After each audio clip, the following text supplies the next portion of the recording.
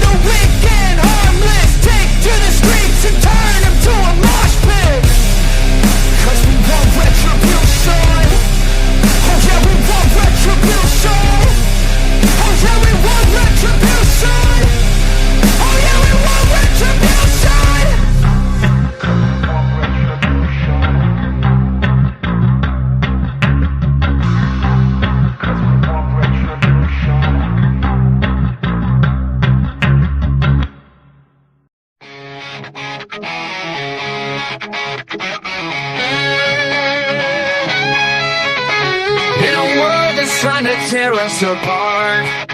They throw their stones, but I've got a brave heart. I'm proud of my roots, I won't be ashamed. With fire in my soul, I'll never be tamed. They want us silent, but I'll raise my voice. With every ounce of strength, I'll make my choice. No more shadow, I'll step into the light. With pride in my blood, I'll stand and fight.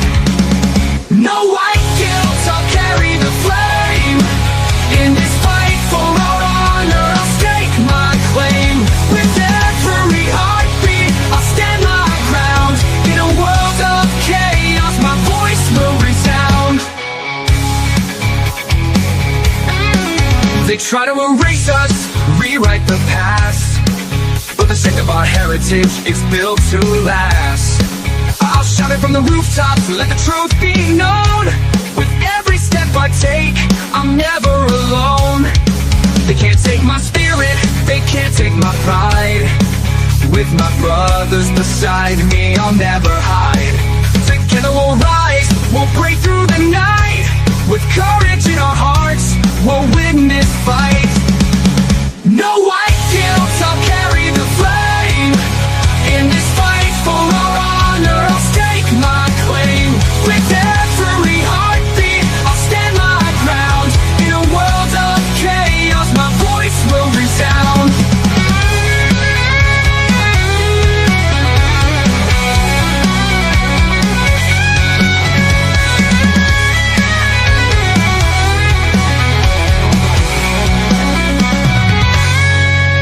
So here I stand, unyielding and proud. In the face of the hate, I'll shout it loud.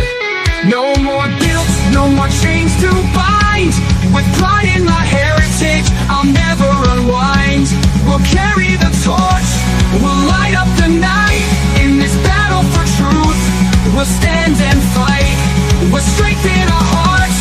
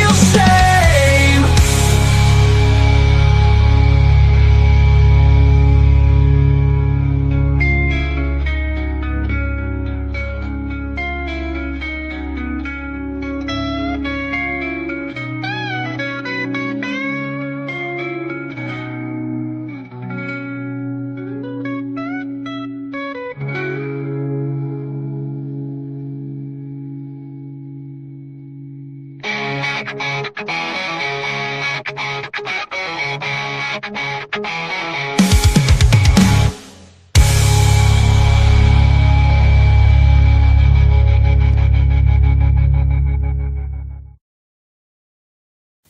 there's nothing left but the fire in my chest and the air that fills my lungs, I'll hold my tears and trade my ears for a glimpse at kingdom come. On the other side of misery, there's a world we long to see.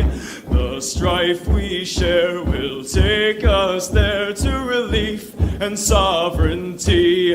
Oh, by God, we'll have our home again. By God, we'll have our home.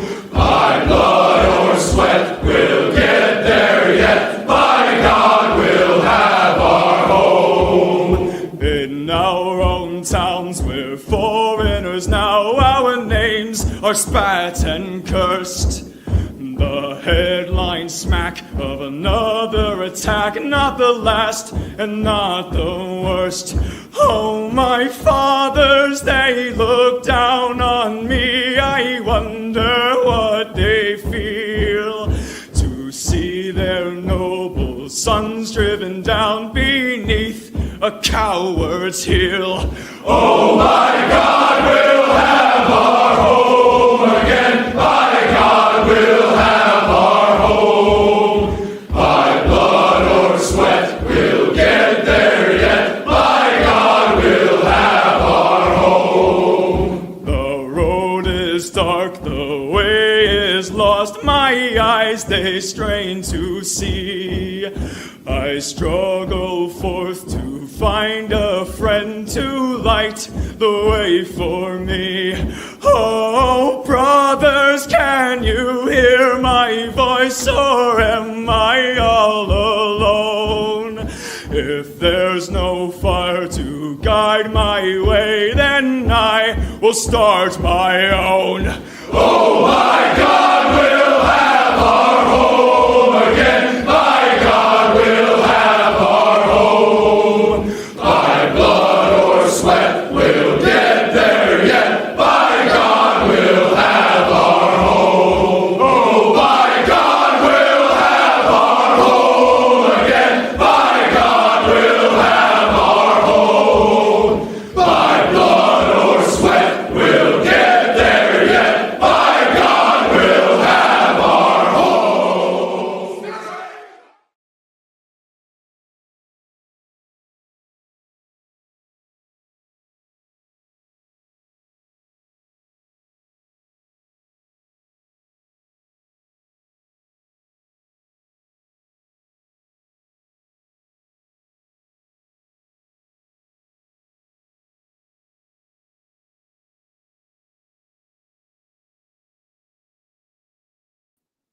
Thank you very much.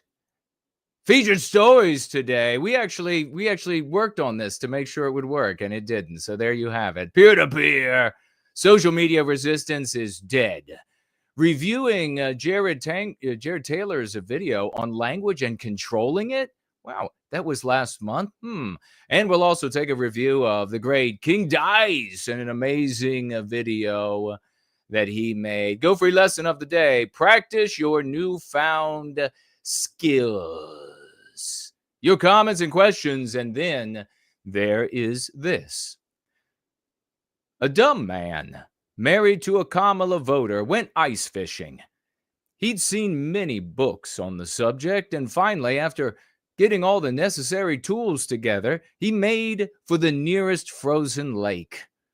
After positioning his comfy stool, he started to make a circular cut in the ice. Suddenly, from the sky, a voice boomed. There are no fish under the ice. Startled, the man moved further down the ice, swigged down a beer, and began to cut yet another hole. Again, from the heavens, the voice bellowed.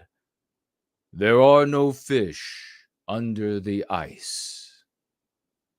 The dumb man, now quite worried, moved way down to the opposite end of the ice, swigged down yet another beer, and tried again to cut his hole. The voice came once more. There are no fish under the ice. He stopped, looked skyward, and said, Is that you, Lord? The voice replied, No, I'm the ice rink manager.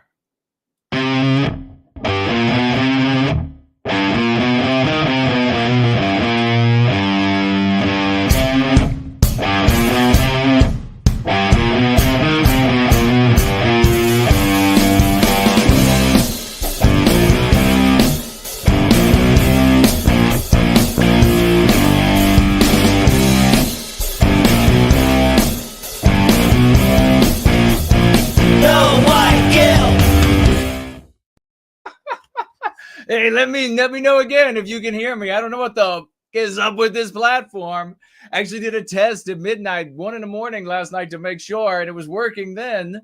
But it's great to see you. It is the Church of the West, if you can hear me. You can see me, I'm guessing. It looks like you can see me, but can you hear me? Yes, you can. The first last says, he can hear. Fantastic. How do you like that? When you are married to a Kamala voter, you are a very dumb person. And you just don't know where to go ice fishing these days. Nothing. You think everything, it's got ice, it's got water, therefore, right? We are going free, ladies and gentlemen. It is wonderful to see you. It is 5 p.m. in the once great state of Virginia, across from Amador on the Potomac, 7 in Sydney, 10 in London, midnight in Moscow. All things positive and victorious here. 2025. Here we go. We are on fire, ladies and gentlemen. A year that is ours to recapture our destiny, just like the previous years. The only community out there recapturing destiny. But you'll see, we'll be talking about it a little bit here in the very beginning. I think we will. Certainly not the only one growing, but there are different reasons afoot, and we'll talk about them. If you would like to financially gift, you can do so. You can financially gift over on the Dude Bro Moment platform, also known as Entropy, and the link should be in the description below. You can financially gift on Odyssey, cryptocurrency, or cash dollars. On Premium Rumble, cash dollars as well over there. Please, no more than $1. They take a giant bite of your financial gifts. Also, of course, D Live on the I'm motioning this way if you're new or if you're watching in replay and you've not seen this before. It's because I'm surrounded by monitors, and these monitors are that direction for me. So that's where D Live is. Their funny little cryptocurrency stickers and things you're able to share over there, and share away if you would so like. We also have, of course, Cash App is up and running. I'll be keeping my eyes on Subscribe Star as well. You can also financially give, heading on over knowwhyguilt.org. Head on over there, financial gift tab. It's working, thanks to the one and only, the magnificent Fortnite, and we praise the champion that he is. It's working again, and you can find links over there. You can find the cryptocurrency wallets, the 5 cryptocurrency wallets that I use. You will also find the snail mail address at which you can send me your snaily mail. Send that to me, the snaily mail. No snails, though, please. Just the snail mail carrier. That's how that works. You can also donate. You can enjoy a tax break. And right now there are people who are setting themselves up to enjoy a tax break in this coming tax season. They are ready. They are poised. There are other people doing it. The Foundation for White Wellbeing .org or .com. You can also find that link over at knowwhyguilt.org as well. It's a 501c3. When you donate there, please tag yours truly, No Why Guilt, Jason Köhne, whatever you were thinking about, and you want those funds to come to me. I would deeply appreciate that donation, and please enjoy your lowered tax bracket if you can get there. Whatever it might be, the money didn't come to you because you gifted it to a legitimate 501c3. God bless you for doing that. And I'll be keeping my eyes on all of those things. Otherwise, tag me as No White Guilt, @ No White Guilt on any of the platforms. Primarily, we'll be keeping an eye on YouTube and on Twitter Live or X Live. And it's so much the same, isn't it? And of course, over here on Premium Rumble, up and running. I'll be keeping my eye out, tagging me, but all of these platforms you can tag me on, and I'll see what you have to say. I know we get a lot of tags over on Odyssey as well. So I'll be taking a look at those, but it's good to be with everyone. I wanted to say, this came to me the other night. Woke up. What a start it was, though. What a start. Today has been crazy in so many ways. I had so many things to do. I had to run here, I had to run there and fly the car up and down the highway like you wouldn't believe. The speed. I am Dale Earnhardt and Mario Andretti in one man. I am flying down the road, and I've got people, they're being irks, and I've got others I'm dealing with now. So I got a very selfish individual always trying to undermine me that I'm dealing with. And then you wouldn't believe it. The printer decides I gotta get our notes together, and the printer decides, the computer sends me a message, and it says to me, the printer needs an intervention. And I was like, what is it, a drug addict? I've never seen this message before. I mean, the printer has failed before. There have been paper jams, but never seen the printer needs it. It's like the computer is trying to, like, we should get together and talk to the printer. He's really having trouble these days. We should really sit down with him. He's going to have an intervention. But I was able to get that. You wouldn't believe this. I get my coffee. There were issues over there. It was one issue after the other.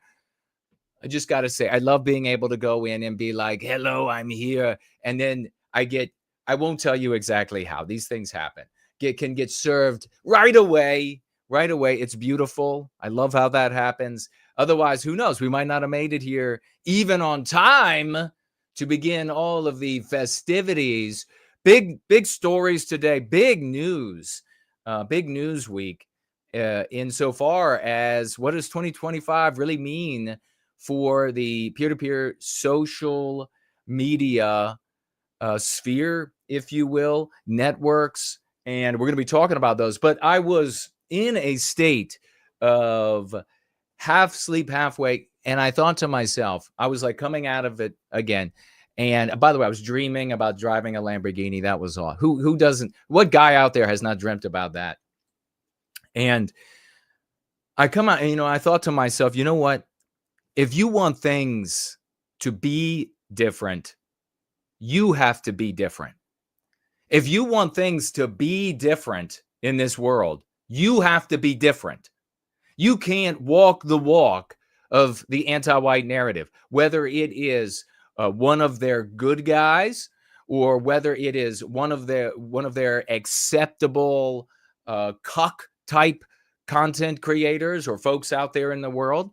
You can't walk the walk inside the anti-white narrative as one of their villains from their story. No, if you want things to be different, you have to be different.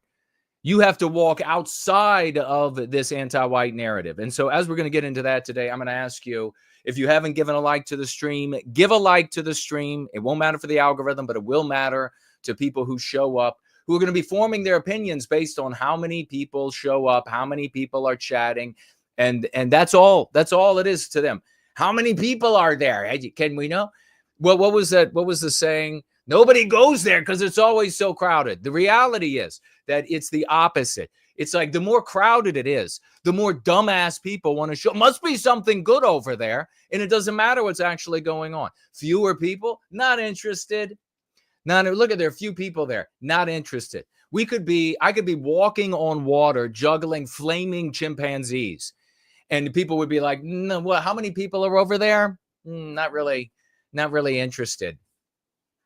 So that's the reality of it. You're going to have to like, you're going to have to share. I deeply appreciate it. You got to be the algorithm. But remember, if you want things to be different, you have to be different.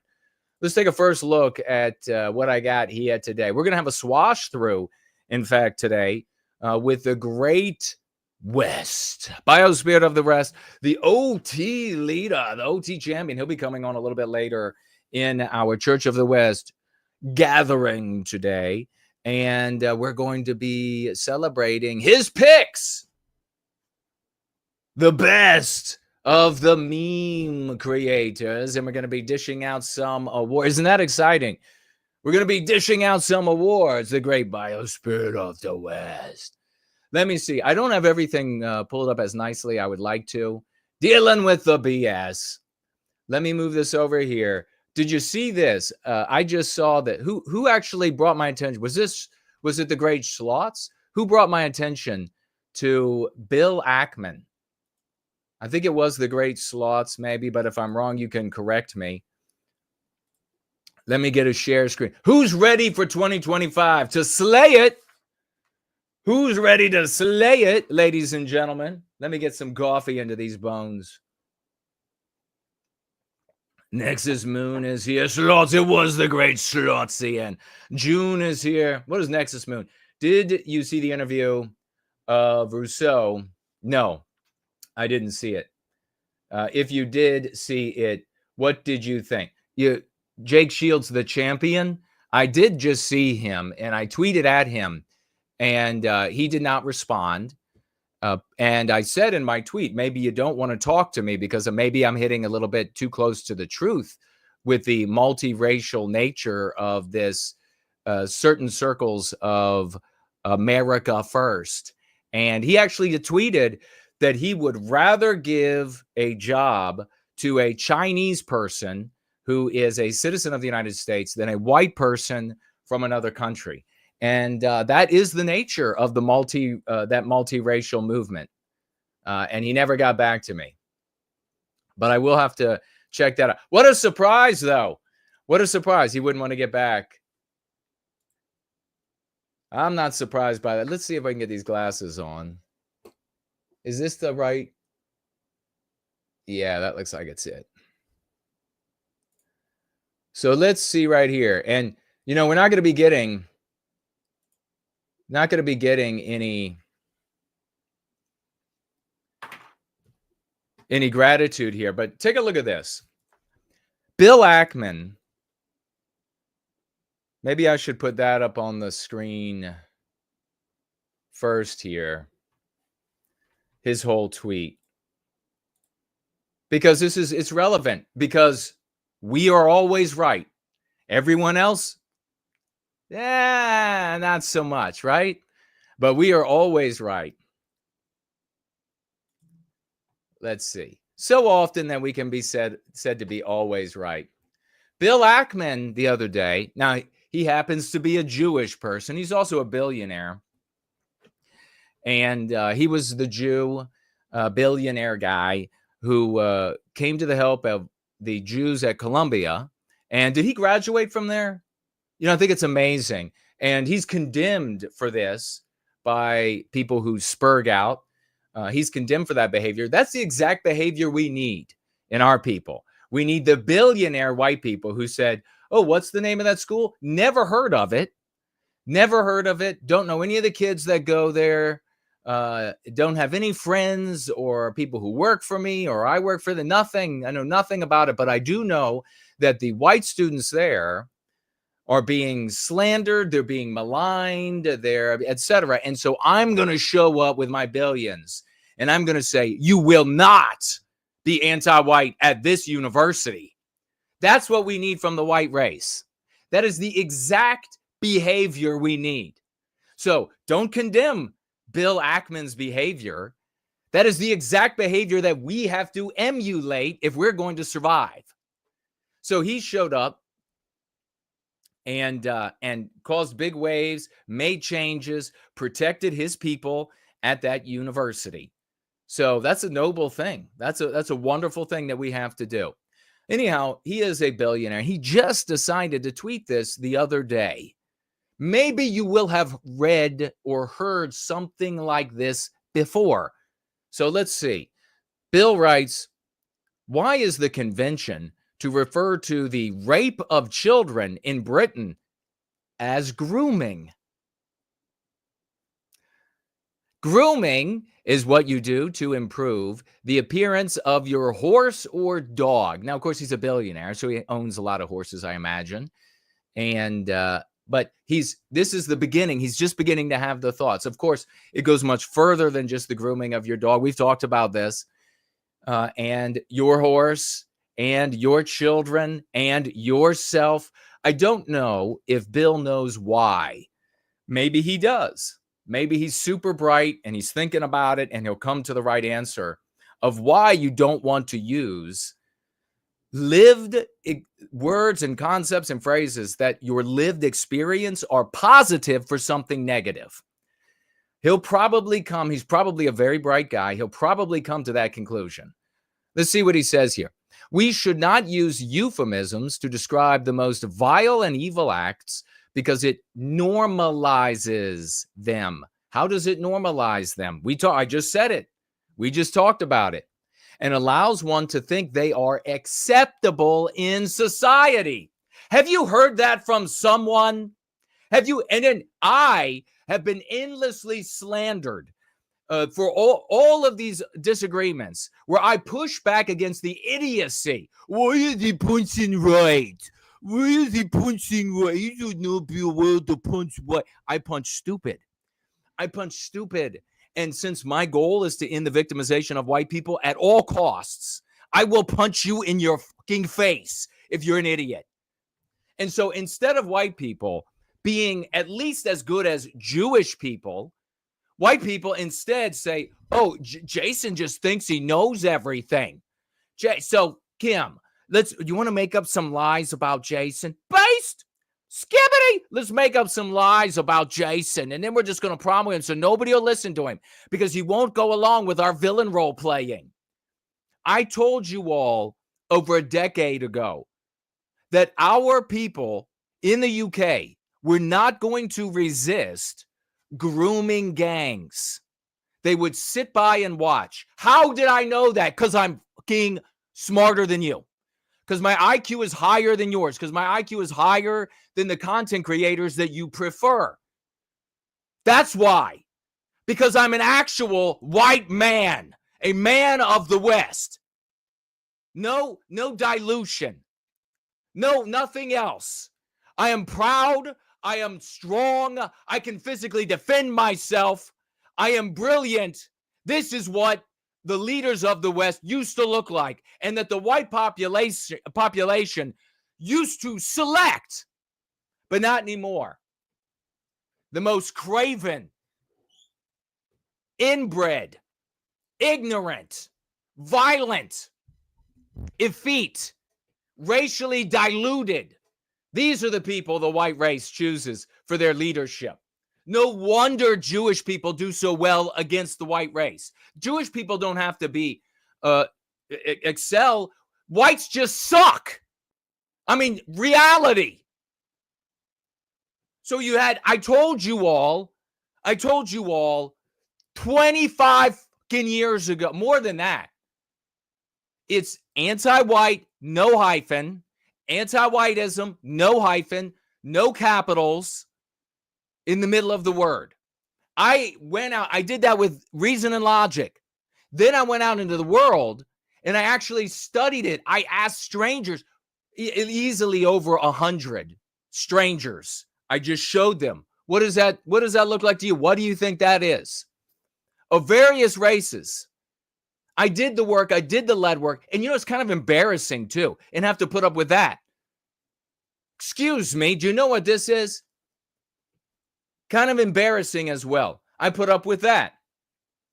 I show up with these concepts, and I'm only going to make one point about those.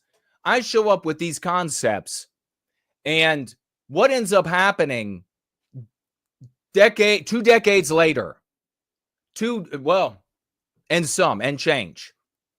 The biggest Jewish organizations on planet Earth, they finance, billionaires finance, and they're like, how can we do better for our people? How can we make our people stronger? That's a very noble thing. They come together and they say, you know what? We need to get rid of the hyphen.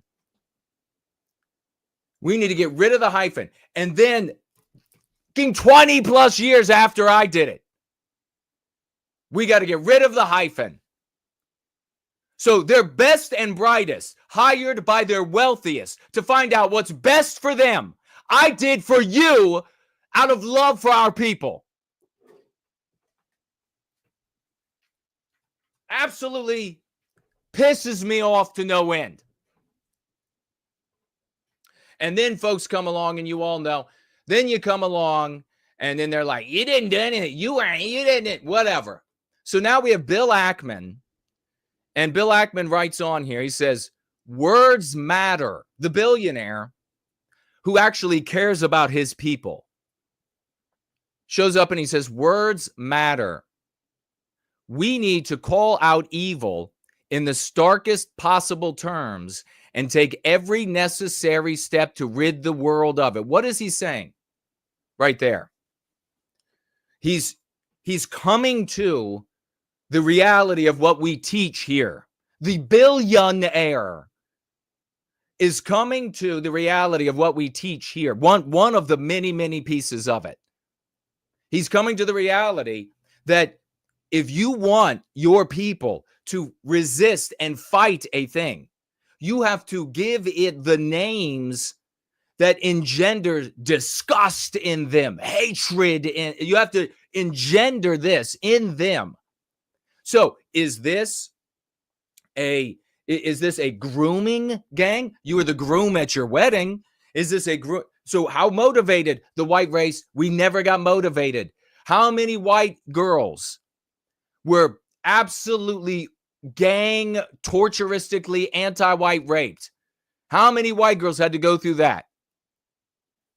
Because I wasn't listened to by the people who can garner bigger audiences, by the people who could say, wait a second, maybe we should listen to this white guy over here. Maybe we should listen to this white man over here. Let's not talk about grooming, he finishes with. These are pedophile gangs raping young girls. We need to understand this viscerally. What is that? What is he getting at? What I just said. So it tears at our humanity. What is that getting at? What I just said. And causes us to lose sleep. What does that mean right there? What is he saying with it causes us to lose sleep? That we will be active, that we will be mad, that we will be thinking, and it'll be coming, that anger will be coming from a place of love. For all of those out there who think, well, you just want to hate this, you want to go out there and you want to hate them. And you've been sitting in the same lawn chair outside your shitty little house, hating for decades, doing nothing, because hate doesn't motivate you to do anything. Love does. So you lose sleep over what you love and it being injured and it being threatened. He says with the final sentences, pretend it's your daughter. That will motivate us to act. What has Jason told you? What has Jason, no white guilt Köhne, been telling you for decades? You get motivated if you love our own. You don't get motivated by hating the victimizer or hating some other group. That doesn't motivate you to do anything. Take a look at your own shitty ass life. You get motivated. So the Jewish guy, Bill Ackman, who came to the aid with his money, with his clout, with his power to a bunch of Jewish kids at a university that is already a haven for so many that are there. He came to their defense because there's the tiniest bit of criticism, or I didn't dig into it, of what they're dealing with. That guy is telling you, hey, if you want to get motivated, if you want to be motivated to get out into the world, to lose sleep, to get out into the world, this is how you have to think about it. And here's Jason all along. All along been telling you the same thing. You know what? This is not, I'm talking about his mentioning that he's a billionaire. He doesn't have that mindset, in my opinion, from being a billionaire or business acumen, or it comes from the cradle in his community. Care about your own, love your own, individual well-being by way of group well-being. And there he's practically offering advice that works for him and his community to the rest of us. You know, the sad thing is that there'll be white people out there, big content creators, especially the cuck type. I'm in no mood for this shit. Especially the cuck type who are out there. And we'll hear Bill Ackman say this. And then, and probably some other Jewish professor will agree with Bill. And then they'll write a essay about it and an article. And then all of these white cucks will have them on and will praise them. Wow, you know what? I wish somebody had thought of this before. I wish somebody had thought. It makes a lot of sense. They are brilliant. Let's have on this brilliant Jewish professor who just wrote this essay on what the brilliant Jewish Bill Ackman said the other day on X. And then all of these white scumbags out there, cuck-ass losers, will be saying, well, it's brilliant. We're going to have the brilliant Jewish professor on. Maybe you can understand. Maybe you can understand. The white race doesn't deserve real men of the West anymore. You all are garbage. That's what you are. Accept the reality if you want to improve your life, if you want to improve the condition of our people. Where's all the attention for all the successes? Where are not a single fucking message to me. Only Slots gets in there that I've seen. Maybe others have got in since. And says, wow, you know why Gil's been saying this for decades. No one else saying anything. No one writing. How about those over there at that show I used to be on that all got bent out of shape about me saying the same thing? I said, you all didn't do shit because you're calling them grooming gangs. And they're like, you. I know what a grooming gang is. You're just, you got rocks in your head. You got rocks in your white head. I can explain it endlessly again and again and again. And it just doesn't land on any of these thick-ass morons who are classless garbage. How many times do I have to be right? How many times do I have to be proven in my sacrifices for? I could just tell the dummies out there. Did you ever think of this? I could just tell all of the vegetables out there in the white race what they want to hear and have thousands and thousands and thousands live every day. Just give you the poison that you want to continue ruining you. And more importantly, you, the white children that are on their way, ruin them as well, just for my own, because I wanted to get aggrandized, because I wanted to feel special, because I wanted to whatever. Instead, I tell you what you need to hear, what our people need to hear and need to know. There's no good in our race anymore. There's no good in this race anymore. And if there is, let them stand up and show themselves. So here you have the billionaire. He has 28 million views on that tweet. How many do you think I have on my tweet where I responded to this? I retweeted. And that's testament to the state of the white race. See what you need. Be able to identify something that's beneficial for you and our people. And you just, nah. How many retweets do you think I have? Let's look. Here I wrote, now that a billionaire, Bill Ackman, has made one of the important arguments that I've been arguing for over a decade, are you ready to listen? There simply is no good in the world for a man who tries to do the right thing. I've received almost nothing but slanders for this. 1,000 views. 1,000 views. 23 whopping retweets. How many retweets do we have? I've got 30,000 followers. 23 retweets. Ackman's post, almost 9,000 retweets, 2.3 or 2.2 thousand responses, over 1,000 bookmarks, so that people can remember where it came from, so that people can remember who thought of it. How many bookmarks aside from my tweet, aside from mine? 1. How many comments? 5. How many likes? 53.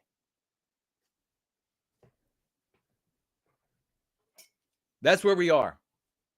Let me see what, take a quick look, because we're going to get into my tweet about social media, peer-to-peer, it's dead.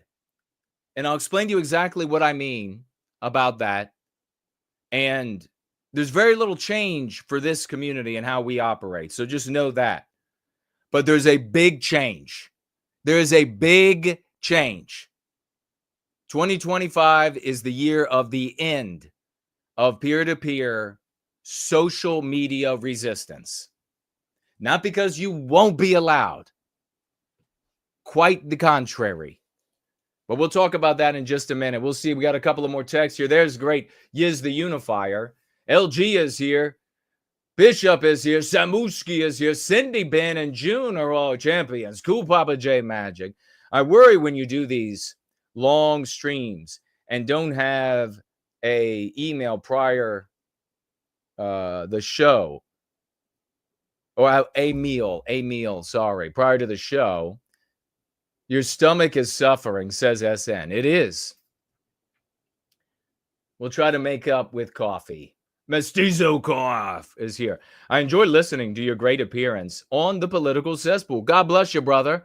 And I will share that a little bit later. We'll mention that in the announcements. I did fantastically, as always.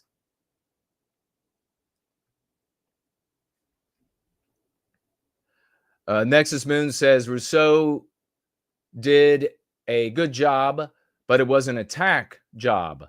So it was good enough.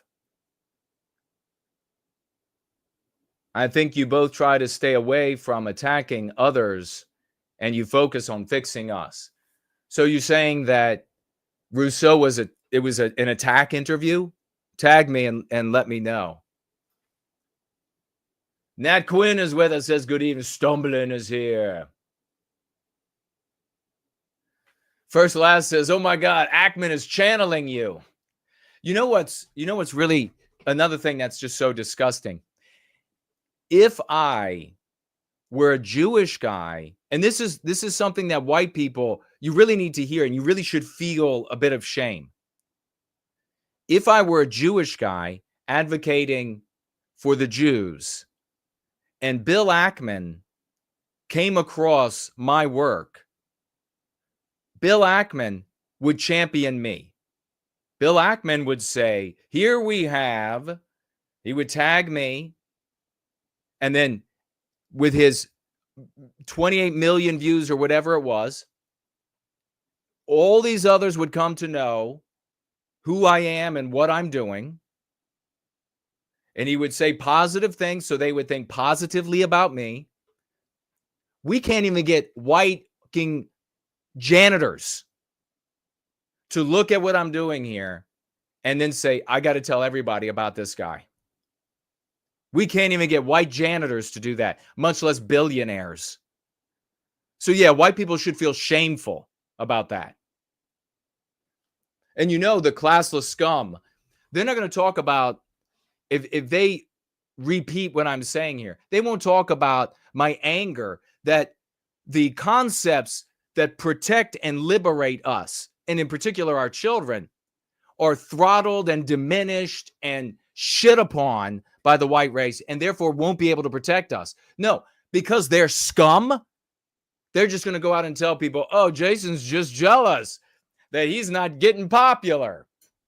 Jason's, that's all it is. That's all Jason wants. I hope you get run over by a truck. I really do.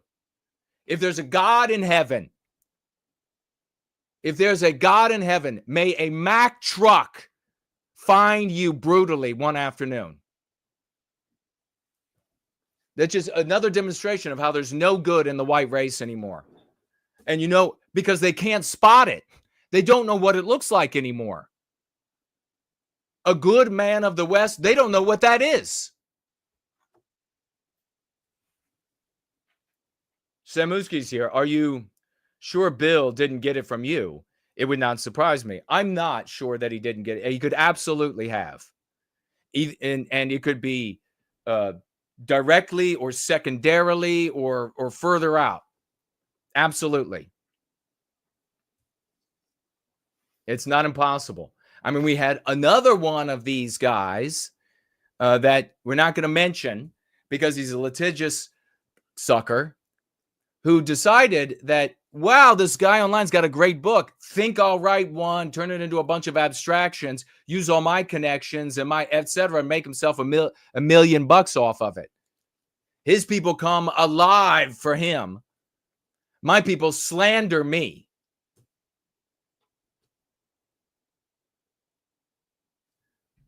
The fact that a J came up with the same concept is proof you're a J, says Slots. That's what they'll say. And we should use anti-white media's terminology instead. That is, Slots has just, we're talking about channeling. He just channeled these low-grade, low IQ, vegetative white people out there who want to play the villain. That's the kind of thing that they'll say. Anglo-Saxon is here. Good to see you. Nameless one.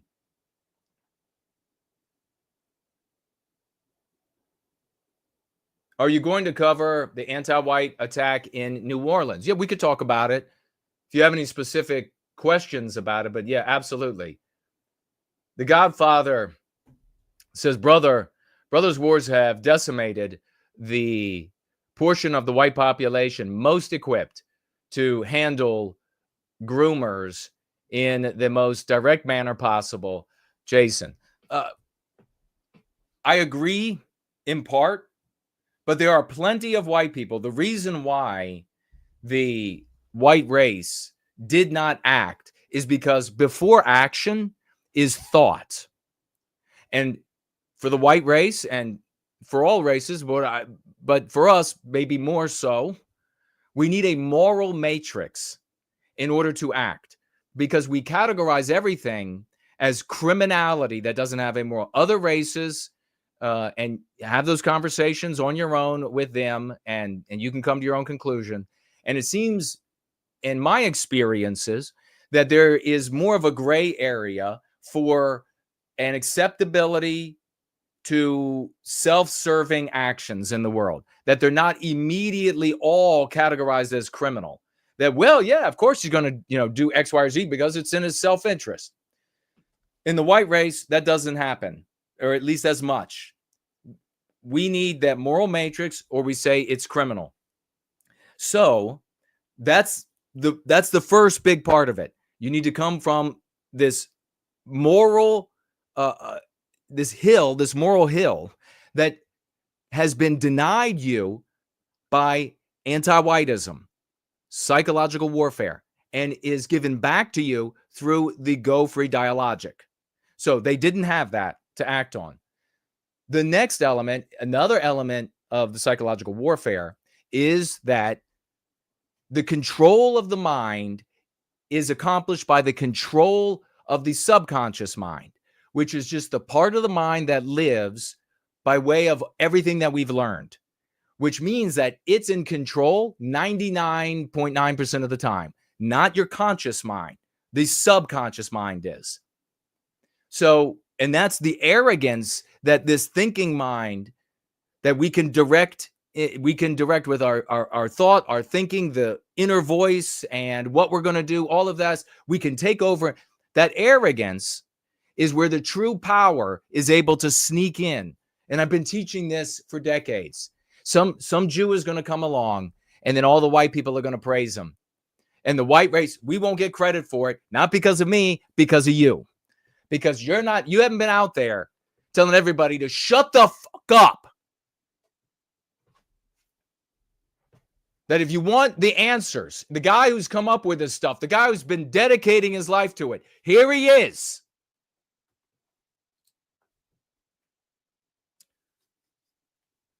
So, if you refer to something with a concept or words, I can't make this easier for people. And I'm not talking about you, Tree. I'm talking about generally. If you use a concept or words that your lived experience is positive, like grooming, you will not act to stop it. You will not. Yes, you might have one guy here or one guy there that snaps. That's not going to be enough. You need it to be a social endeavor. You need to be a movement of your people. So calling these anti-white terror rape gangs, which is what they are, grooming gangs, is to cut your own balls off. So that, Tree Godfather, is why white men didn't act. They cut their own balls off. They said, where's the meat cleaver? Let me just cut these babies right off. And I'm going to call this grooming gang. Just ask yourselves, would the anti-whites who control news and entertainment media, would they call something by a name that will motivate the people they're victimizing to resist? No. Good God.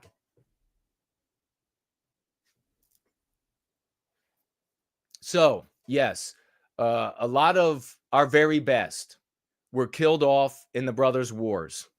And a lot of our very best were never born because our women are shitty at picking good fathers. A reality. Obviously not every single one, but a lot of them. So we end up with this. And this stock looks out at the options over the last 25 years, roughly 2000. We're going to be talking about it. The resistance, the loss of control by the anti-white oligarchs for 25 years, and the white race blew it. So they look out at the sphere and the options out there. Who should I follow? Who should I emulate? Who should I respect? Who should I? And what are they choosing? Benny Johnson? What are they choosing? Other cucks out there? Or self-serving narcissists? They can't see, and they can't see what's great because there's no greatness left in them. So you're right.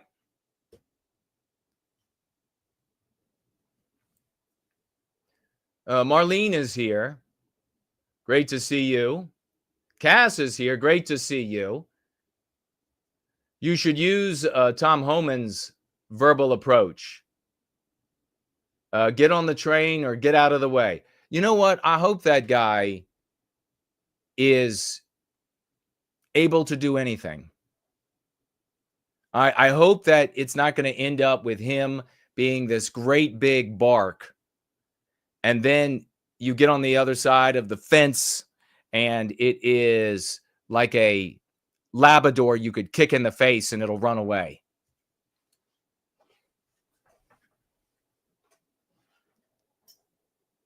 Robert is here. Good to see you. Proud citizen. Good to see you. The Ray Fornol is here. NWG, hope all is well, says Cass. First Lad says, I also appreciate your political cesspool contribution. Thank you, brother. Jessica says, Tommy Sotomayor. I reached out to Tommy and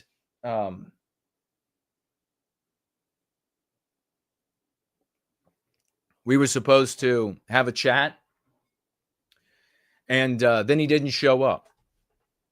So then he wrote back, and he's like, "Hey, what you want to pick another time?" And I'm like, "Yeah, you pick the time, and then I'll show up for that. What is it? Never heard back from him. So if he would like to have a conversation, he was humiliated by Richard Spencer in a space. And I offered Tommy the opportunity to speak with somebody who has known Spencer for a very long time and to explain exactly what Spencer does and how he does it. Nothing. I guess he looks and like everybody else. How many people are there? How many people are showing up? Nah, not worth it. Tree Godfather says, I love your brutal honesty. Most people can't handle the truth. That's true, brother. That's because we don't have real men and women of the West anymore.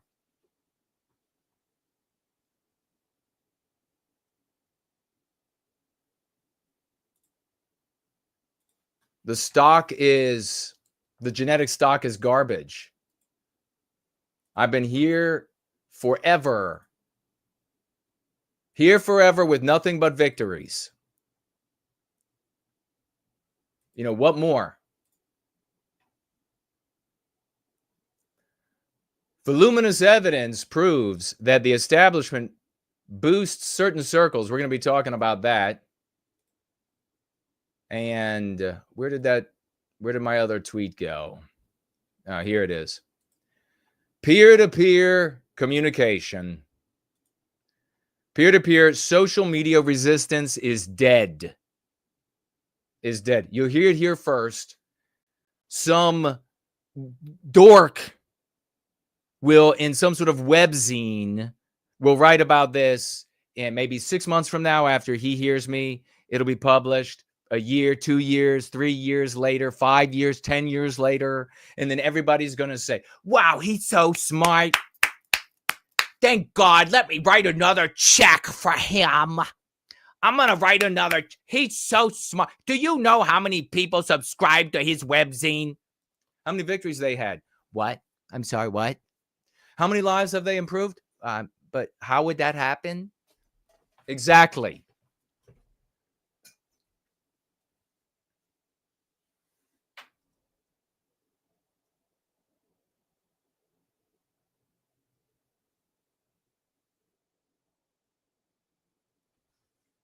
Nexus Moon saying no, it was a Patrick Bet David was the hit job, and the Shields one was maybe I'll watch it. Maybe we'll see if Shields decides. Very strange how these people suddenly end up with producers and money and flying people to studios. And you know what? You want to know who is actually organic? The guy with none of those contacts, the guy who suddenly doesn't have like a studio and guests flown in from all over the country and everything. That's who's organic. That's who's real. And that speaks a lot to the subject we're going to be talking about next. The social media resistance is dead. So we'll see. We'll see.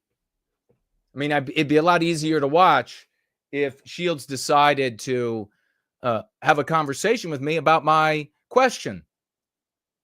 I mean, what's going on with this multiracial America? You all are united on the basis of what? Not on white well-being. You're not putting the white race first when you come to conclusions that a Chinese guy who has an American citizenship comes before a white person from another country.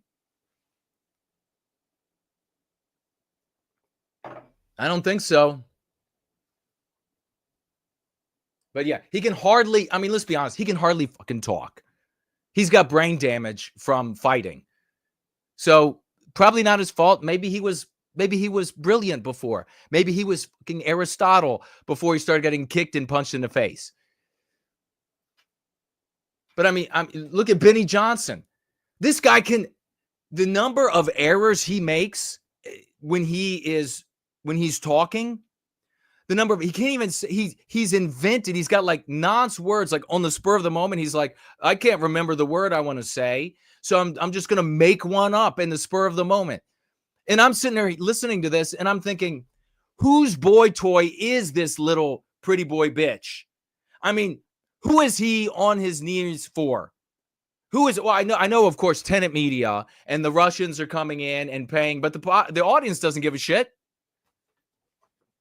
The audience doesn't give a shit.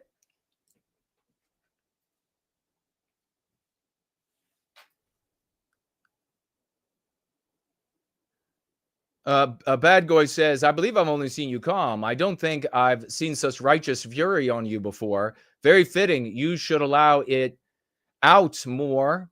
People like such passion and it spreads. Well, I appreciate you saying that. I have a lot of videos. I've got a lot of clips where I'm furious over what's being done to our people.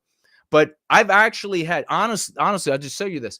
We had people, used to be kind of a common thing, where people would criticize me to others on their threads on back when it was Twitter and of course now X and on Gab and elsewhere. And they'll say, oh, he's look at this clip of him where I'm like furious over our children being raped by pedophiles. And we all know, we're here on YouTube, pedophiles are a protected group. So some child rapists are really good people. But I'd be furious about it. And then they would write, just give me an amen if you were one of the people that saw this. It was happened all the time. We talked about it, where they would say, wow, never listened to this Köhne character. He's unhinged. And then in the same thread, the same person, they have video of Hitler yelling. And they're like, God bless him. He's the absolute. So is the passion valuable or is it unhinged? It just demonstrates where we are. Elon Musk called one of the instances a radicalized crime. A racialized crime. Slot says Elon must call one of the instances a racialized crime, and they're anti-white, and there is this sub-movement to call it genocidal rape. There are opportunities there. No thanks to white negatives. Exactly. Yeah, they come in and ruin everything.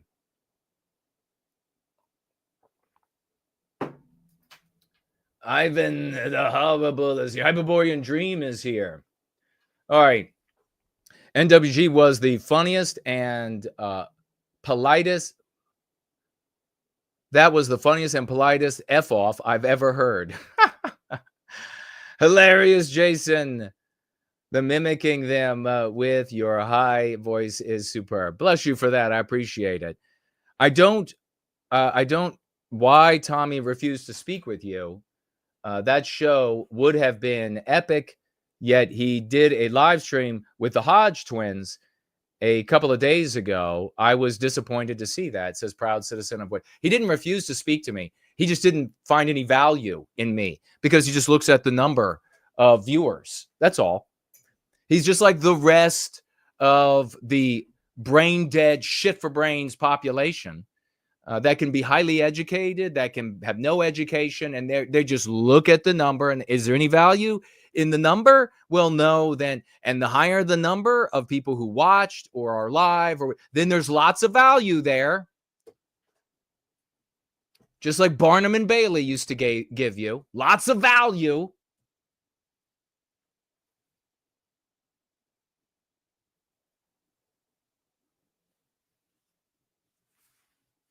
Yeah. All right. So let's talk about this because this is really important. I mentioned it on the political cesspool last night, and I think I had a hearty endorsement from James Edwards. Let's put it up on the screen, my tweet about this. And this is probably, like I said to you, the most important thing that's happened in the resistance for the white race in a very long time.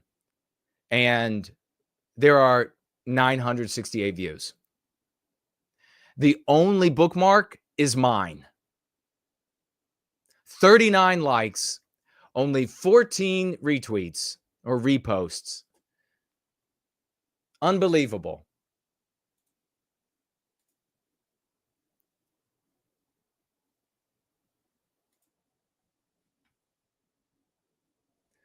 So here you have is what I tweeted. Peer-to-peer social media resistance is dead. 2025 was the year it died. Why? With Turing test passing bots, AI, and thereby control of organic content creators through their audience, the anti-white establishment has finally regained the control it lost to varying degrees over the information war and therefore organic resistance. So in other words, resistance that is outside of their control. Roughly began the loss of the control for the anti-white oligarchs, which they exercised, almost to 100% over information, until you had peer-to-peer roughly beginning 2000 and ending in 2025. It's done. What do I mean by peer-to-peer social media resistance? When social media and peer-to-peer communication and the bar for accessing it was low enough and it became popular enough, you and I were able to speak all the way around the world and share what was being said locally, where we are, whether on local news or because we were witness to it or heard directly from someone who was witness to it or looked at documents afield. What was it about the local news items that were very different? Perhaps you remember. The anti-whites with the anti-white establishment media quarantine stories to locales when, to various degrees, they contradict the anti-white narrative. Why do they bother to report them locally at all? Sometimes they won't report them locally at all, and there are tiers to it. You have local newspapers, regional newspapers, local television news. Sometimes they won't report it at all because they think not enough people in the area know about the incident. Maybe it was a firing of a bunch of white people from a local company. They think not enough people know, so they'll just it'll be a hush crime. It'll be a hush incident.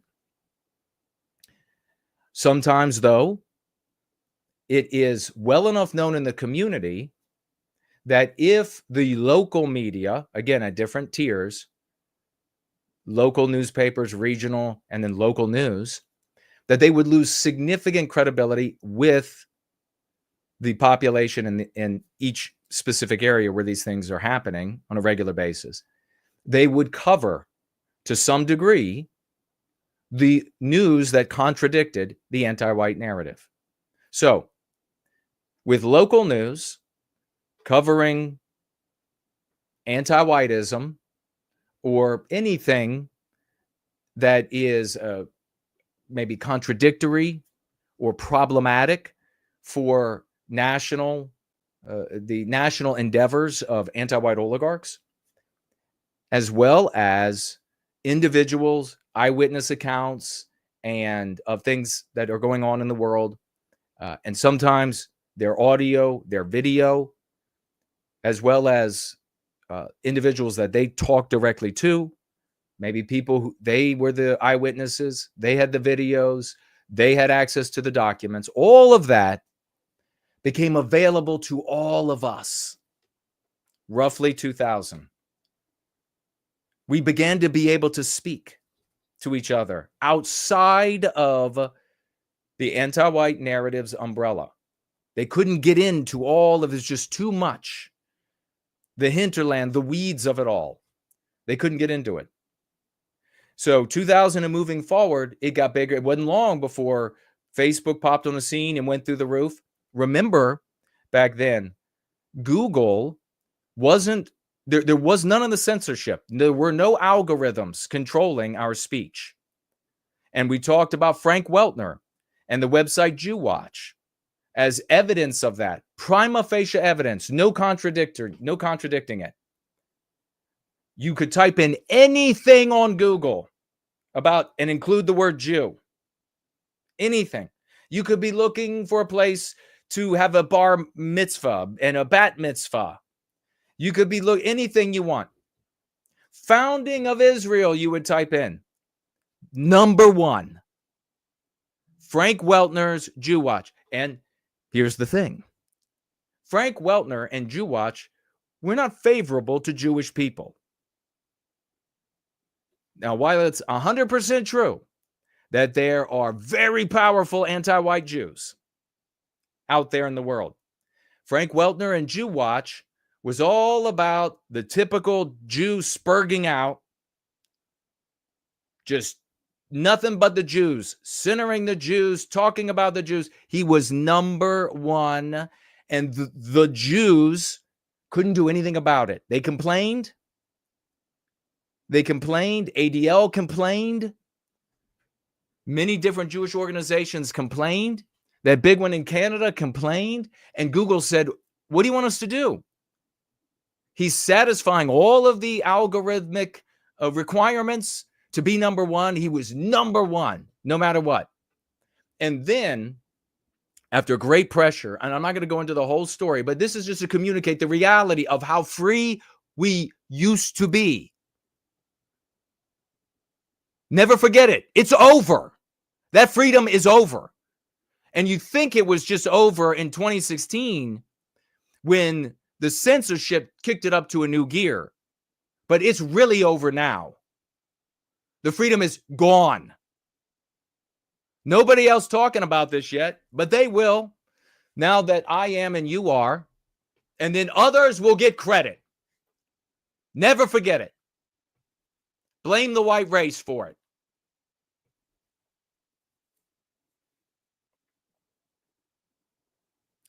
They complained enough that Google, after years, eventually went in and said, all right, well, even if the algorithm puts him at number 1, we're going to artificially move him down to 3 or 4 or 5. And then it stayed there for years. So that's how free you used to be. And people were sharing information and opening up the possibility of greater and greater organic, social, media-driven resistance to the status quo, which is anti-whiteism, the anti-white narrative.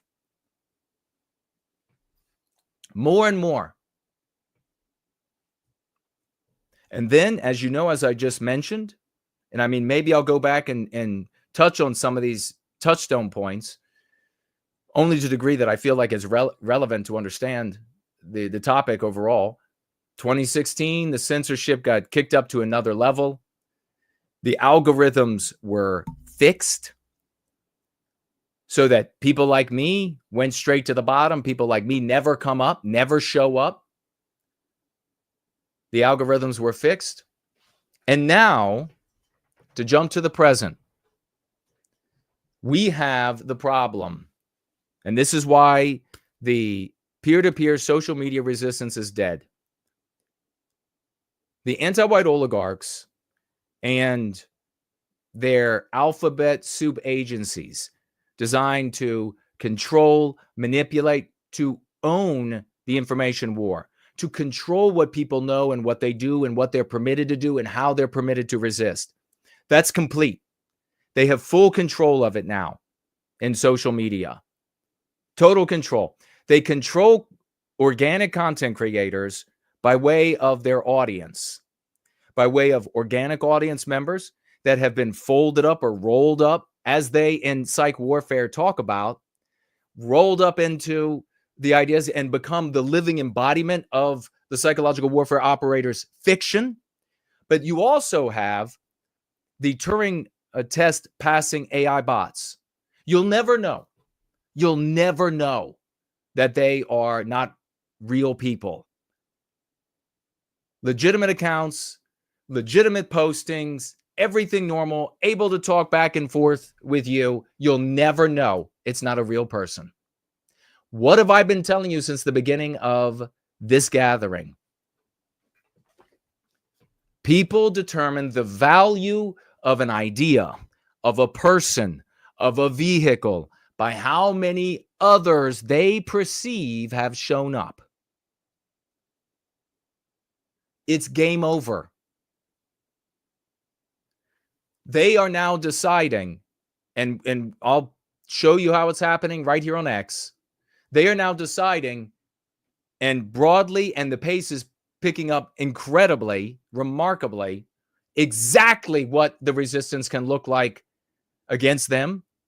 And lo and behold, it is something that is self-destructive for the participants. What a surprise.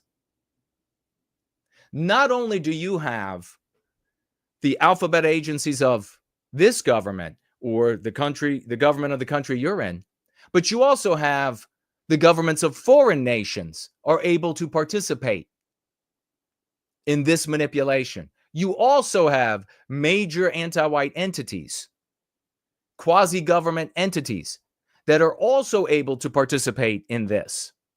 And of course, from the top down, the anti-white oligarchs working through the powers in the nodes of power in government will get exactly what they want every single time at the end of the day.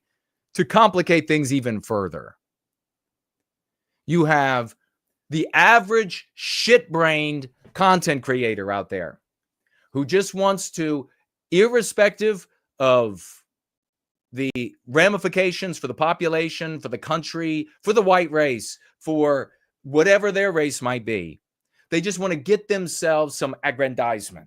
They just want to get themselves some popularity. They just want to get themselves in this laissez-faire capitalist garbage system that we have, get themselves some dollars. And they now have the tools, all the way down to the simpletons, to manipulate you and what you see. So even some fool living in a trailer somewhere, and I get that there are valuable people who also live in trailers, but the majority of them are not going to be classy, super intelligent folks. But some good people find themselves in that environment. They now will do anything to manipulate you, anything to pull at the attention of the audiences that are out there in the social media sphere. For now, some of their creations that they will use AI to manipulate you with, some of their creations might still be, and this is to Stumbling's point, might still be identifiable as fictitious, as created by AI, as created by a software program. Some of them, for now. There is in the possession of the government, and has been for some time now, and these big quasi-government entities, even private entities, the ability to create audio, video, indistinguishable from reality. They have the ability to create emails very easily, emails from, think of anything you want to imagine. The bomber here, or the suicide shooter there, whatever, and he has emailed this item to this content creator and that content. You are looking at a future where there will be 100 content creators that get a secret email from this leader of a country or that leader or this recent shooter or whatever, and they'll all be different. They'll all be serving their own interests, which of course is to indulge their audience's need for fiction and to be able to detach from their shitty lives because they only care about themselves. They have no people. And to then drive that attention creating story directly toward the organic content creator. Here, and not even talking about the inorganic created by the government, the feds, the anti-white entities. So if you haven't noticed already on places like X and elsewhere, if you haven't noticed already, they're driving all of the resistance to very easily demarcated categories. If you haven't noticed, they boost the ever-living hell out of those individuals in those categories, and they deboost everyone else who is talking about those matters, but not in one of the categories. Let's have a look at one of them. But let me say, before we get there, what does this mean for us? What does it mean for all resistance moving forward? What it means is that our personal circles are all we can know for sure. Let me say it again. Our immediate personal circles, ourselves, our family, our neighborhood, our church, our lodge, that's all you can know for sure. Everything coming to you, you used to be able to put a certain value on if it came to you from Fox News or CNN, right? You would probably rate CNN a little bit lower than Fox News. Little less believable, right? But then what you got over the internet, what you got from peer-to-peer communication, you rated much higher. And why was that? Because for the past 25 years, that information was more accurate. That information was more valuable. It ain't anymore. It's no more valuable than the stuff you get from CNN. Oh, and you better believe the anti-white oligarchs, you better believe the anti-whites at all levels, they'll be creating contradictions between social media now, all scripted, and it all already has the feeling of people writing out the bullet points where there's a contradiction between what social media, and they'll create scenarios where you'll have content creators on the internet that will be able to one-up the CNNs out there or the ABCs, and it's all going to be fiction. It's all going to reel your dumb ass in. So all we can know, we're back to where we were before 2000. All we can know is what is immediately around us. So what does that mean for this community? Well, it means that our strategy doesn't change very much, does it? We still communicate the concepts, the dialectics, the lexicon to strangers. We know, though, that there's no use, even more now, a change for us. There's no use in any sort of protracted debate online with anybody. If somebody takes up the concepts and they're like, yeah, that's great, we'll use this. Wonderful. Invite them to find out more if you have any more interaction. But if somebody's like, nah, not interested, go to hell, whatever they say, move right along, but maybe now more swiftly, because the likelihood that they are a bot is increasing diametrically by the minute. No use. If they don't like it, move on. We need to find our brothers and sisters. We're in the darkness again. Just realize that. We are back into the darkness where we were before 2000. And that peer-to-peer communication. We're now yelling into the darkness. If somebody yells back on social media and they're like, yeah, that's a great idea. Yeah, call it anti-whiteism. Awesome.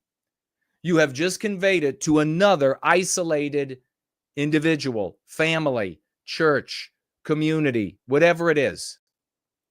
Wonderful. That's fantastic. Beyond that, You're working on yourself. You're working on your family. You're working on the school your children go to. All of that stays the same for us. Really, for us, the big change now that the white race is thrust back into the darkness of total information control. And that's really what this is. Total information control by the anti-white oligarchs. Really, for us, it changes very little. Other than the increased likelihood that you're going to come across more bots, we got to keep doing what we're doing. The other side of the coin for us is that I told you to be a cynic before. Now you need to be the emperor cynic. When people come to you with stories, with people, you need to realize these stories, these videos, these audios, this whatever is not only potentially the lies of anti-white oligarchs or anti-white mid-level tardises or anti-whites with purple hair at wherever, but they could also be lies of some shitty podunk, like 7-toe having vegetable just trying to get attention for him or herself. Don't believe any of it anymore. You don't need that information. All of this from now on that you gather either from cable news or entertainment or the internet, peer-to-peer communication, you view it all now as ultimately, probably to some degree, maybe 100% fiction. And then you can use it, like we always use with the news, to catalyze and introduce the concepts from the Go Free dialogic. But no more can you trust anything that's coming to you over the internet as superior in value, as more likely than what CNN or ABC or NBC has given you. That day is gone. And it falls on our shoulders to know this and to be able to see this when it's happening. Many people in the next dozen years will be able to look back and say, oh, that's when they gained full control over the resistance, over the official resistance. What is the official resistance? Well, the official resistance are the people they tell you are the resistance. Not just in Time magazine and Rolling Stone, but also on X, where they boost you whenever you say and do the right official resistance. Folks, we got people with 2,000 subs who post the right resistance, the official resistance, and get 1 million views. And I'm going to show you one I tweeted. I'm going to take a look at what you're saying. And what are your thoughts about this? John Adams needs to tag me, according to Ivan the Horrible, trying to help him out. Thank you for that. Slotsk has a great slogan now. Bot until proven not. Bot until proven not. 100%. Tag me as No White Guilt. Coconut is here. Great to see you. Rick Freedom is here. Arden Party. Good to see you, brother.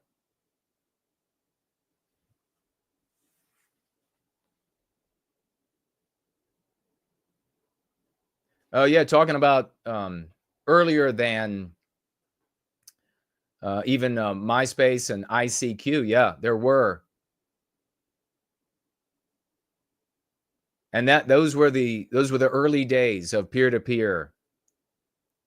And it was a long, hard climb to get out of the faith that people had in establishment news, establishment media. It was a long, hard climb. If you all remember back then, you'd learn something. You live in Virginia, and you'd learn something from somebody in Ohio over peer-to-peer.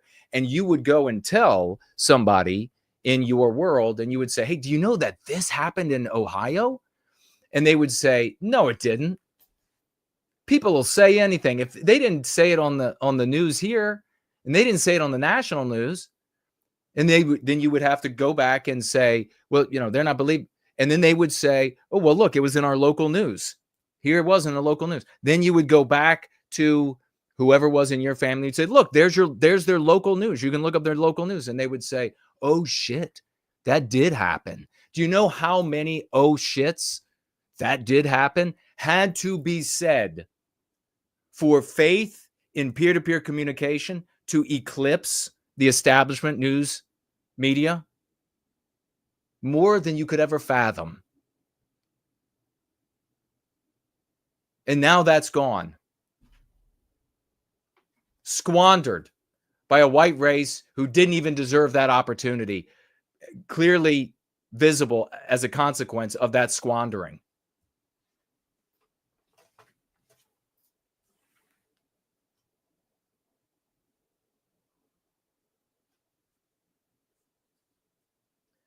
All right, let's see. Tagman is no white guilt.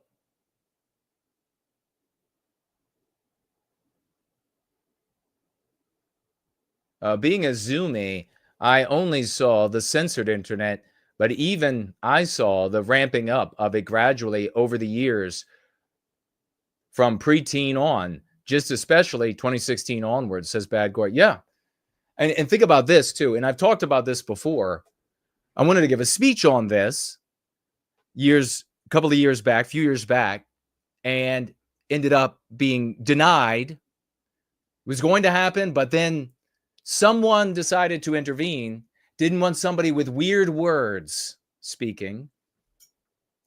But I was going to talk about this, that the white kids coming up today are not going, certainly Generation Alpha, Generation Beta, without question, they're not going to ever know that snippet of freedom.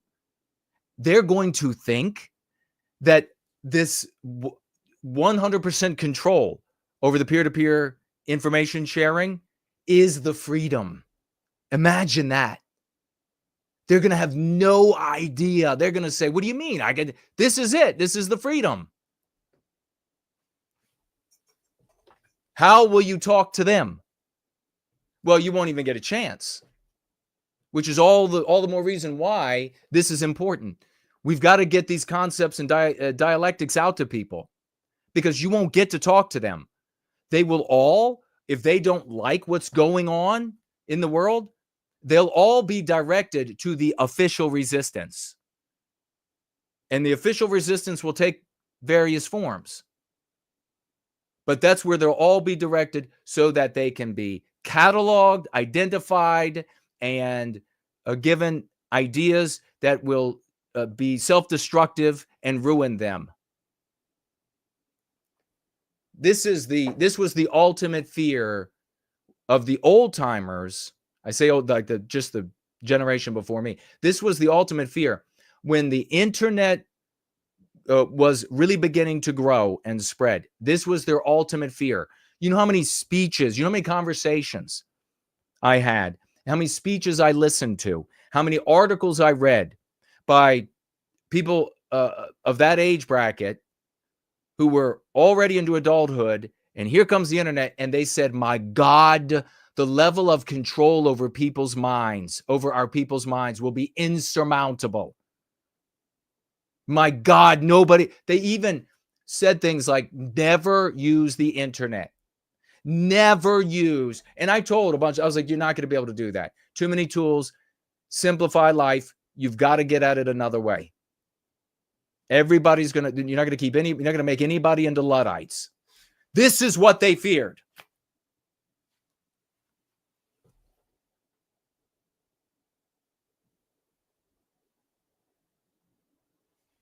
I purchased a copy of Go Free yesterday, and I'm very excited to read it once it arrives.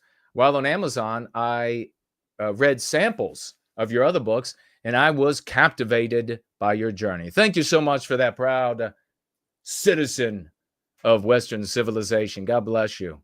Get ready to unleash your abilities. So Adversary, Schloss is helping somebody called Adversary try to speak with me. If you care about white well-being, using the terminology that speaks to their well-being. Let's move. We got to roll. I want to get to these other items. And so we'll drop that. Biggest news there is.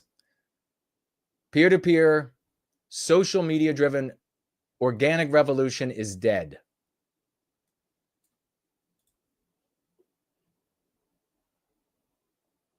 But no, not a lot of interest in it.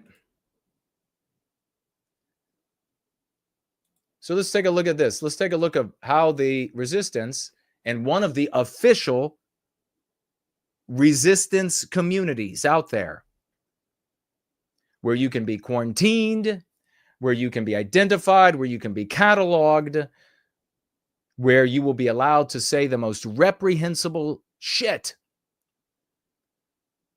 the most prohibited things, and find yourself being boosted. Let's take a look at this. Here was my tweet on it. Voluminous evidence proves that the establishment boosts certain circles. Why? To control the resistance to the anti-white establishment, miring them in failed tactics of the past. It's also done to quarantine these individuals here on X and capture their personal information. And I give example. You know how many examples? There are endless examples. That's how many examples. I just give. This guy alone had more examples than I was going to continue looking at. I just grabbed two of them because what do you do when you have infinite evidence? Really, it's not like, oh, I found a document.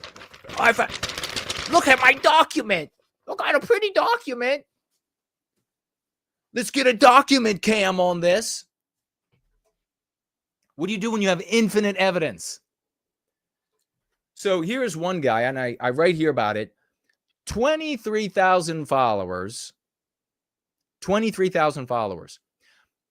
Boosted to hundreds of thousands of views in hours to days after posting.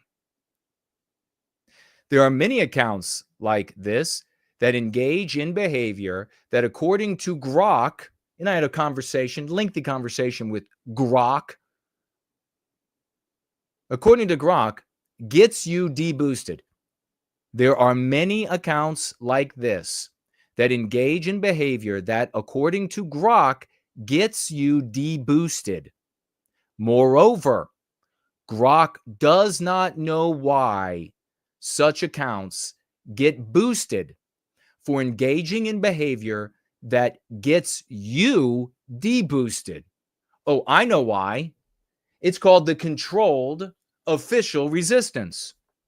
And to what degree do they have to exercise control? Oh, they just need to get you to adopt self-destructive ideas. Simple. Lead you down a path that's already failed, that ruins your life, that can't go anywhere, that even the adherents about it say, you got to hide your power level. Maybe one of these days we'll get thousands of us that are centimillionaires, then we can do something. Really? So let's take a look. I don't know. Will this show up on the screen? Here you have it. You see something interesting here. And by the way, this is not the only community that is official resistance. The conservative communities out there are also official resistance. And you find the analogous in those environments. And you'll find these content creators, they look less and less, they've got teams of people working for them. This is, don't you find this? The whole like online, you're supposed to be like the organic thing was a person sitting in their house. They got a camera and they're telling you their views and they are X, Y, or Z. There's no major boosting of them. They don't have access to the most known people across the interwebs and are able to fly them into their houses. All of that should get your cynical antenna going. when they have kick-ass studios and they have contacts in the government, contacts with all of these other social media personalities, that should get your antenna going, because who are these people? Do you know? The content creators themselves, they don't know these people. It's their producers. Who, isn't it fascinating? These like producers, these friends of a friend that show up. Oh, it's identical to the way that the CIA operates in foreign nations. Does anybody realize that? How is it, do you think, that the CIA goes into a country and then takes some shitty little know-nothing movement, do-nothing movement in a country, and then suddenly they are entertaining audiences with foreign leaders? Don't you find that the least bit suspicious? If you don't, you're a dipshit. If you don't, you're in a vegetative state. Suddenly they have crisp video, a studio, money comes in. Suddenly, the big thing to look for is not just that a studio gets better, is not just that the camera and the production value and the editing and everything goes through the roof. Not just all of that. Not just all of that. But look to all of the connections they suddenly have. That's where the power lies. Look to the fact that suddenly anyone and everyone they're connected to, anyone and everyone they are in communication with, and they themselves are flown here or there regularly to meet face to face with people. How is that? It's the people behind the scenes. Agent Smith. Ask yourself these things, for God's sake. It's so apparent. So look at this. You want to know the calling cards? You want to know the signals you have to send to suddenly get this kind of treatment? Well, in this particular community, you have to use words like this guy calls himself real. Is that comfy friend? Real comfy friend? So the word comfy, cozy, the frog cartoon. This is the color cartoon or cartoon color revolution. It's clear as day. And look at what 23,000 followers. And this tweet here, and it's behind. I had this drop down so we could see how many followers he had when I took the screen capture. All you have here is a cartoon face that looks like Elon Musk. And it's saying, be more positive on X. And the response from the cartoon color revolution frog is, I am positive. Positive it wasn't 6 million. How many views yesterday? In hours? Almost 200,000. This is the evidence of the boosting that clearly indicates that this community is completely controlled by the anti-white establishment. You go on Grok and you can talk to Grok. You talk to other AI if you want. And Grok told me, I asked over and over, many different ways, if this behavior would ruin my account. And Grok even telling me, oh, no, your account could be deleted for that. So you'll get no views if you do that. In fact, Grok was telling me, if you say anything, Jason, if you say anything that is the least bit mocking suffering or perceived suffering, insulting, etc., oh, you are down boosted. You are deboosted. So then I say, okay, here's an account. Here's the tweet. Why is this being boosted? Grok doesn't know. Should be deboosted, right, Grok? It should be. It appears to be, Grok says, an anomaly. An anomaly. Damn right it's an anomaly because it's controlled op. How about this other one? Here, this 23,000 follower account has over 500,000 views in 2 days. It wasn't even 2 days. In 2 days. 23,000 followers, over 500,000. And these are, again, these are not like one-offs. You can look down their accounts and you look at similar accounts with the same terminology, the same allegiance, the same names being repeated, so that you know, okay, you're dealing with that same community or an ally, a follower, etc. And you look down their thread and it's one right after the other, being boosted well beyond their follower count. Look at this account. I asked Grok specifically on this one, if I were to say what this guy said, "Dear Indians, you aren't skilled labor, you're cheap labor. Sincerely, white race." 23,000 account, 558,000 views, 25,000 likes, 540 people bookmarked that. 540. Almost 600 comments. How many of those bookmarkers, how many of the commenters are Turing test passing bots?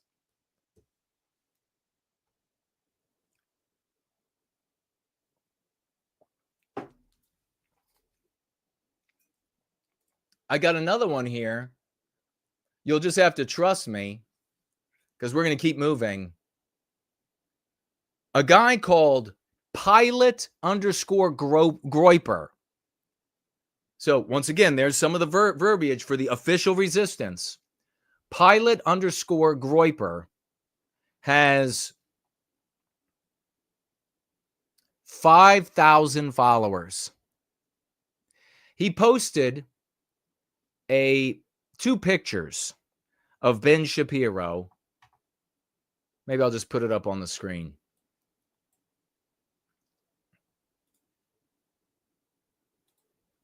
One of the pictures is actually Ben Shapiro. The other one is an AI where Ben Shapiro's yarmulke or whatever it's called is larger on the AI. 5,000 followers. Pilot Groiper.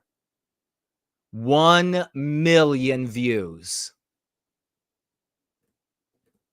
Case closed. I mean, case closed. There are so many of these accounts.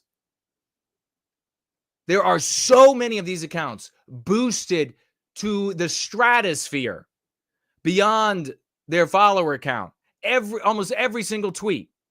And we're not even talking about like, oh, you got 5,000 and your tweet got 6,000 views. No, we're talking about having 5,000 followers and you're pushing out tweets that are getting like this dumb. But as long as you are Pilot Groiper and he has retweeted Fuentes and praised Fuentes, you start up, you got 5,000 followers, and then everything you tweet is boosted to the stratosphere.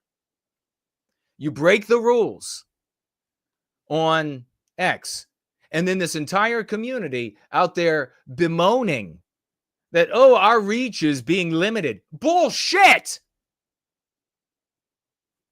We are the ones that are really censored. Are you fucking kidding me? Why is it that all of these content creators in that community have colossal reach with their tweets? going well beyond their follower count every time. How is that? It's fake. This is your controlled opposition. And they don't have to control it like the two-dimensional dummies think that the guy in charge has to be an agent of a foreign land, or they've got to be sitting down with the guy in charge and saying, okay, here are your notes to do X, Y, or Z. Nah, it doesn't. It's too sophisticated. It doesn't work like that, dumb. The guy in charge doesn't even need to know who he's dealing with, who's sponsoring, who's supporting, who's making the boosting happen all the time. In fact, he'll come to the conclusion, as a consequence, for all of that work being done in the background, that it's just him, that it's just time, that he must be right, the community must be right. Magically, all of this stuff is happening. Doesn't know how. Well, I've got this guy here. I got this guy here, and he's able to put me in contact with all of these other content creators. Isn't that fancy? How that works?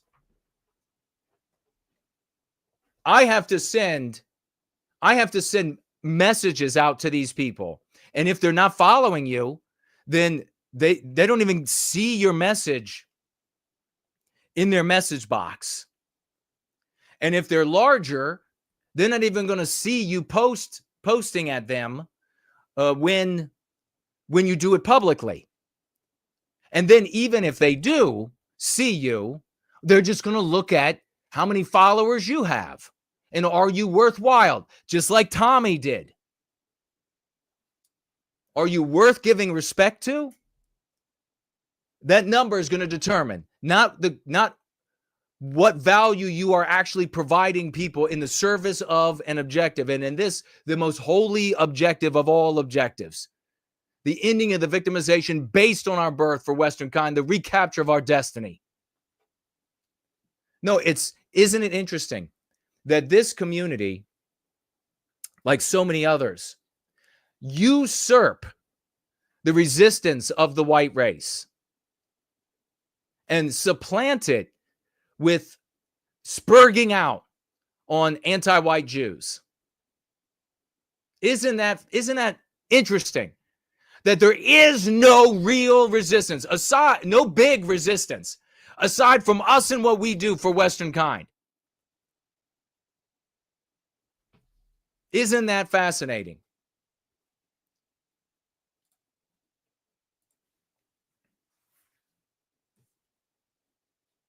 So we talk about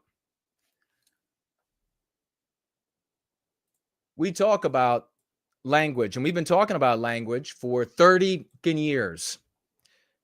And it's interesting. People start to catch up, and they don't mention me.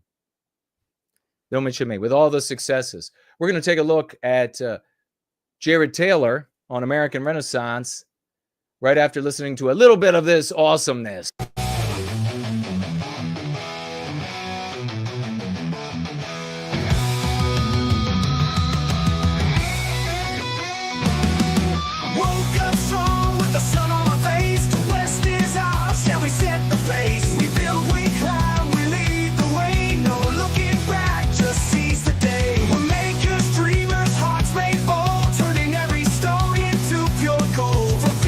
Green to city lights, we keep it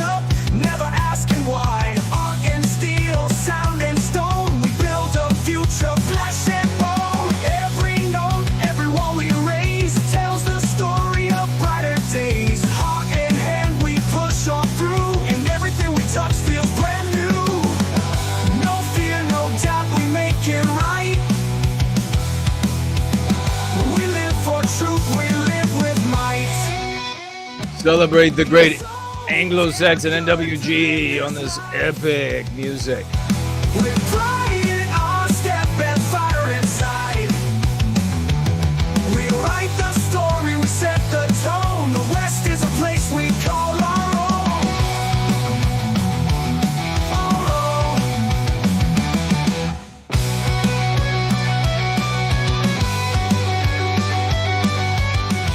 All right, on that epic guitar riff, we're going to get back to the hard work of his Church of White Wellbeing and the successes that we continue to have. AngloSaxonNWG, glorious music. God bless you, brother. Let's pull up the screen. And this was posted on the Unz Review. And in fact, interestingly enough, Ron Unz was on the political cesspool last night, and he was celebrated over there. Might be a nice guy. I don't know much about him, except that he's Jewish. That I know, and that he's run the Unz Review forever.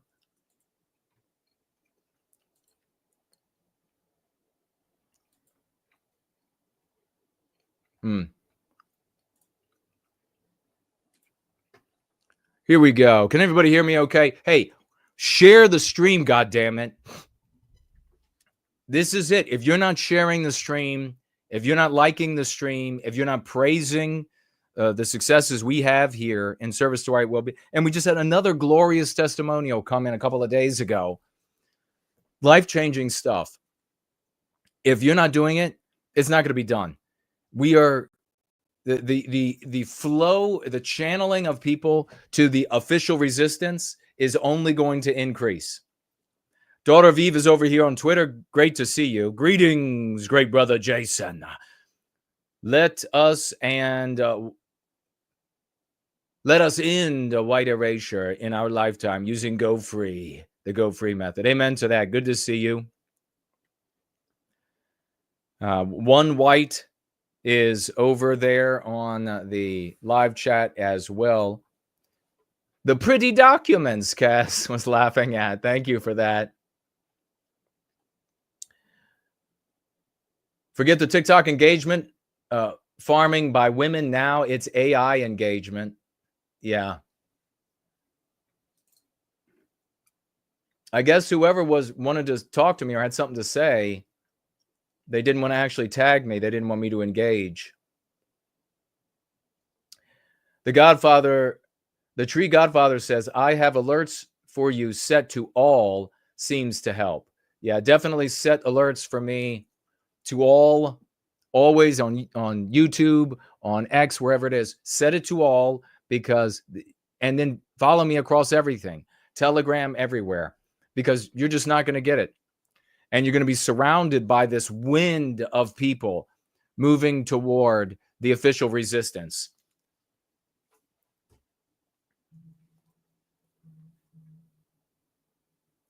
Here we have words the left uses against us. It controls your thoughts by controlling your language. Are you fucking...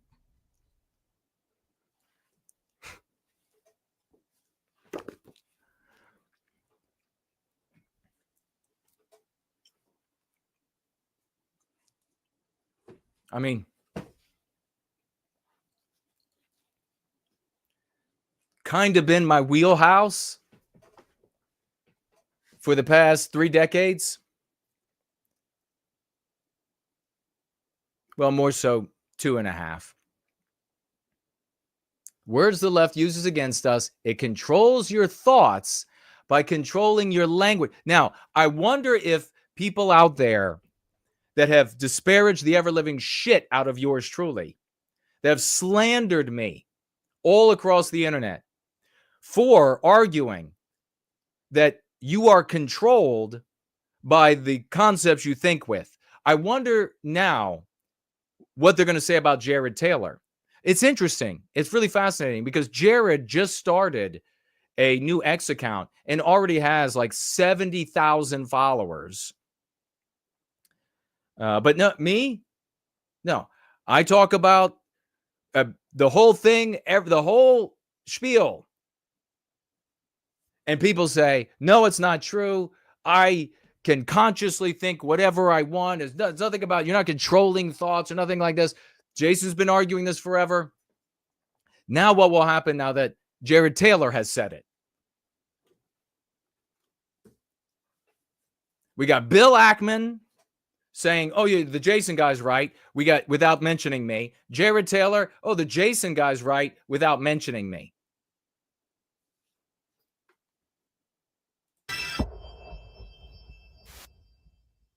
Hello. And I like Jared Taylor. You all know what's going on here. I'm Jared Taylor with American Renaissance. The internet censors hate my videos. If you like this one, I hope you'll send the link to a lot of people. In his famous essay, Politics and the English Language, George Orwell wrote that the English language was becoming a catalog of swindles and perversions. He added that the slovenliness of our language makes it easier for us to have foolish thoughts. And that, dear viewer, was... And that is not going far enough. I've talked about that before, but... in 1946. The left has a genius for swindles and perversions. It's always inventing new words in its fight against reality. A pioneering example was the word racism. It didn't exist until 1934, when a German Jewish medical scientist, Magnus Hirschfeld, wrote a book which was translated into English with the title Racism. We've talked about that many a times. There are some disputes about where exactly and who exactly said the first and popularized, obviously Hirschfeld popularizing it. So talked about that many times. I guess now it has value. Shut the fuck up, Jason. Shut up. Jared Taylor's talking. Shut the fuck up. Doesn't matter that you've been arguing this forever and the importance of it. And producing results against it, more importantly. It may be hard to believe, but the United States managed to institute and abolish slavery, set up Jim Crow, and segregate schools and neighborhoods without once using a word that society considers indispensable today. How did we manage? Since then, the word has had a very good career. This is a graph of the word's percentage of all words used in American books since the word was invented. This is a percentage, so it's a direct measure of the popularity. You know, one thing that might be true is that more people might find an argument that, hey, let's just look at the power they wield and the popularity of their meme pathogens. Let's just look at the popularity. Okay, now do you feel better? You know a little bit about this, and you've learned it from a guy much more intelligent and educated than you are. And so, yay for you. More people will probably want to see that than somebody like me who shows up and says, here's exactly how it works, and here's how we undermine it. Let's get to work. The word, not of the increase in the number of books. The data are from Google Books. Unfortunately, they don't go past 2019.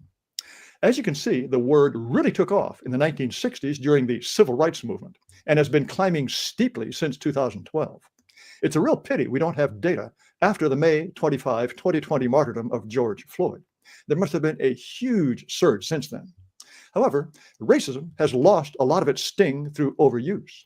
If everything's racist, nothing is racist. I disagree with white supremacy is in. That's been I disagree with that. It absolutely has the power, continues to have the power to cause people to lose their jobs, to lose their loved ones, to be so. It's just, this is wishful thinking on the part of people in the white sympathetic sphere, that the concept racist has lost some of its power. In vogue because it evokes slavery and lynching. It's a real word, which goes back to before 1900 and means whites ruling over non-whites, as in colonialism. It's shooting up now with no end in sight. Institutional racism was invented in the late 1960s, but it took another 20 years for liberals to discover systemic racism, which is coming on strong, but neither can compete with the emotional power of white supremacy. And neither of these newfangled, invented forms of racism, systemic or doom documenting, Sloth says, absolutely, institutional, can compete with white privilege, the orange line, which goes all the way back to the 1980s.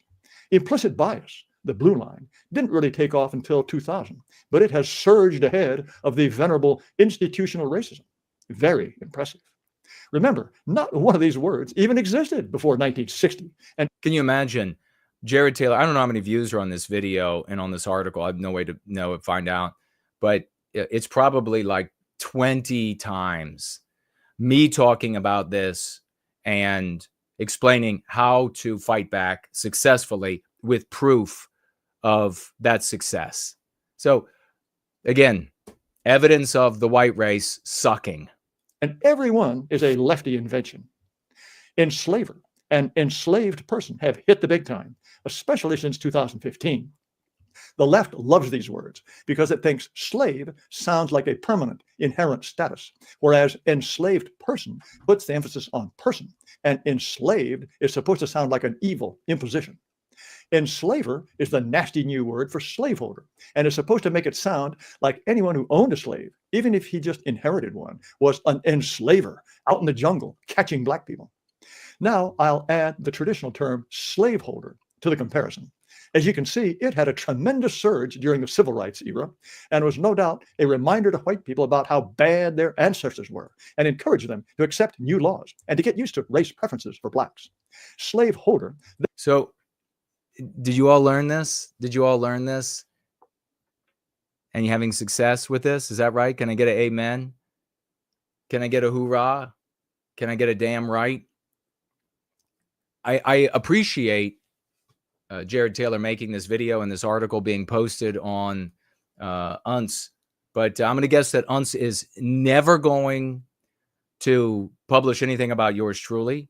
I'm going to go ahead and guess that there'll still never be an opportunity to present at American Renaissance. In fact, I think that Gad Saad is more likely to be an invited speaker, whether he would do it or I think he would not do it, but to be an invited speaker to AmRen. And again, like I said, I like Jared Taylor. It's just a reality. Then began to drop out of sight, but started coming back in the 1990s. This is what you get if you combine slaveholder and enslaver. Isn't it curious that the further we get from real slaveholders, the more we talk about them? Well, there's no mystery in that. Talking about slavery is one of the best. Isn't that funny? It's so funny that the further we get away from slaveholders, we talk more about them. I mean, the anti-whites inflict that mean pathogen on us increasingly to white guilt us. And we have the tools to resist them. Best ways to soften up white people for reparations, minority status, and general humiliation and dispossession. Here's an interesting comparison. The relative frequencies of Negro, capitalized, and lowercase, all the way back to 1890. As you can see, back then, a lowercase n, the blue line, was more common, but uppercase n took off in the 1920s and hit its peak in 1970, and then crashed. Negro suddenly went out of fashion. You can throw in black for comparison. It used to be mostly just a color, but as Negro went out of fashion, it became a race and has gone from strength to strength. Racism, as we know, almost always means bad white people. Are there words for racism? You know, I've heard so many speeches like this, and then afterward, everybody's talking about like the little details of the speech, like how did it become? How did this word go from that to? I think it was because X, Y, and Z, and these are like the big. And then everybody goes home back to their lives, and they wait again another 12 months to get back together for another conference to do the same stuff all over again. I can appreciate the good works in defense of our victimization and be critical of where it falls on its fucking face and be angry that tools that succeed against our victimization are not only intentionally ignored. In other words, people are aware of them, but they ignore them, but undermine them. Racism against white people? I can think of only reverse racism and anti-white racism. And at least reverse racism is making a little headway. To throw in black for comparison. It used to be mostly just a color, but as Negro went out of fashion, it became a race and has gone from strength to strength. Racism, as we know, almost always means bad white people. Are there words for racism against white people? I can think of. Are there words? Are there words? Are there words? I know I got something. Let me think. Where did I think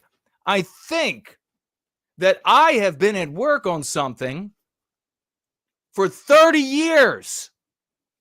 Let me see if I can find somewhere around here. I might have a word for discrimination against white people, for persecution of white people, for racism against somewhere. Let's see. Where is it? I don't know. You'll have to come back. You'll have to come back and maybe I'll find those words. I haven't watched this video, so let's see. Maybe Jared Taylor says next, but I think one of you would have told me if this would have happened. Somebody would have reached out to me that he says, actually, there is. My good friend, Jason Köhne, goes by No White Guilt. He pushes anti-whiteism, and he's been doing that for a long. Maybe he says that next. I honestly haven't listened to it. Maybe he says that next. Only reverse racism and anti-white racism. And at least reverse racism is making a little headway. But look at this. Compared to... He's heard of anti-white racism? I've never pushed... I've always been critical of that. Only acceptable for vagues who are taking a step in the direction of saying anti-whiteism. Racism, these words occur at a statistical rate of 0. The right is no match for the left. Let's have a little fun with some other expressions the left invented. The right is no match for the left. What have we done here? How have you changed your lives intentionally? How have we changed a story reported by mainstream media? A policy at a police department? Are we a match? How about toxic masculinity? It's a brand new discovery, coming along very nicely. Let's add a few phobias, because as time goes on... The sarcasm, he's putting it on pretty rich. We apparently become frightened of more and more things, such as transphobia, which is a young word, but off to a fine start. To that, let us add Islamophobia, which was discovered about the same time, but is clearly a winner. But it's a piker compared to xenophobia. And look at that pedigree, all the way back to the 1930s. Look out for homophobia, though, which lefties invented way back in the 1970s. Look at this upstart, intersectionality. It wasn't heard of until 1995, but lefties now can't do without it. Still, the leader of this pack remains white supremacy. Of all the things we're supposed to hate, white supremacy is the worst. Well, not quite. Add the various spellings and capitalizations of... You know what you're missing here, of course, is the whole picture. What are all of these concepts? What are they all in service to? What do they create in the social tapestry as a social morality? How do you contend with that? We have those answers. I'm not saying that he's failing because he has no way of knowing. He's doing this specifically. I'm asking those questions for you. Of anti-Semitism, and look what you get. My, oh my, it's #1, and nothing else comes close. Okay, so that's anti-Semitism. It's usage. Do you condemn? This is the real test. Do you condemn Jews for pushing and popularizing the concept anti-Semitism? Or do you recognize that here we have a winning strategy? It's going to say a lot about you and where you put your focus. Do you hate Jews rather than love white people? Again, and pointing out for those thick-skulled morons, there are a lot of powerful anti-white Jews, without question.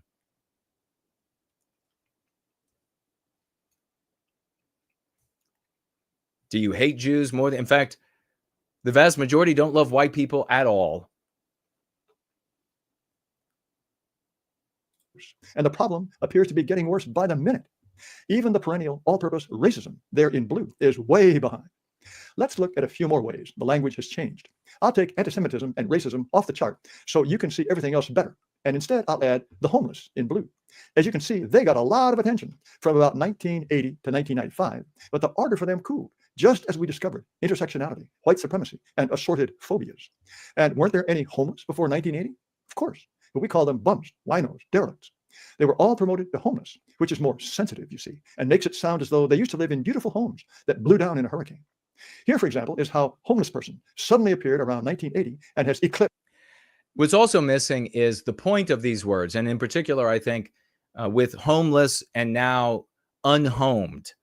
The whole purpose of it is to divest the white race, to victimize us, to white guilt us. That's the purpose of it. See, this sort of academic approach can lead people, and I've witnessed it, to conclude that there are no ill intentions or few ill intentions, mostly just society just doing what it does, making up words, and what can you do? Wino. Well, there's great news on mental retardation. It looks like we've cured the problem. Well, no, we just changed the way we talk about it. I figured the new sensitive lingo would be mental handicap and learning disability, but that. Why would something like the word retarded, why would that be discouraged? Because it's one of our norms, a classification for a level of ability, almost entirely IQ, but there are other ways of measuring that we say are below the standard, below the norm, below the average. So it's an attack on us to get rid of the word. That doesn't really make up for it. Apparently, the new expression is intellectual disability, though that doesn't seem to cover it either. Maybe modern talk about autism and ADHD takes up some of the slack. I suspect we are getting both mentally unhealthier and inventing more ways to talk about it. So the left does tricky things with language. It softens the words we use for people for whom the left thinks we don't care enough about. Bums become the homeless, and mental retards have an intellectual disability. But the real genius of the left is in deciding to hate something ancient and normal, inventing a new name for it and calling it a moral failing. It's normal to think homosexuality is abnormal and to hope your children don't turn out that way. But now there is a moral failing known as homophobia. It's normal to notice that foreigners are different from us and to prefer our own people, but that's xenophobia. It's normal to notice race and prefer one's own. Now, I want you to imagine that you go into a conversation and you try to tell your boss or coworker that, hey, it's normal to be racist. It's normal to be homophobic. It's normal to be xenophobic. I want you to imagine how that would, probably don't have to imagine long. You got that pink slip, right? Race, but that's racism, etc., etc. We don't have words to describe normal people because we never needed words for them. We don't have a special expression for people who put their pants on one leg at a time. At least for this is why we account for it with our meme curatives. now, there is no word that implies it is a crime to love your own children more than you love other people's children. But it's easy to imagine. Why would you want an abstract term that it is normal to love your own people more or your own children more than another person's children? Why would you want an abstraction for that? Because you are submitting to the anti-white narrative and the anti-white immoral imperative that is the social morality of the West. And maybe that's the best way to say it. It is an admission that you are functioning in and with and among people who practice, as a consequence of being alive in the West today, the anti-white immoral imperative as the social morality of the West. It is an admission. You have to contend with that.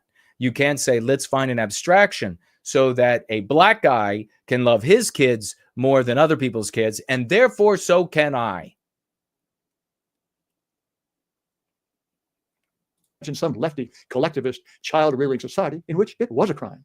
People who suffered from that disorder might be called familists and be scorned and canceled. And what would they call themselves? There's no word for. People would call themselves what?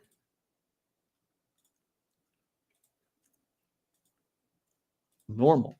To notice race and to prefer one's own race. But that's racism, etc., etc. We don't have words to describe normal people because we never needed words for them. We don't have a special expression for people who put their pants on one leg at a time. At least for now, there is no word that implies it is a crime to love your own children more than you love other people's children.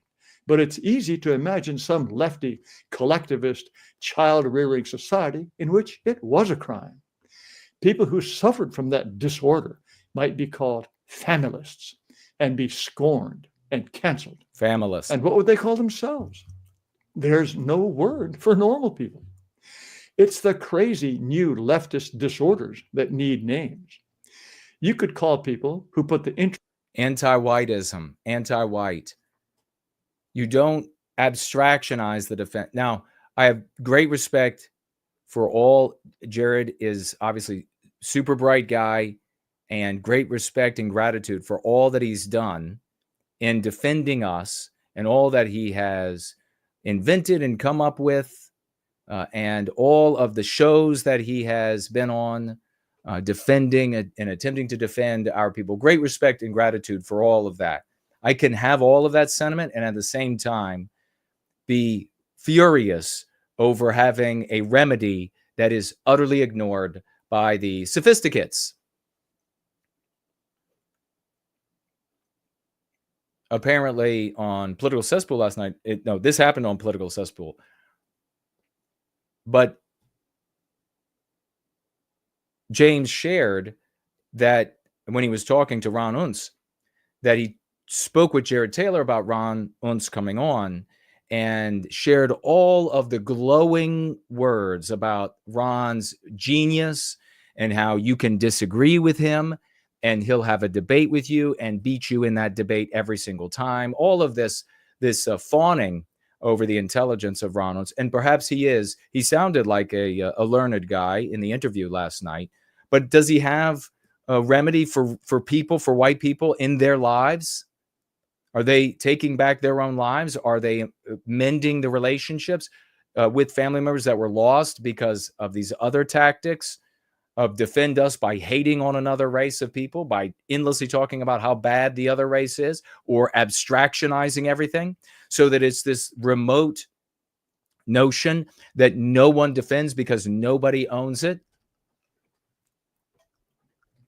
Tragedy of the commons. But nothing here. Interests of other races or of foreigners ahead of theirs, ethno-masochists or xenophiles. But Google Books has never heard of these words. Yeah, could you imagine wanting to break out the abstraction and use ethno-masochist? I remember back in the day, I tried ethno-masochist abundantly. I learned it at an AmRen conference. And I tried it abundantly. This great new abstraction. Guess how successful it was? My sincere efforts. And that's why Google Books says it's not even real. Good luck trying to popularize toxic femininity. This is really just another way of measuring media dominance. Those who control the words we use control the thoughts we think. Okay, so the anti-whites control the media, or specifically Jews who are anti-white control them. I know they're in the U.S. 5 major companies. I get all of that. I heard all that probably before you were alive. I get all that. So they control it. So we're just measuring how awesome they are. And this is no slight on Jared. But I go about it a different way. I say, okay, they control the media. Anti-whites control the media or dominate the media. Anti-whites of all races, not just Jewish anti-whites. And look at Elon Musk. So you have anti-whites of all backgrounds, and they control us. So what do we control? What can we do? Where can we make a difference? Does that seem like, as white people, does that seem like the thought process you shouldn't have?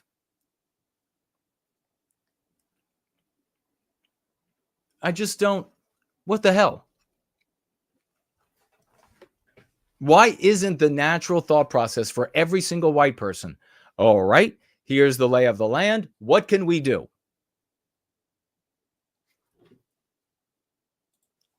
What did Orwell call the English language in 1946? A catalog of swindles and perversions. In this century, I would go further than Orwell when he said the slovenliness of our language makes it easier for us to have foolish thoughts. The viciousness of our language makes it easier for us to have self-destructive, even suicidal thoughts. Thank you for watching. All right, so we cover all of that. Have been doing that for a long time. Tree Godfather is asking me. We're going to have on the great Biospirit of the West. I believe I sent you the link, brother. If actually he was sick, so I hope he's doing better. He said he thought he would be able to make it, but I sent you the link, and you can click on that and come on over. We're going to be having a swash through here in just a moment. Otherwise, we're going to speak to your comments right here. And let's see. Okay. Speak to your comments, and we're going to proceed. I'll look at what you say. I'd be interested in seeing you and Jared on a stream, possibly, says the Tree Godfather. We've been on streams before. I've invited him here, and I was on streams with him on PWR. Jared, I presume, will continue to chat with me, although I know he has maybe a couple people close to him that are very jealous of me, and they slander the ever-living shit out of me to Jared.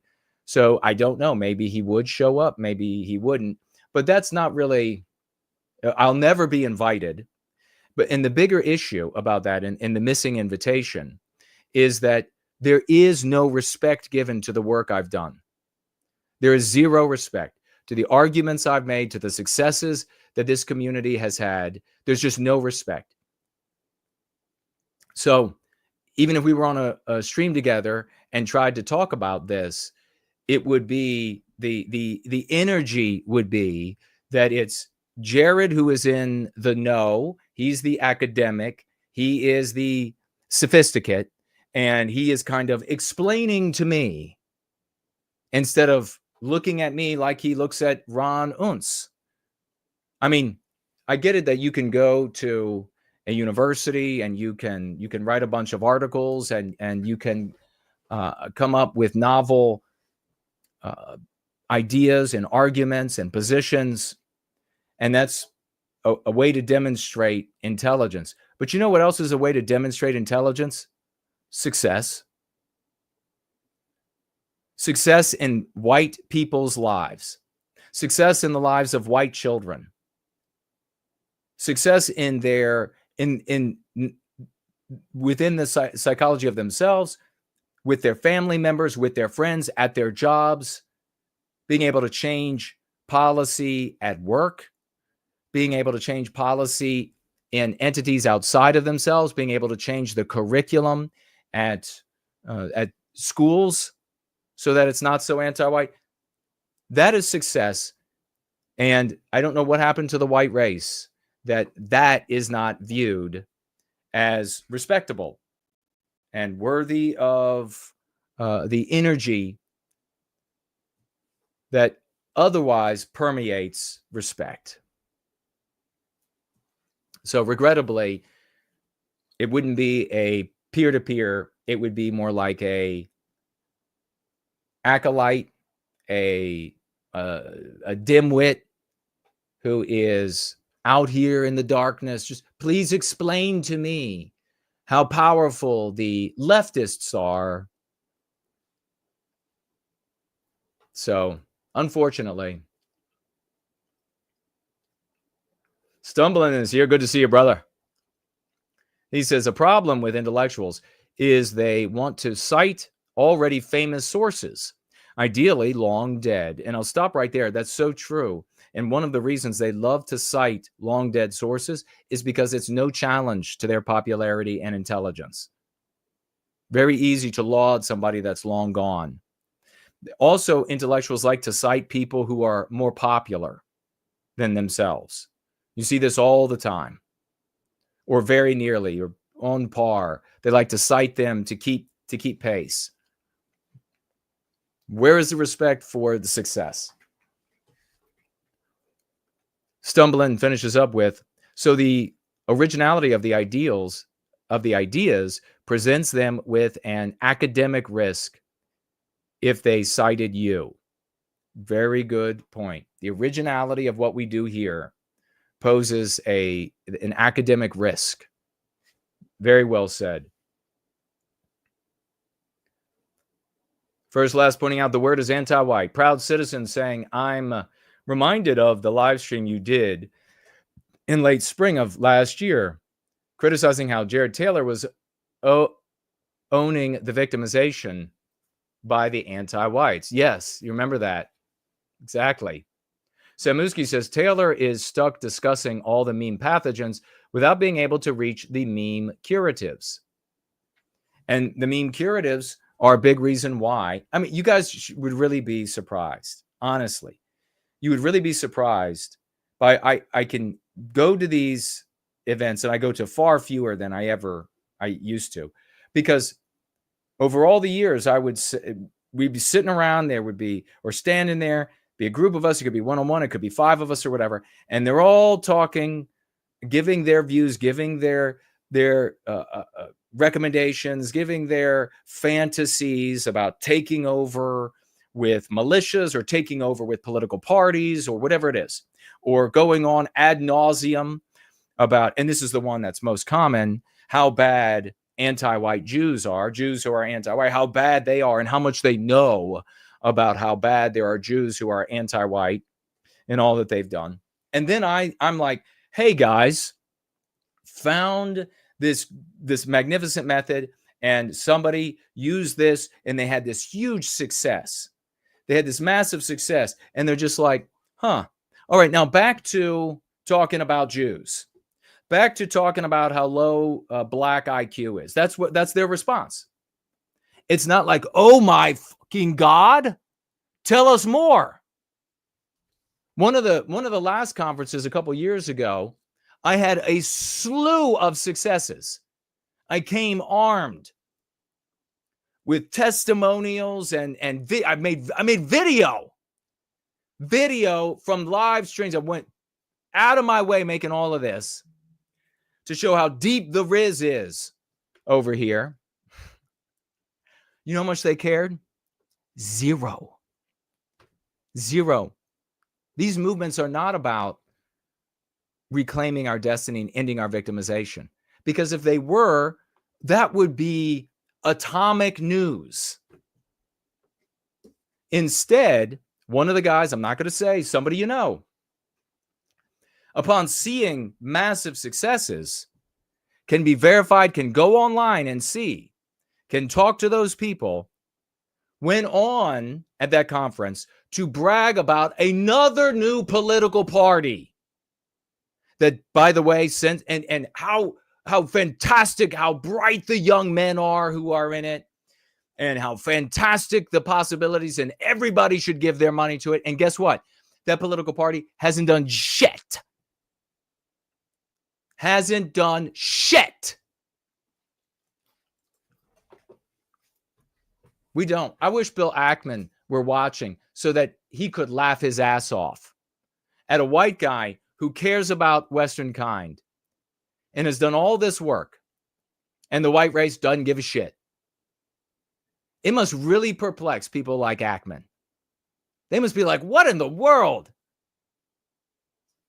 What in the world is wrong with these white people?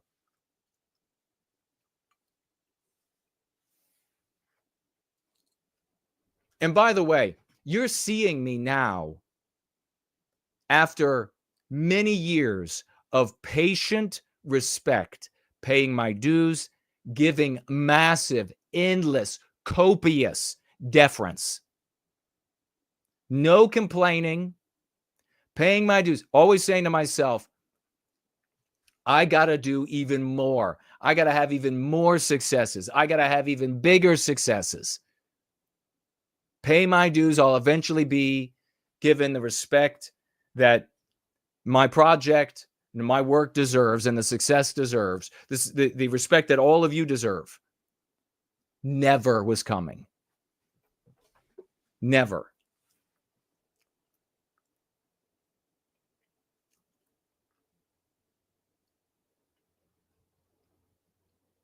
Wing Productions, I implore you to keep at all audiences. I got dogpiled a few times for mentioning you. What is I can't see your. I implore you to keep it all. You mean to keep arguing this case to everybody that'll listen? Yeah. I mean, that's not going to stop. But you got dogpiled for mentioning me because those are dickless losers, inbred, dickless, classless scum. That's why. Here I am doing good things for white people, and they're like, "Why are you talking about white people?" The whole movement caring for white people is supposed to just be about harming Jews, Jason. What's wrong with you? See, it works out really well for the anti-white establishment, doesn't it? When white people attack white people who care about white people, not even anti-white white people. Linda's here. Good to see you. Promethean Josh is here. Jared actually used the term anti-whiteism not long ago on Mark's stream. He did, and we were very happy about that. We actually celebrated it here. But I wonder, I mean, I watched in that clip, and we shared it. Did he mention me anywhere? I mean, I know he had really nice things to say about Ron Unz, but did he mention me anywhere?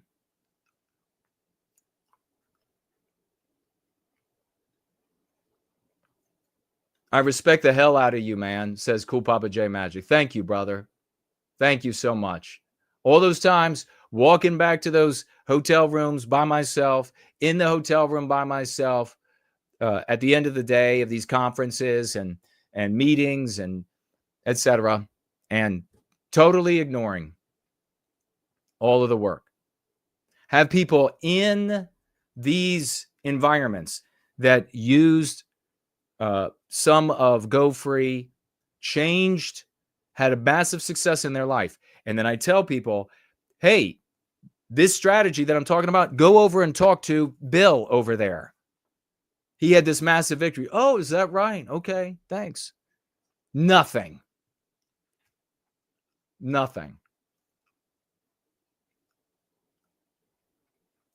June says she's sick of the constant quoting of Orwell. Our people need to move on to the lexicon of Jason Köhne. God bless you for that. Yeah, absolutely. That's where we got to move. Besides, Orwell, as I said before, it's the exact opposite. 1984 was all about getting you to submit. Read it again. What's the outcome? You can't win. So somebody in the intelligence community tells you you can't win, and you don't come to the conclusion that, wait. White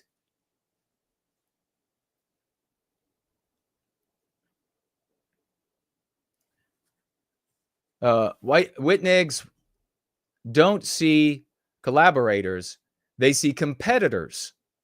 So white negatives, cuck-servatives, cuck content creators, or people spurging out on other races, non-white races, they don't see me and us as collaborators, they see us as a competitor.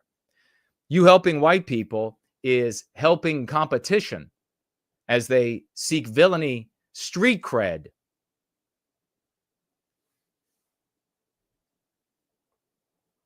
Street cred scraps doled out by anti-whites. Yeah, absolutely. Where they come along, the anti-whites come along. It's kind of like over all the years, and we're going to get to West in just 1 second.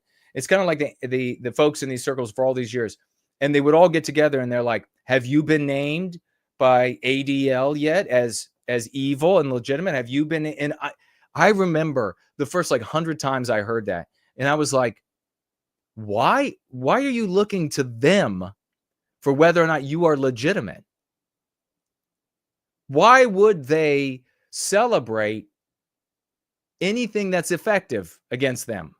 They wouldn't bring any attention to that. But that's exactly what they do.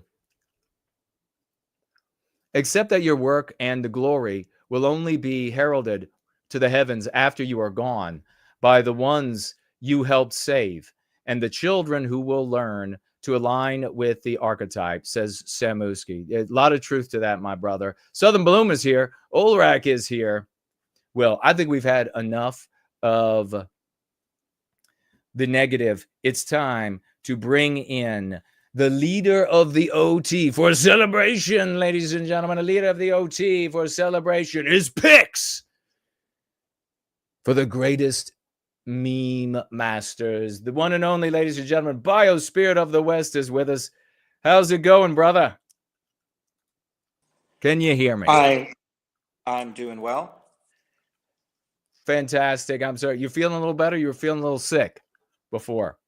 Yeah, I'm not 100% yet, but my one of my dogs decided he was going to vomit all over the house yesterday, so I am steam cleaning the floors today. Oh my God! I'm so sorry. That's my project today.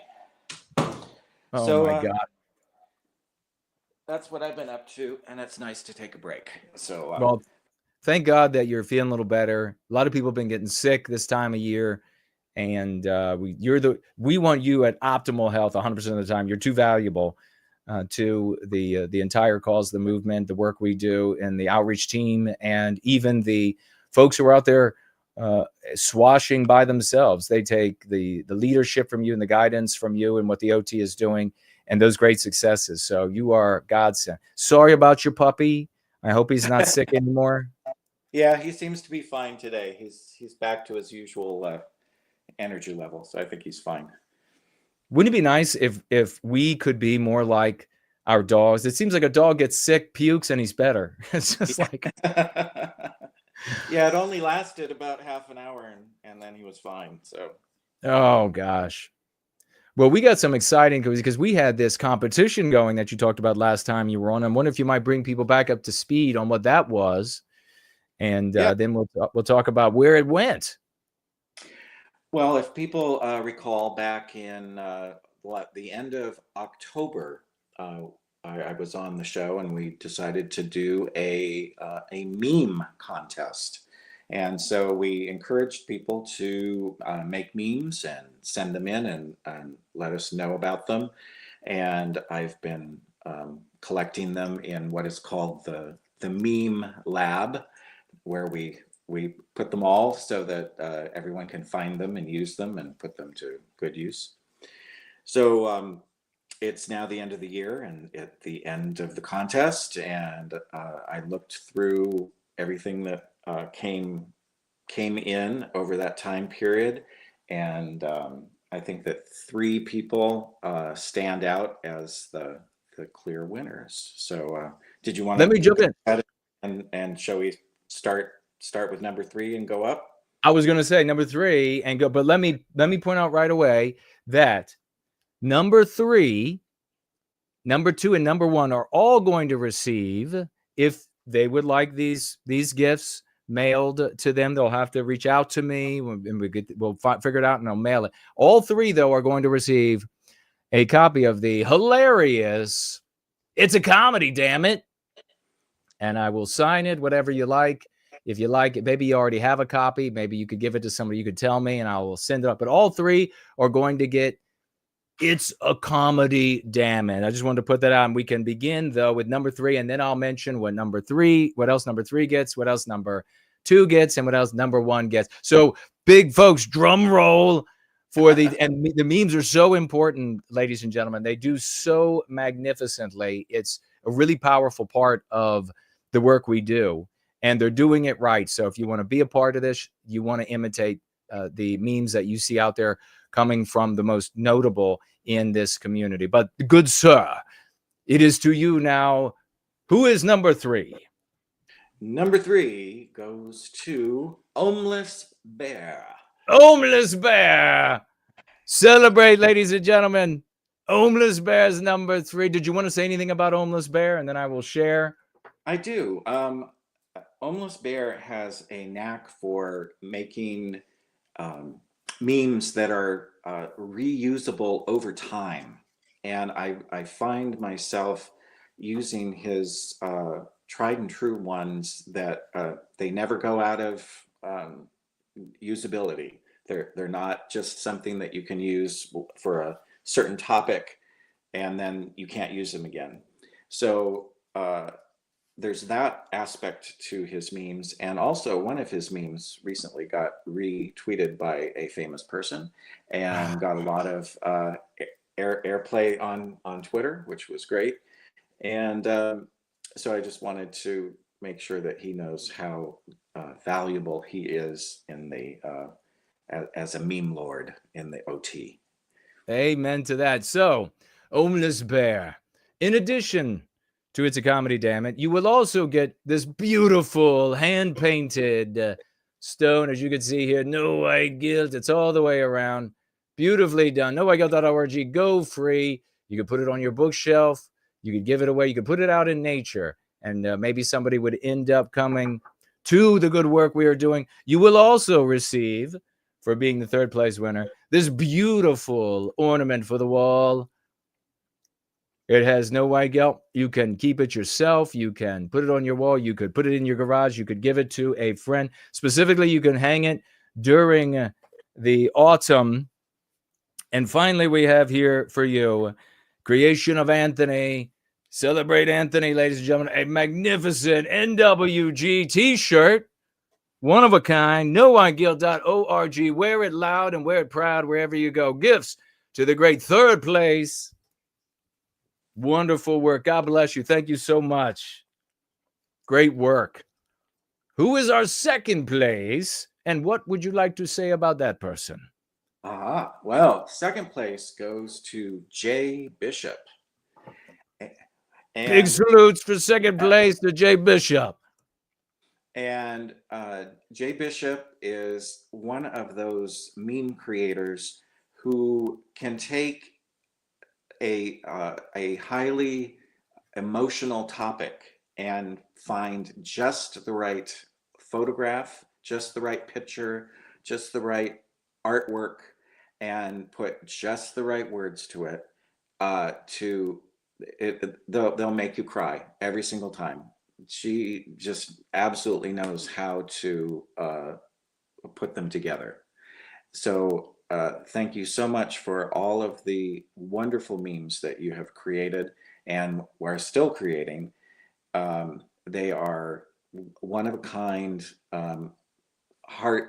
they really get you in your heart. So thank you so much for what you do. Well said. Big salutes, folks. Let's get some 007s for Jay Bishop in the live chat now. Celebrate that hard work. And in addition to It's a Comedy, Damn It, what else does you? Well, 2nd place also receives a copy of Crucible. And same thing, I could sign it to you or to someone you would like it to go to. Crucible is added to the gift bag.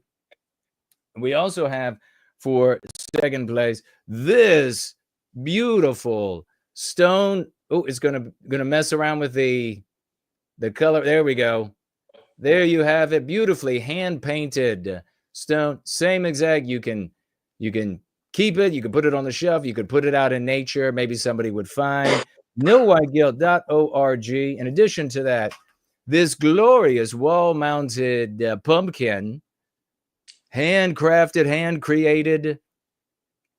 There you have that. And finally, we have from Anthony, one of a kind. Check this out.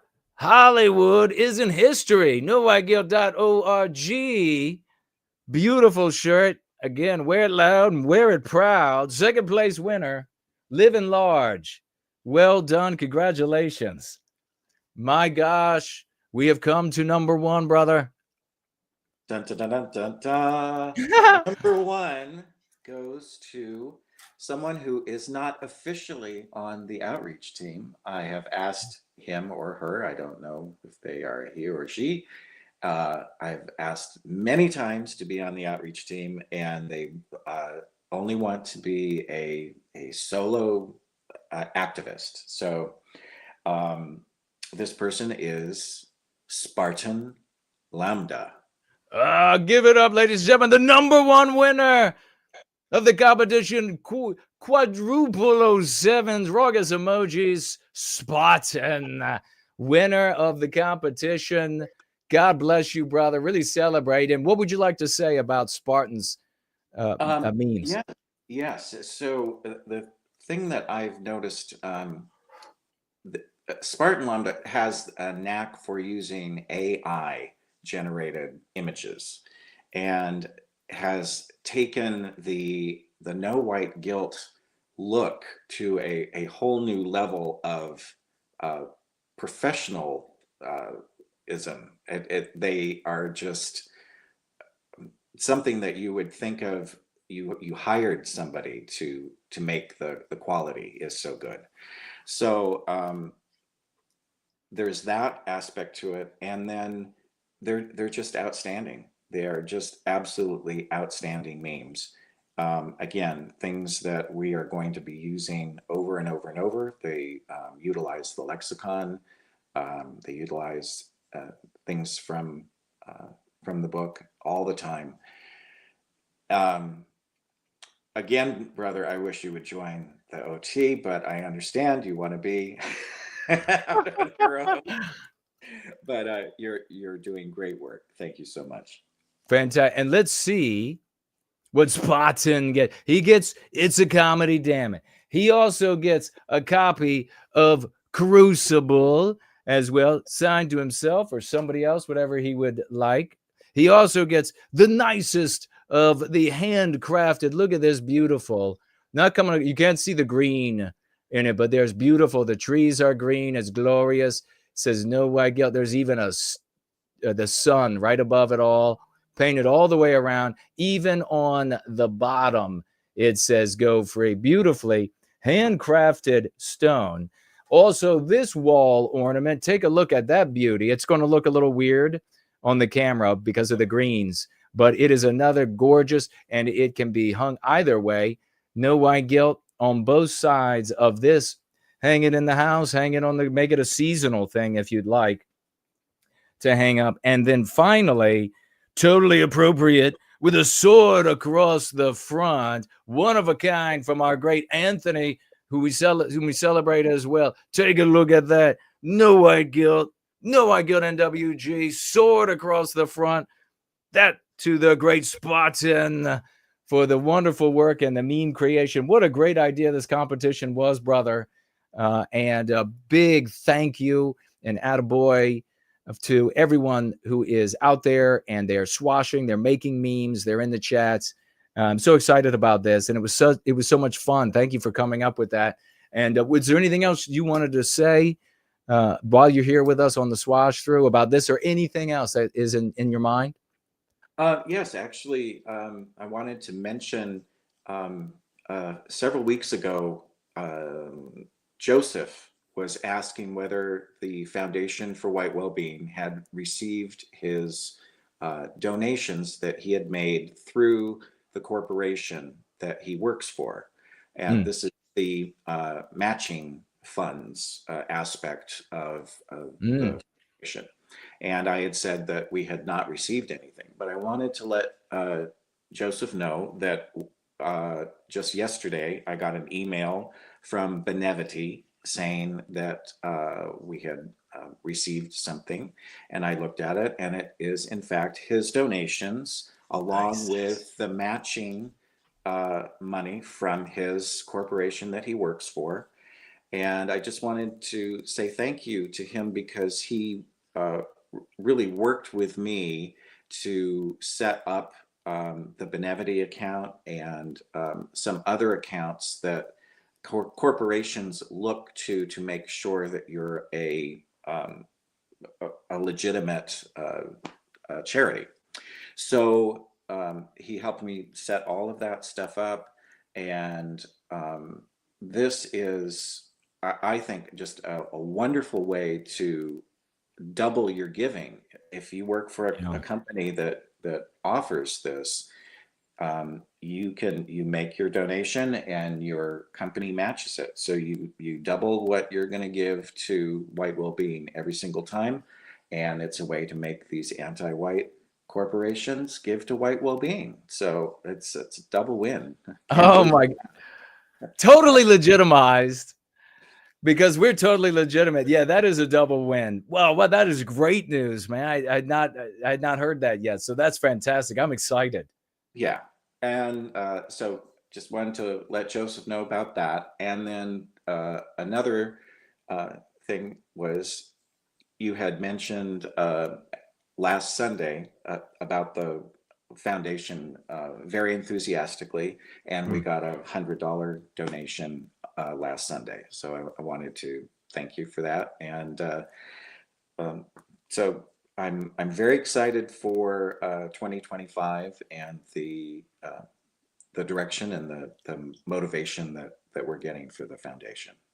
That is awesome. What great news. Great positivity starting off 2025 with these award recipients. And God bless you, brother, for all the work that you're doing, all the sacrifice you make in the midst of dealing with your own illness and your puppy's illness. Sure. We really appreciate it. Is there anything else you want to share before we move along? No, that was it on my list. And it was great to talk to you. Oh, it's great. Always great to talk to you. Big salutes for Biospirit of the West, ladies and gentlemen. Love him.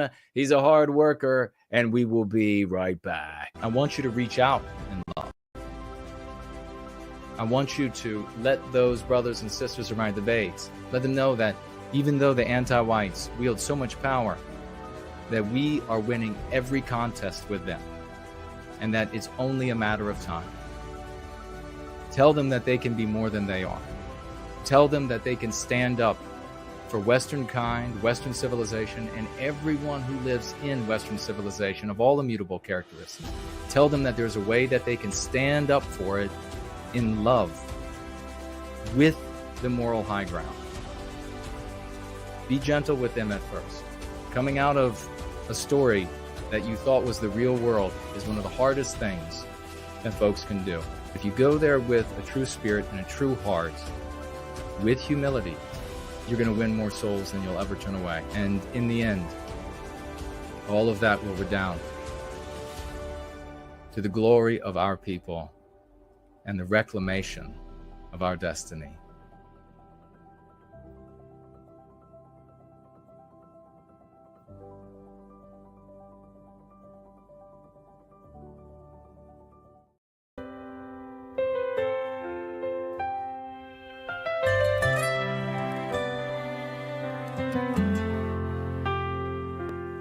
Standing in the silence where shadows grow, in a world that feels so cold, I'm left alone.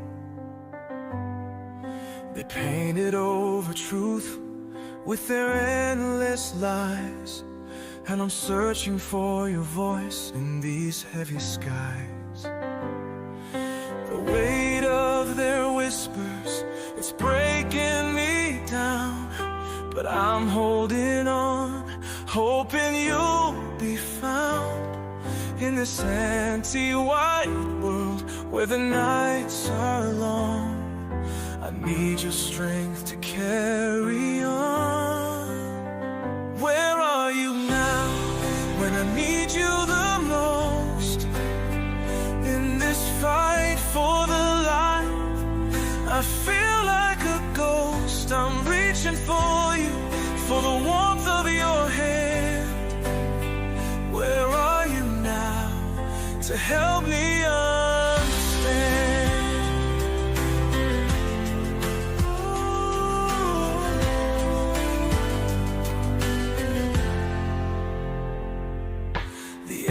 echoes of their judgment, they're all around.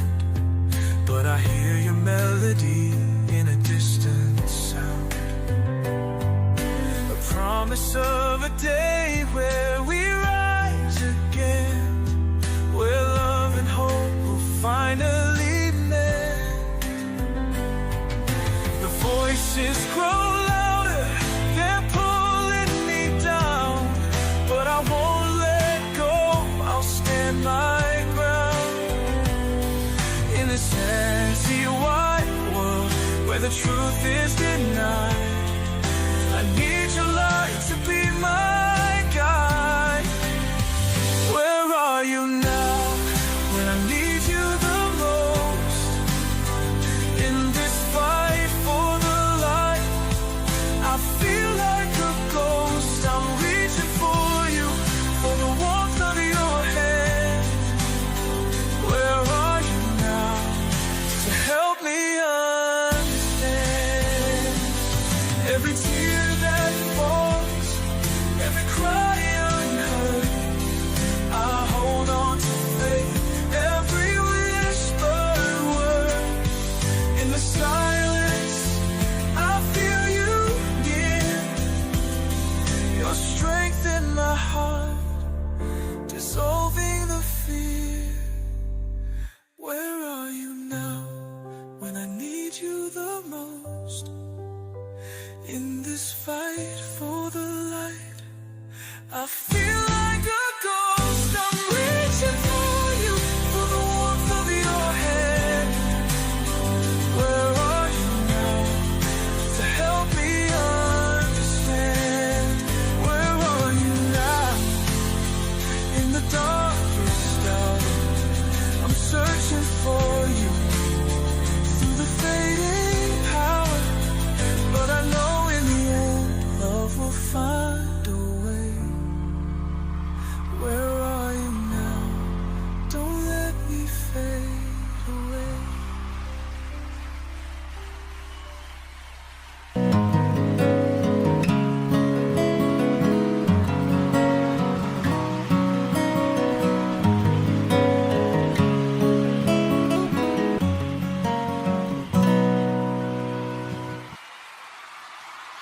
Please let me know that you can hear me, ladies and gentlemen, because we don't know, but it's time for the swashbuckling celebrations. It's swashbuckling celebration time. Let me know if you can hear me, and we'll get right into our celebrations. We have, of course, to celebrate at the very beginning, the great Franklinator, but we're going to get to, since this is the first stream of the year, it's also the first stream of the month. Thank you, Cool Papa J Magic. We are going to celebrate the honors roll call, and we begin the honors roll call. Who is the honors roll call? Those are the individuals who are financially gifting without a single thought to doing so every single month. That just happens right away. They've signed up on the platforms that are available for that purpose, and one of those, of course, being Subscribe Star. But we begin the honors roll call with the all-stars of the honors roll call.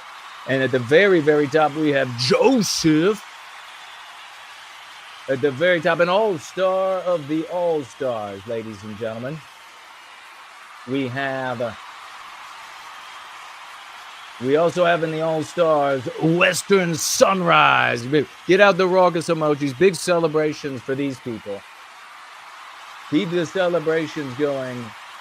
Western Sunrise also in the All-Stars, and the rest we have here are honors roll call members. If you don't hear your name, reach out to me because it's not showing up. The rest here we have the honors roll call. We have Wilhelm is there, and so is Mark is there. So is Based in Florida. So is Hartman, and June is there. Your LG is there. Yeah, let's get those emojis on the right going loud and proud over there. Hearts and everything else for these people.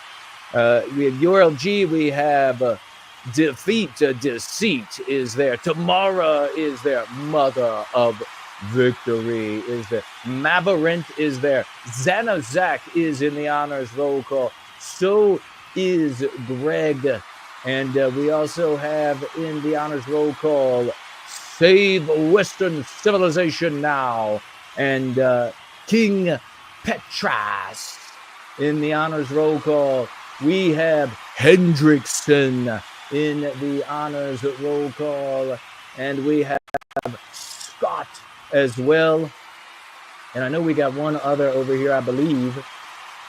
Riot Skid. Give it up for everybody in the honors roll call and the all-stars, mostly in the honors roll call. Give it up for these heroes. If you didn't hear your name, you're going to have to reach out to me, find a way to talk to me and say, hey, I gift. It wasn't there.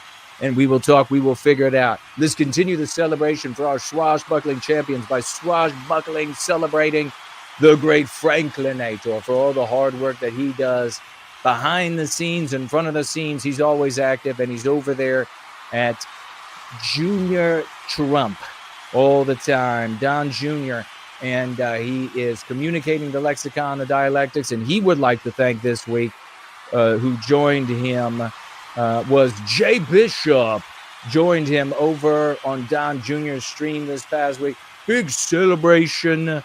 God bless these champions.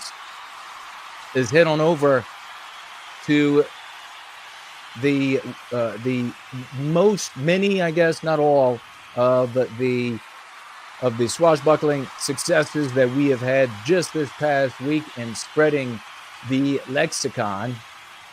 And let's see, that's not working properly. We can make it work, though. We just do this, and we'll be celebrating these folks in just a moment.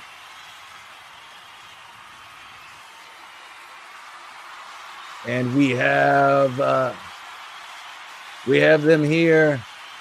Celebrate one of Western kind, ladies and gentlemen. The great swashbuckling general himself over there. And he has swashed on over at AF Post. AF Post had said Disney's new Spider-Man show portrays somebody who is not white. And one of Western kind jumps in there with the lexical dialectical power of the Go Free dialogic. Says white erasure due to anti-whiteism. 11.2 thousand views of that audience seeing this. You got over 1,000 likes and retweets. God bless one of Western kind. Big swashbuckling celebration. He's back, one of Western kind. This time he is under I am yes. I believe it's under I am yes, you are no. And he's talking about the traffic girl, quote, slept with over 100 Asian men and anti-whites. One of Western kind writes, slept with, in quotes, drug, rape, tortured. The anti-white media turned white victimization into hush crime. Genius level delivery. 44.1 thousand people in that guy's audience seeing that. Thousands of likes and retweets. And there are comments there. Big salutes, big celebration for the great one of Western kind, swashbuckling legend. He continues over here under I am yes, you are no. And he writes, for that audience, Sweden was one of the safest countries in the world until its white erasure began. Genius level again. I am yes, you are no, merely showing this clip here, thinking he's doing something. One of Western kind actually doing something. How many members of the audience saw that? 44.2 thousand people saw that. Hundreds of likes and retweets and comments. Give it up. Big swashbuckling success for one of Western kind. He ain't done, though. He's under this person. He wanted to get at this person's audience, too. And let's see. It's weird how covering up rape and torture gangs is necessary to improve race relations. You can see how effective that kind of a comment's going to be. One of Western kind comes in there as the swashbuckling legend that he is to write the record. 11.4 thousand people seeing what he writes. Hundreds, half a thousand giving hearts and retweets and comments. He writes this, and the anti-white narrative is the only narrative. Anti-whiteism is the morality of the West. people speak out and or hush themselves accordingly. Brilliant dialectic, depending on what the dominant morality or zeitgeist is. Whites need to go free of anti-whiteism and center white well-being. Absolutely genius. This other person writing, just weird. It's weird. Those people are weird. How effective is this vague versus the great swashbuckling hero of one of Western kind? God bless you, brother. Here we have AngloSaxonNWG, who we got to celebrate for that song we were just playing. That was another one of his glorious pieces. So give him celebration, that swashbuckling champion, for that. Keep it going for this. This is under Benny Johnson. Anglo-Saxon says, who else is ready to move past the anti-white regime? Nearly 600 viewers of Benny Johnson gave a like to that comment. And I think there were also 29 replies to it. People ready to follow the leadership of this general of swashbuckling, Anglo-Saxon NWG. Here he is again. This time it's the Gateway Pundit, or is it Salty? Is Salty looking at the Gateway Pundit? Either way, he writes, who else is sick of the white erasure of the country? 2.3 thousand audience members of that community gave a like to that comment. 2.3 thousand. 11 replies as well. So far, still climbing. Quadruple 07s for this hero of swashbuckling generalship. God bless you. Hey, we're going to get to this hero in just a minute.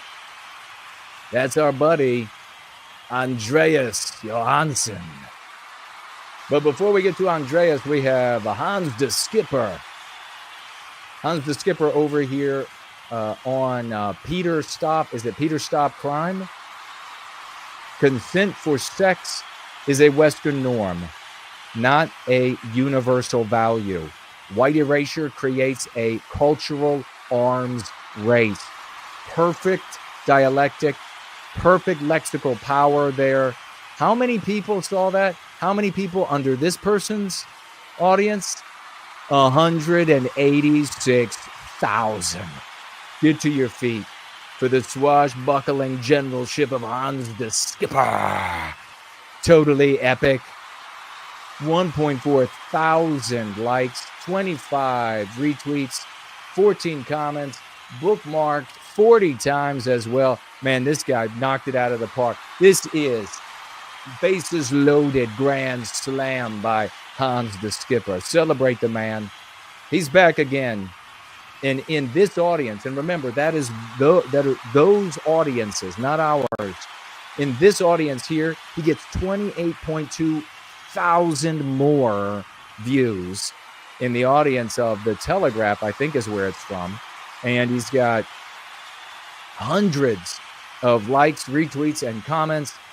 He writes this: the anti-white narrative must be maintained at all times, even if it means our most vulnerable are sacrificed on the altar of anti-whiteism. That is genius level written. Look at what, if this is the Telegraph, look at how they did this. How the grooming gang scandal was covered up. And then they show you the pictures of the people that they want you to think about rather than their white victims. Tells you everything you need to know. But Hans brought it home. God bless this champion. Hans is back again under Sam Hyde's Dear Elon. How many people in Sam Hyde's audience? I tell you what, Hans is really rocking it, man. Fireworks are going off right out of a Tesla truck right behind the great Hans the Skipper. Western civilization is inside white people. Brilliant. Elon feels white erasure is moral because he is infected with anti-white meme pathogens. 36,000 views of Sam Hyde's audience, 1,000 likes, retweets galore, comments galore. Man, everybody on your feet. I think Hans the Skipper knocked it out of the city, not out of the park. What a hero. Well done. Hey, look at this champion. We'll be listening to him as well, in addition to Andreas in a moment. Paul Zaipula, under End Wokeness, decided to bring down the hammer. End Wokeness writing ignorantly. This is what actual racism looks like. Paul coming in brilliantly. Anti-whiteism is a pandemic. 26.1 thousand views, hundreds and hundreds of likes, retweets, and comments. Let's give it up for Paul Zaipula. Well done, brother. Well, look at this. What might be black-pilled? We might have to come back to that as well in a moment. There you have it, ladies and gentlemen. But we're not quite done, because we're going to go straight over to the great Andreas Johansson. Listen closely. Buddy, how you doing? In a world of collectives, individualism is suicide. Yes. Yes. Celebrate Andreas. Celebrate the great Andreas.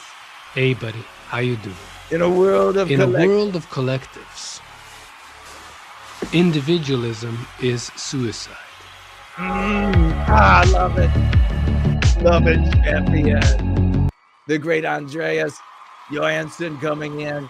Let's also hear from Blackpill. Amazing things, ways of putting things that makes it clear that we're talking about race. That, in fact, even if the Indians were some kind of like super geniuses, you know, we don't have to make that argument, and just stop making those arguments. Stop making the arguments that, oh, well, actually, the average IQ of India is 80, so that's why we don't want them coming here. Or actually, because of this or because of that. No, it's because they're not us.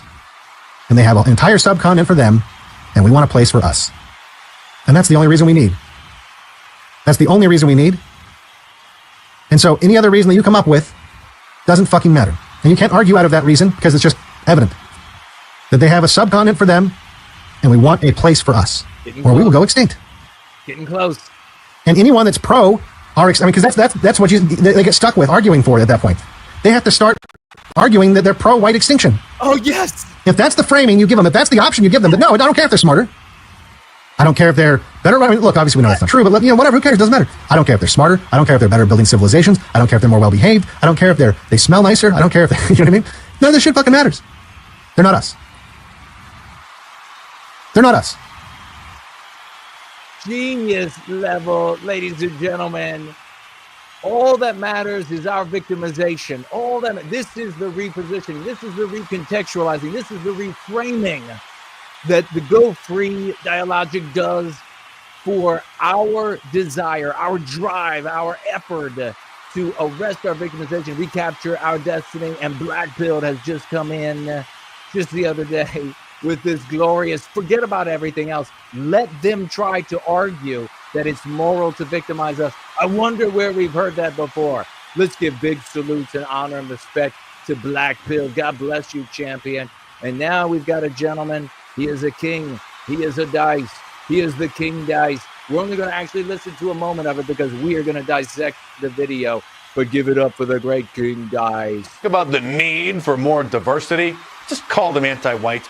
Don't play into their semantical games by acknowledging their made-up buzzwords and ridiculous false concepts. Every time they use their cultural Marxist terminology, use linguistic judo and turn it back against them. And mock them, because the devil can't stand to be ridiculed. Doing this saves you from wasting your time engaging them in an argument about why they're wrong and insane, because these people aren't going to follow logic. They're illogical. And just chuckle at them, laugh at them, mock them. Don't take their concerns seriously. Give it up for the great King Dice. We're going to be looking at this video more fully here today. Make sure he feels your love. Make sure he knows diversity, that he is King Dice. To make it clear, and we are respecting and celebrating occurring in and we isolated will be instances from a few right individual back. black people.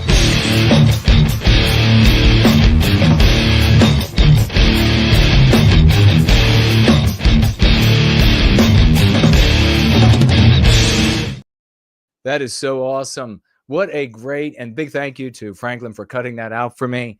He went to the work, and now it seems like he wasn't. But we're going to be watching. We're going to be watching the video here in just a moment. We'll probably do that in the place, as we are running low on time, in the place of, or as the lesson of the day. How totally epic are those victories this week, ladies and gentlemen? This is the reclamation of our destiny, and we will continue. Nothing will stop us. We'll continue having these successes. The framing, you saw right there, the power of the framing in how Blackpilled changed from this conversation about non-whites. They're not good. They're dirty, smelly, or whatever these people have you arguing. And the now official, as you can see across the social media sphere, the official resistance, that's all that they do. It's all about other groups of other people, how bad they are, how awful they are, how they're all the same kind of thinking. You go nowhere with that. And you saw right there, as Blackpilled was talking about that, how the difference in the power, you turn it around, make them justify our victimization.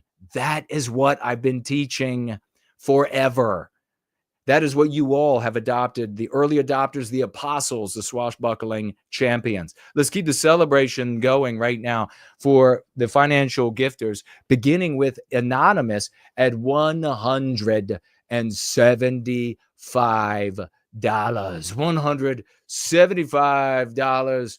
Let's give a big celebration to Anonymous. Make sure that he feels the love projected here back at him. The great Anonymous 100. I know we have a number of anonymous people, but we are thinking about this anonymous person at the moment.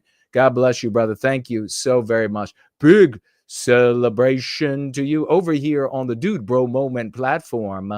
We got to celebrate Dude Bro Moment. 50 white well-being dollars. Give it up and much love for him.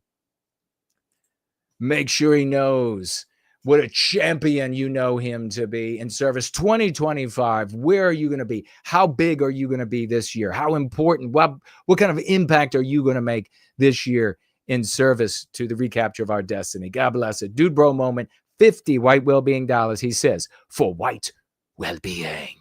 He's not alone over here today. In fact, he has UFC fan $25. Keep that celebration going. UFC fan, 25 white well-being dollars. God bless you, brother. We'll come back and I'll read the comments after we get through celebrating all the financial gifters that need celebrating, including TJ, financially gifting $20. Come on, everybody. 007s, rockers emojis, crowns and gems, 2025. What is going to be the animal for 2025? Put that emoji in the live chat to celebrate TJ, $20, and really keep it going. Double up those animals, quadruple up those animals for Danunaki over here on Entropy. $75 007 white well-being dollars financially gifted. Danunaki. God bless you, good brother. He says, for no white guilt and the FFWWB. Big celebration. We love it, man. God bless you. $75. Let me pivot around to here, and we're going to keep it going. Keep it going for First and Last. He stayed there all night, even though it was the end of the night. I was the last on the political cesspool, but he was there with me. He wasn't going to yield no matter. He's actually getting over an illness as well, or trying, still sick, and he fought his way through it. He fought his way through, spitting blood across the room, painting the wall like Jackson Pollock. $100 financial gift from this champion. $100. Make sure that he feels the love and that he gets healthy. Send that positive energy for Biospirit of the West AM First Last. $100. Keep it going. Keep it going for Corey. $50 from the great Corey. He is celebrating. He said 2025 is going to be the year that he really comes to life. God bless you, brother. What a champion. $50 from Corey in the live chat. I saw him earlier. And here we have, believe it, we have Bishop, $40 financial gift. I hope you're not paying for your victory spoils here in second place. $40 financial gift. Get out the salutes, the celebration, she says, for white well-being advocacy and anti-whiteism. Thank you so much. 40 white well-being dollars from Jay Bishop. And let me check over here, make sure we didn't miss anybody on Subscribe Star. And we've got June over there. Let me make sure we didn't get anybody else that's got to be celebrated. And we will come back to that, as well as any other financial gifts there are. And the comments looks like we're good, so we'll keep going. June, great to see you financially gifting $5 here, beginning of the year. Happy New Year, no white guilt. Thank you for the Church of White Wellbeing. May year 25 be glorious in stopping anti-whiteism. God bless you, June. Thank you for that. I think that's all we have over here for the moment. We'll swivel back around. And what do we have here? We have UFC Fan. Let's see what UFC Fan wrote. And we have UFC Fan says, with $25 financial gift, was looking at the jobs calendar and noticed we have a holiday for both MLK and Juneteenth. However, have work on President's Day, Columbus Day, and Veterans Day. How blatantly anti-white can they be? Great point, brother. So true. Blatant anti-whiteism. And what's interesting, it brings to mind so many of the meetings and things that I attended in the past, long, long ago, when people would talk about our holidays and the possibility of new holidays. And there weren't many people who realized how bad it would get. They all thought that there would still be this great reverence for the holidays that the white race really reveres. But as you can see here, no, indeed. And in fact, you have so many white people that are so selfishly individualistic. They literally will say, don't care if I get a day off, that's all that matters. It could be Black Panther Day, I'm taking the day off from work. They have no concern for the white population, and in particular, white children. So thank you so much for that. Big champion. We also have TJ wrote over here, a blessed 2025 to all working for Western Kind's well-being all over the world. God bless you for that. Really appreciate it. TJ. Danunaki has some comments over here in the chat widget. And of course, this is the Tall Kevin widget, chat widget, if you remember. We got Danunaki celebrating over here. He says, ethno-nationalists clearly go over the normies' heads. As one of the things he said, doesn't look like these are particularly connected to his financial gift. Tag me over there, though, if you would like me specifically to address something you're writing in the Tall Kevin chat widget. Thank you, brother. Big salutes to you. Let me go over here. I know we had a sticker. What do we have over here? We have a... What is that? Is that a smiley face? Did I get... I got a couple of just followeds over there on D-Live. Thank you so much. And I think a sticker smiley face or an emoji smiley face. Thank you for that. And I don't think I missed anything on Odyssey. No, looks pretty. Nope, didn't miss anything. And any tags over there on Rumble? No. Good to see you there. Nationalists. So true, isn't it? Hello to everybody listening on X, a platform that will absolutely boost you if you know the resistance that they are boosting. And they will absolutely deboost you if you are part of a resistance that they are deboosting. Maybe give a reshare of the stream on X and anywhere else that you like to share, so that we can try to get some folks in here that we haven't talked with before. I see in the live chat on Twitter, One White is there. Hello to you. And what else do we have? Who else? Is that Robot Devil? Hello to you. Remember, tag me as No Wine Guilt if you want to participate. You got something you want to say. You want me to see it, and I will speak to it. I love that Black Pilled came around.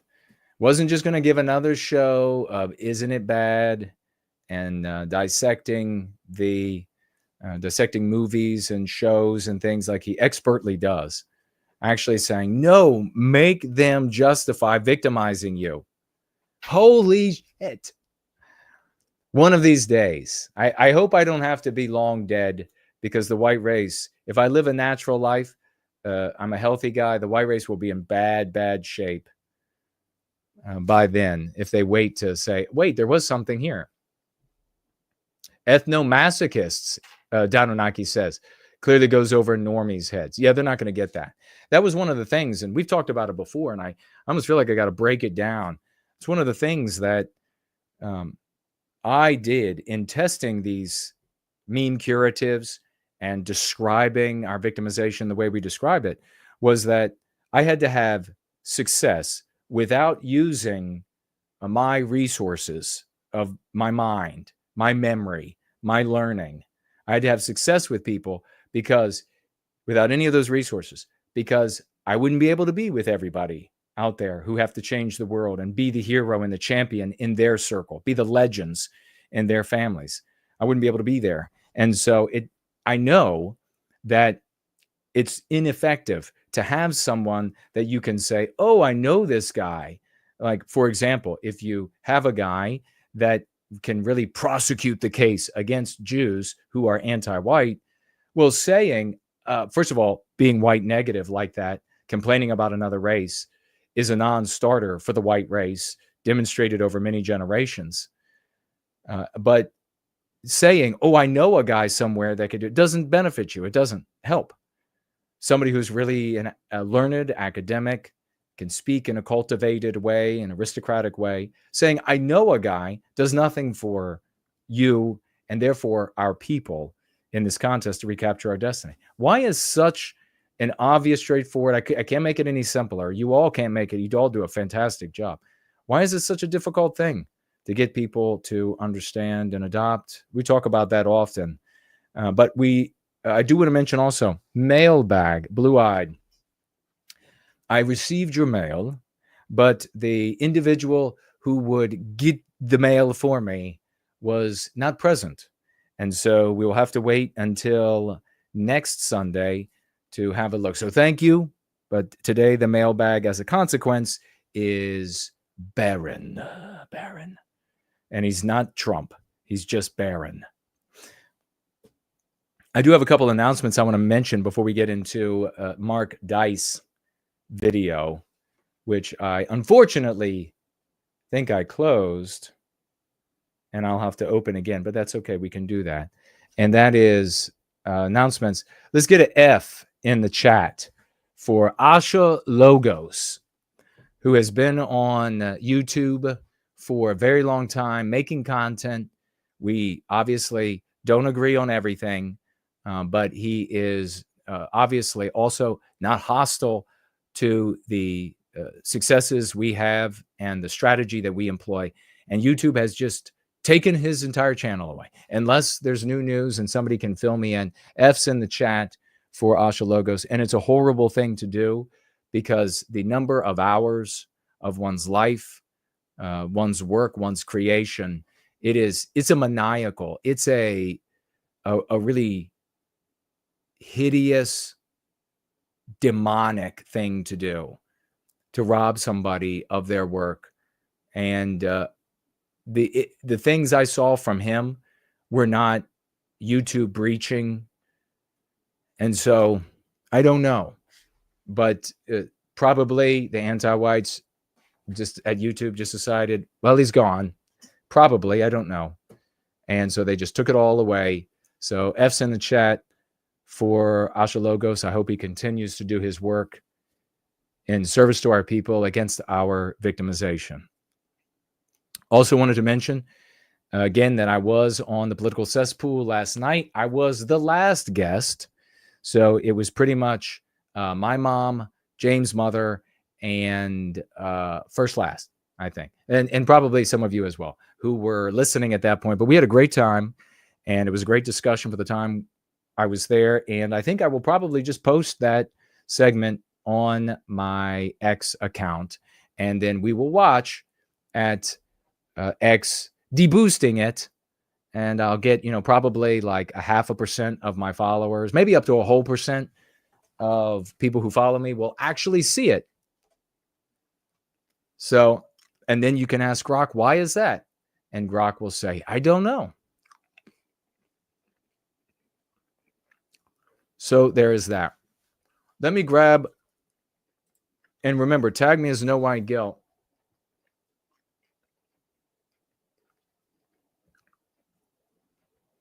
Ethnomasochism is vague, and ethno is universal and non-specific. It's an abstraction that skirts the issue. Yeah, the Danunaki. Precise. Thank you all for giving Fs for Asha Logos and that theft of his years and years of his work. I really feel for that. I walked around when I learned it. I walked around. I posted on the X as well about it for like an hour. It was bothering me. So that's how anti-whites operate, though. But the academics and even people who aspire to be an academic or who act like an academic, and in particular cucks, but that's more driven just by their desire to conform to the anti-white narratives, immorality, the immorality of the anti-white immoral imperative, that is the social morality, and maybe that is the best way to say it, of the West. In most cases, it's that conformity. But in a lot of with a lot of academics, they have this weird notion that the less subjective something is, the more true it is, and the more valid it is. And consequences and evidence be damned. And that this, of course, can hold true and be valuable to us when we are alone. When we say, here's an abstraction, no particular group of white people is going to benefit, whether it's an economic grouping or a grouping of a territory or a grouping of a fraternity or whatever. It's an abstraction that holds true for everyone. That's beautiful and does make it more legitimate. But in the context of the world we're in the anti-white narrative, for generations, it has just been stupidity. And yet they still do it.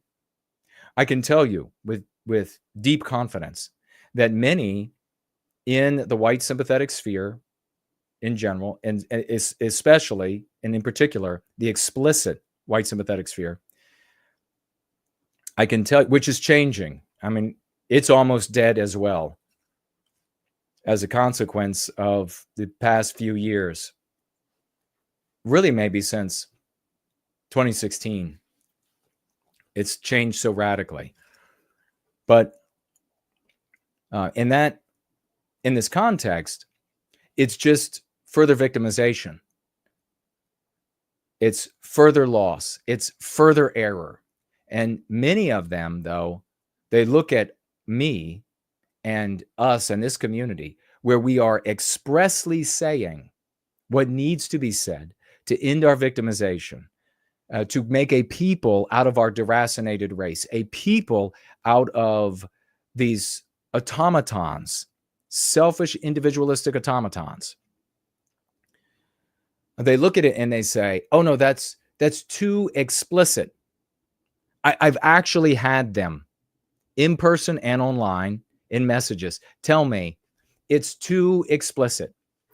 I've had people look at my work and during periods of editing and say, that's too explicit. You have to be nebulous. It has to be generalized. It's got to be a universal. And then it will work. And I would say, okay, give me an example of generalized, universal working against anti-whiteism. Silence. There always is silence. But because and I would say, not just because, but I guess maybe I can follow with the construction that direction. The white population still holds this notion, this now irrelevant, erroneous notion that if it is universal and has no traces of subjectivity, it's more valid. As a consequence of that, the academics, they get bigger audiences. More white people will show up to hear about these universalities. And a lot of them, it's for both motions, both directions. And they're parallel. The one being, it's more legit, and the other one being, well, we're also not being immoral by mentioning white people being victimized. Folks, you're never going to end our victimization through this turbid nonsense, through this nebulae of nonsense. It's just out there, and if we can just if we can somehow trick the anti-whites into adopting this universal, then the anti-whites are here to victimize you. If there is anything that they're able to figure, they might not be able to figure out how to kill themselves by running their battery-operated car in the garage with the door closed. They'll be able to see that what you are submitting for their review is going to protect white people, and they will object to it. So even the dumbest anti-whites are not falling for it. So that's what you see. Ethnomasochism. Yeah. It's just general. Any race could do ethnomasochism. No. That's not going to bind. I mean, more than maybe any of the other reasons why that fails, the most important is that it's not going to make a people out of us. And if we don't become a people in this process and with the tools that are employed, there'll be no salvation. We will be white erased. That's the end of the white race. Biologically white erased. There'll be no more of us. End of story. And end of the questions about it. That's just the end. So that's something that we have to grapple with if we're going to be able to proceed. But everything that we do has to varying degrees, contend with, address anti-whiteism and what it does to us, and make a people out of us.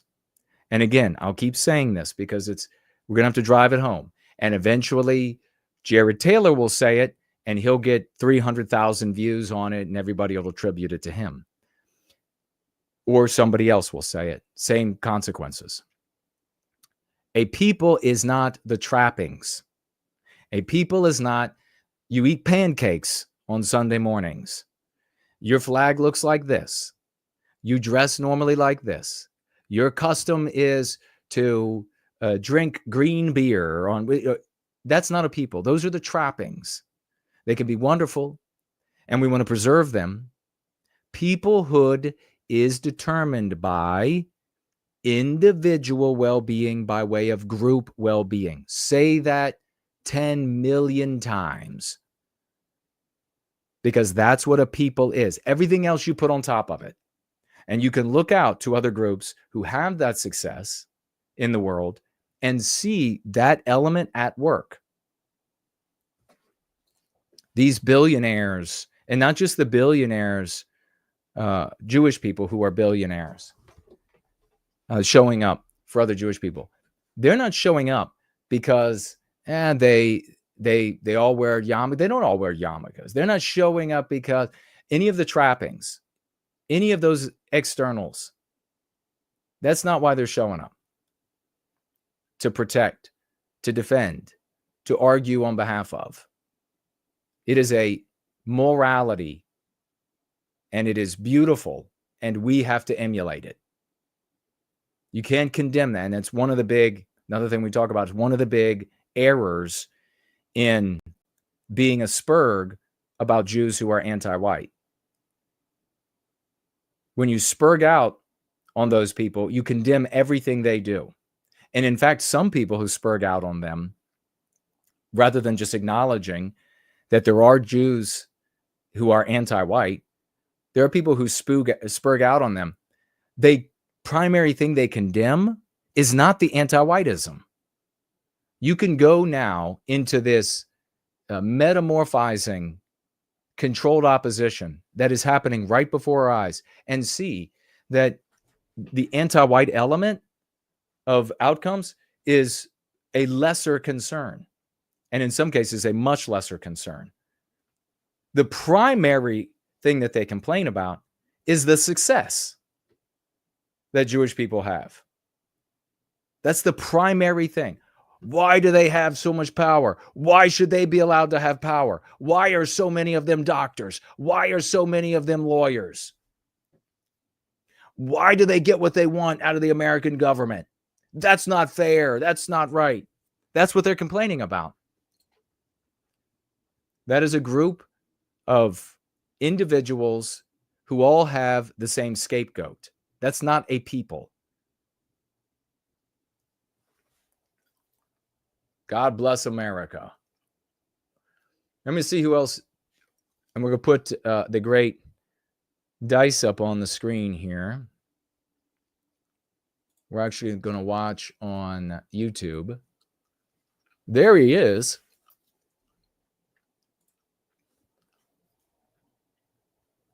Great Corey there saying, don't forget the upvote. Thank you, brother.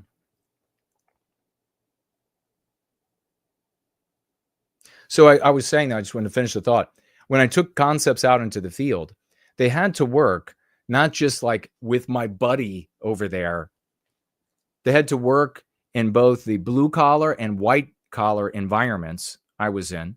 They had to work with strangers, dumb ones, smart ones, whether at the gym, on the subway, walking down the street in the city, waiting to cross the road. They had to work everywhere. And I evaluated the responses. And when things sucked, I got rid of them. Really ask yourself this. How many people have actually done this in the white sympathetic sphere? I mean, really, how many people have actually done that? How many people have in the white, what we used to call the white sympathetic sphere, which maybe we can also say is ending in 2025? Because now it really is, there is less and less of this pretense about it being to end the victimization of white people, and more just the feral, we just oppose this other group for whatever reasons. But really ponder it. How many people went out into the world? How many other content creators? How many other org leaders? How many people went out and said, okay, our objective is to end the victimization of white people. Let's see how what we create is visited upon the family members and colleagues, co-workers, etc., of the people who adopt the strategy. Let's see, how do these things work? Do they persuade anybody? Do they make people angry? Does it make us look like I should say angry rather than bringing them over to helping us end the victimization in whatever degree that is? Does it get them fired from their jobs? Do people understand it right away? You can imagine my glee when I had been out in the world using like these other tactics. I use them like you. Most of you did as well in the past. And the kind of reactions that I got. You can imagine my glee when I would use a concept, meme curative, and I would use it with blue collar guys. I would use it with the white collar guys. I would use it everywhere. And everywhere I would see them light up. They would know right away. They would understand. They would know what I was talking about. And remember, for so many years, I was saying, look, we don't need anti-whiteism to be in the dictionary. I mean, that would have been great if it had been in there, because all the dictionaries we were looking through, it had been white erased from it. I was like, you don't need it, because people know it. People know it as soon as you say it. They get it as soon as you say it. But who else did that? It's amazing.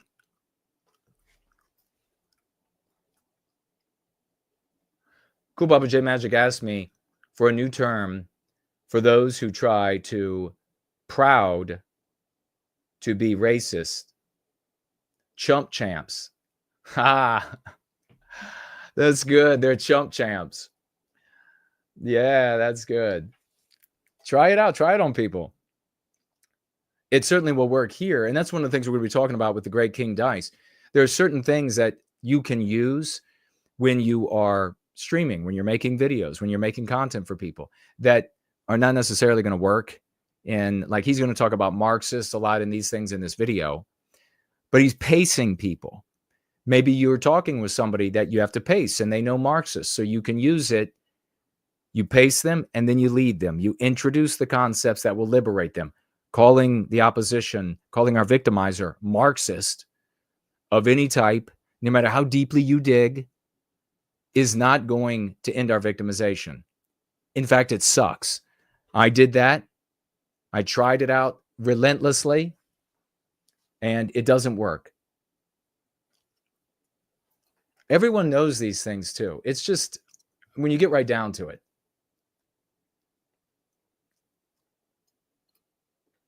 For White Wellbeing is here, the magnificent movie maker. Good to see you, brother. Yeah, we had King Johansson here as well. That's in the clip. Yes. Very good. Great to see everybody who's still here and wanting to go the extra mile for the victory of our people. Danonaki says, thanks, Jason. You're most welcome, brother. Danonaki says that many of those people that we were just talking about, the aforementioned, are envious of Jewish peoplehood, but they reject it for us in practice. That is a brilliant thing you just wrote there, man. 100%. That was laser bomb accurate. That is cruise missile accurate. They are jealous of that peoplehood, but they reject it in practice for us. 100%. Very well said. We got the smartest people in this community. The first last says, God bless Salutria instead of America. God bless Salutria. Red Dog is here. Good to see you, brother. Adversary is here. Hello to you.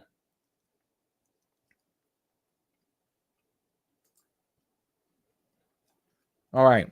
Let's take a look at some of this video, or all of it, from the Great King Dice, and we will comment. You will comment as we go along as well if you have any thoughts that you would like to share. I see, looks like, who is that? Is that Ralph Hinckley over there? On the Premium Rumble?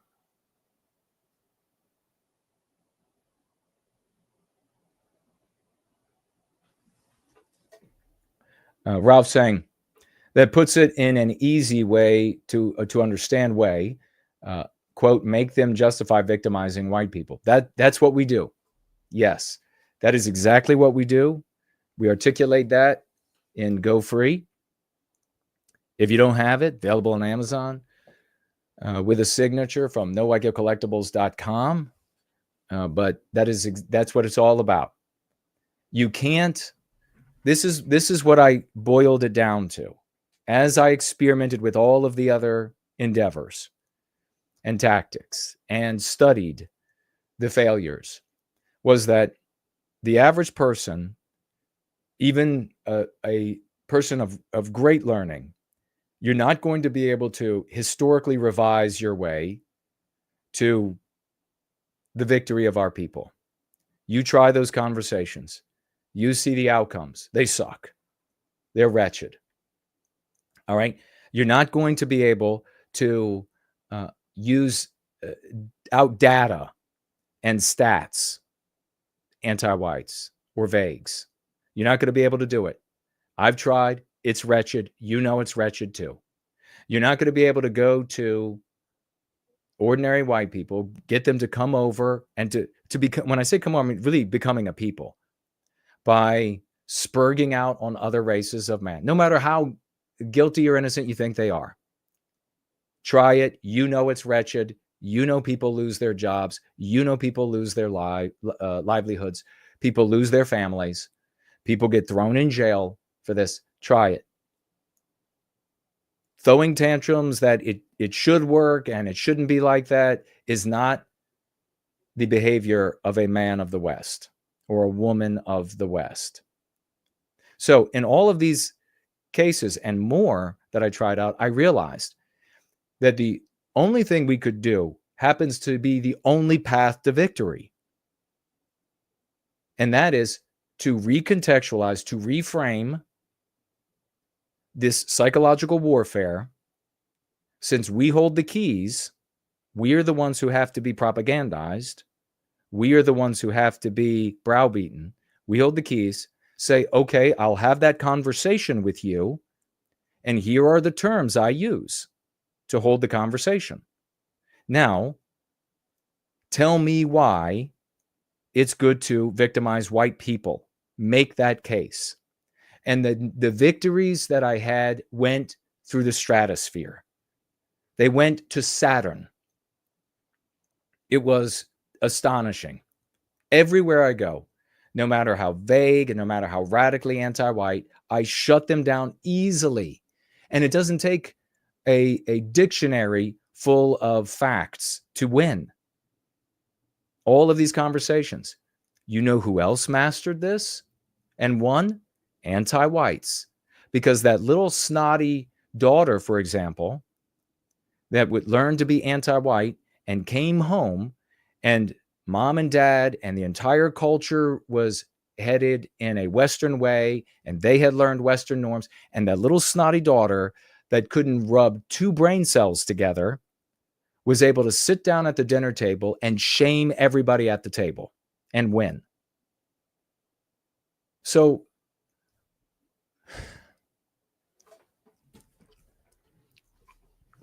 let's just do what works while there's still time. The noose is so tight, our face is turning purple. With this unreliability now of social media, you can't believe it any more than you can CNN. With the unreliability of that now being the case, this is even more important. Because now that has become as fictitious as CNN or the rest, that means they totally control what you know as information about the resistance. So it's so far beyond the control they exercised. Imagine in the past that the way they had to do it now seems like prehistoric time. The way they had to manipulate you into believing, okay, that's the resistance, and that's what I have to pledge my allegiance to, and that's how I have to act. The way they went about that was like prehistoric, it now seems, with the control they wield over everyone's device. It's telling them all of the things now that you can know, all of it now, just the way it was before 2000. Just like then, it can only be known by way of the anti-white establishment. And everybody's going to be thinking still, because they don't know that this peer-to-peer information is now as unreliable as CNN. They're still going to be thinking, oh, that's the resistance. That's what you talk about. That's what you say. I need to support this guy and laud him and promulgate him or her or whatever to the masses.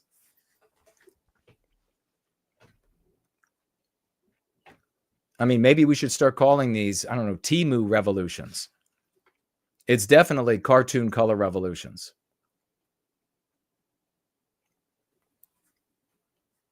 On election night 2024 dealt a devastating blow to Democrats, Marxists, and wokeness, leaving many on the far left stunned into silence. And many moderate Democrats finally realizing what normal people have been saying for years.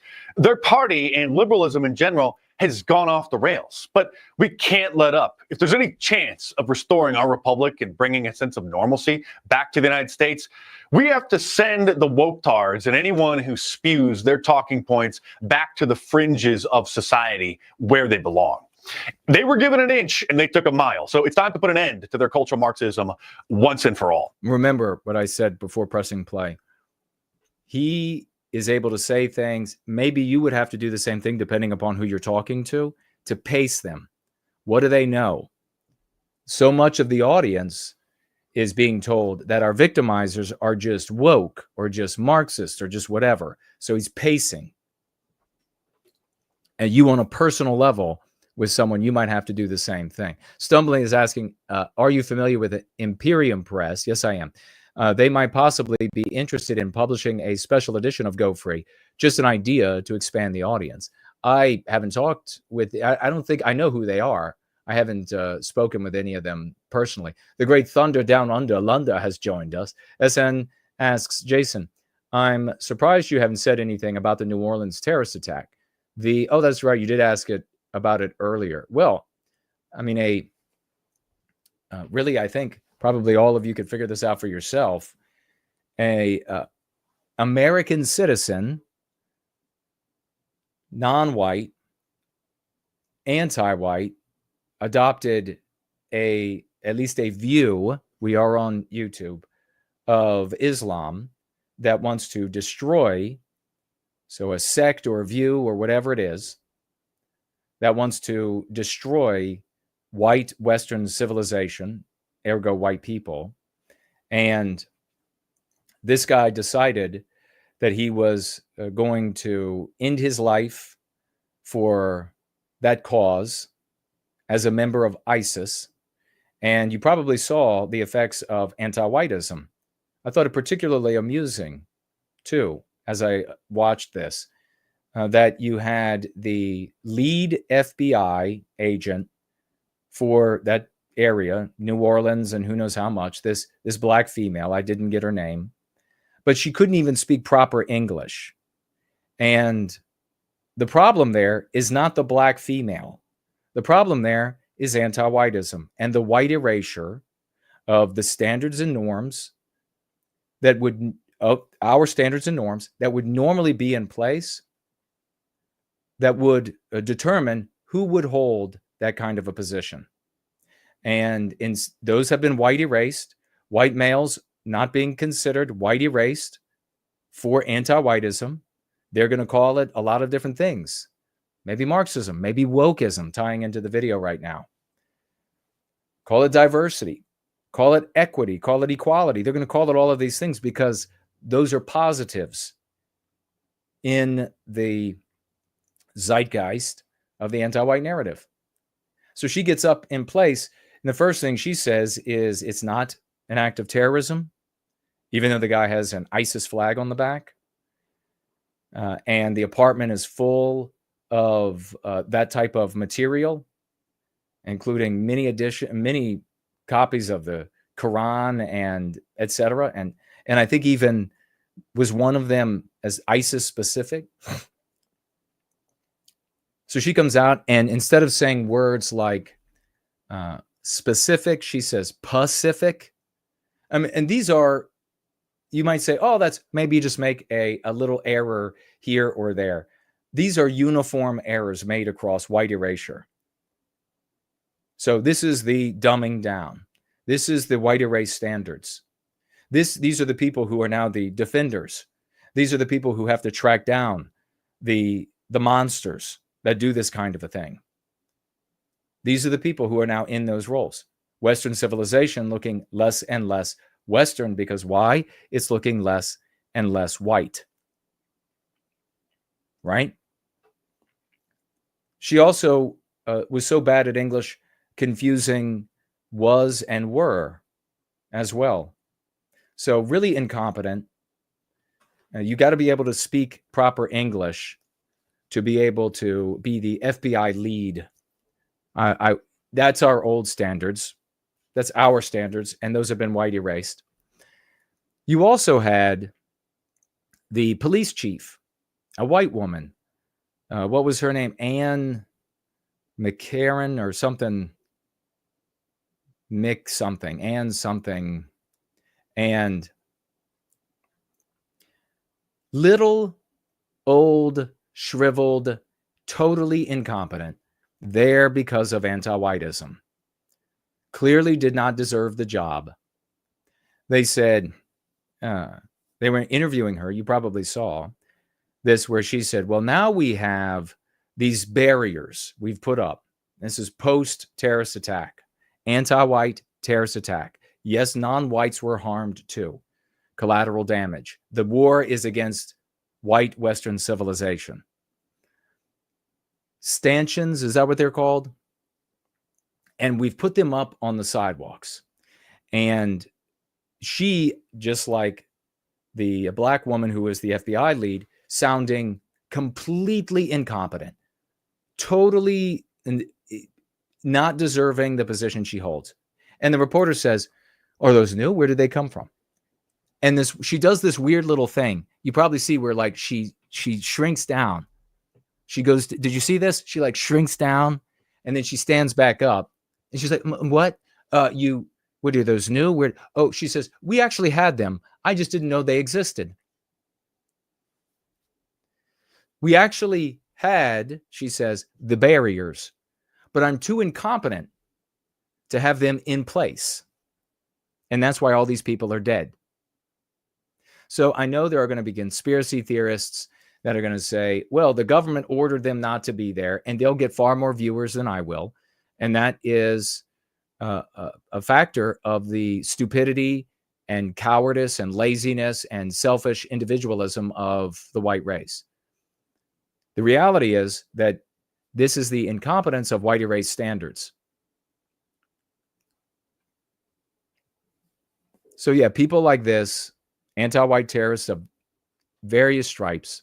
And remember, this is a truth. I've said it all the time, but it's a truth that has to be said, that there are good people of all races. There are competent people of all races. Those are not going to be the people, as you know, who get the jobs when the point of anti-whiteism is to get rid of white people, specifically white males, and our norms and standards. So you say, where did the norms and standards go? Well, they were white erased because they were ours. Don't make this a tragedy of the commons. Don't say they're the norms and standards of the world, because then we don't defend them. I mean, the Jewish billionaire, wasn't he making that kind of clear? You have to own the things that are being destroyed, that are being ruined, that are being taken away, to engender the defense, to engender the sleepless nights. Great question. Let's see what else we have here. One simple tool that everyone should use to combat the craziness is turning their terminology against them by linguistically hijacking leftist buzzwords. When they talk about white fragility, point out black fragility, which I would define. Let me jump in. Don't do that. He can do that on his show, and maybe it's another means of pacing. If you invert their concepts, you legitimize them. They're still there. They're still real. It's like saying white lives matter. It's seen as infantile by the population when you're just talking to white vagues out there. You are invoking all of that learned experience, learned emotions, learned intellectual take on all of this. You're invoking all of it. So you don't want to invoke any of it. And where is it being invoked? In their subconscious mind, which runs what? 99% of their lives. Condemning them for thinking things they shouldn't think, anti-white things. Fine as discomfort and defensiveness on the part of some black people who live in a predominantly white culture due to fixating on long since past injustices which they never experienced and weren't experienced by anyone in their family life today, causing them to imagine racism where none exists and pine away for living in a culture that is predominantly black instead. When they whine about whiteness or white normativity, they just bring up their white envy, which is when black or other non-white people who live in a predominantly white... Now, this is not a bad one, because you right in Go Free, we talk about, and have for a very long time, that anti-whites are made out of jealousy and envy. Those are the drivers. That's what creates anti-whiteism. That's why it's also not specific to any race. It's in all races, including our own. So jealousy and envy. So this one looks like it could be, I've not used that before, but it looks like it could be useful in conversation. White culture feel envious of the society because their ancestors lack the skills, knowledge, or possessions of others in the dominant culture, often resulting in resentment and demands for reparations instead of accepting personal responsibility for their own situations today and working to improve their lives through hard work, discipline, and other ethical means of achieving success. Now, he's written, I guess this may be somewhere other than just this tile for the video, but when we're thinking about communicating a concept to a brother or sister, you won't have this luxury of the definition somewhere. The concept has to say everything. And I think white envy says it and could be useful based on my experience without all that definition.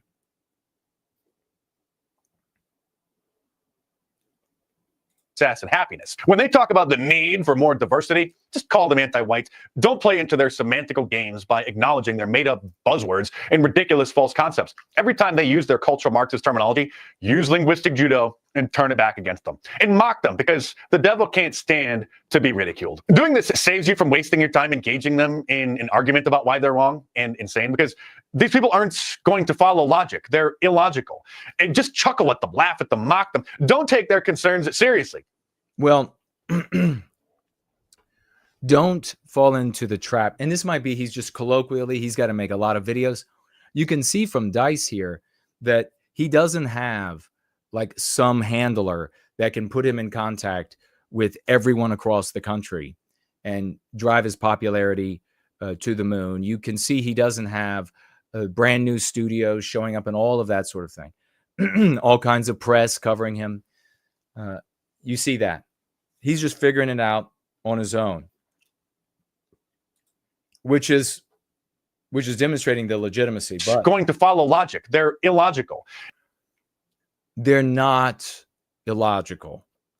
If you fall into the trap that our victimizers are illogical, they can't think straight, you won't be able to follow the logical twists and turns to our victimization.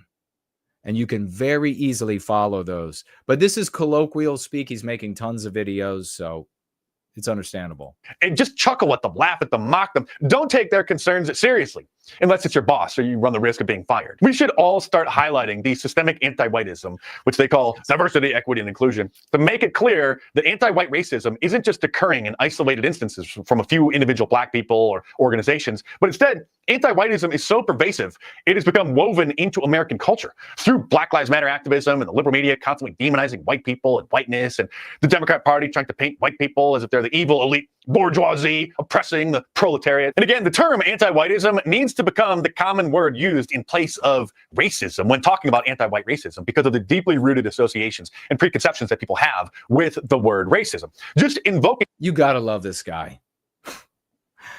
You have to love King Dice, period.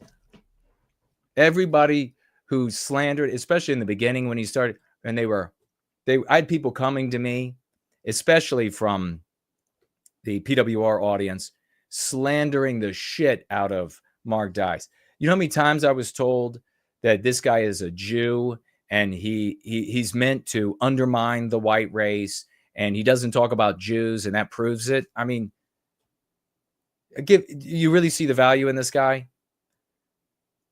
The word racism always conjures up a frame that it's something white people do to non-whites. And the very word is basically an anti-white slur. So a completely different word.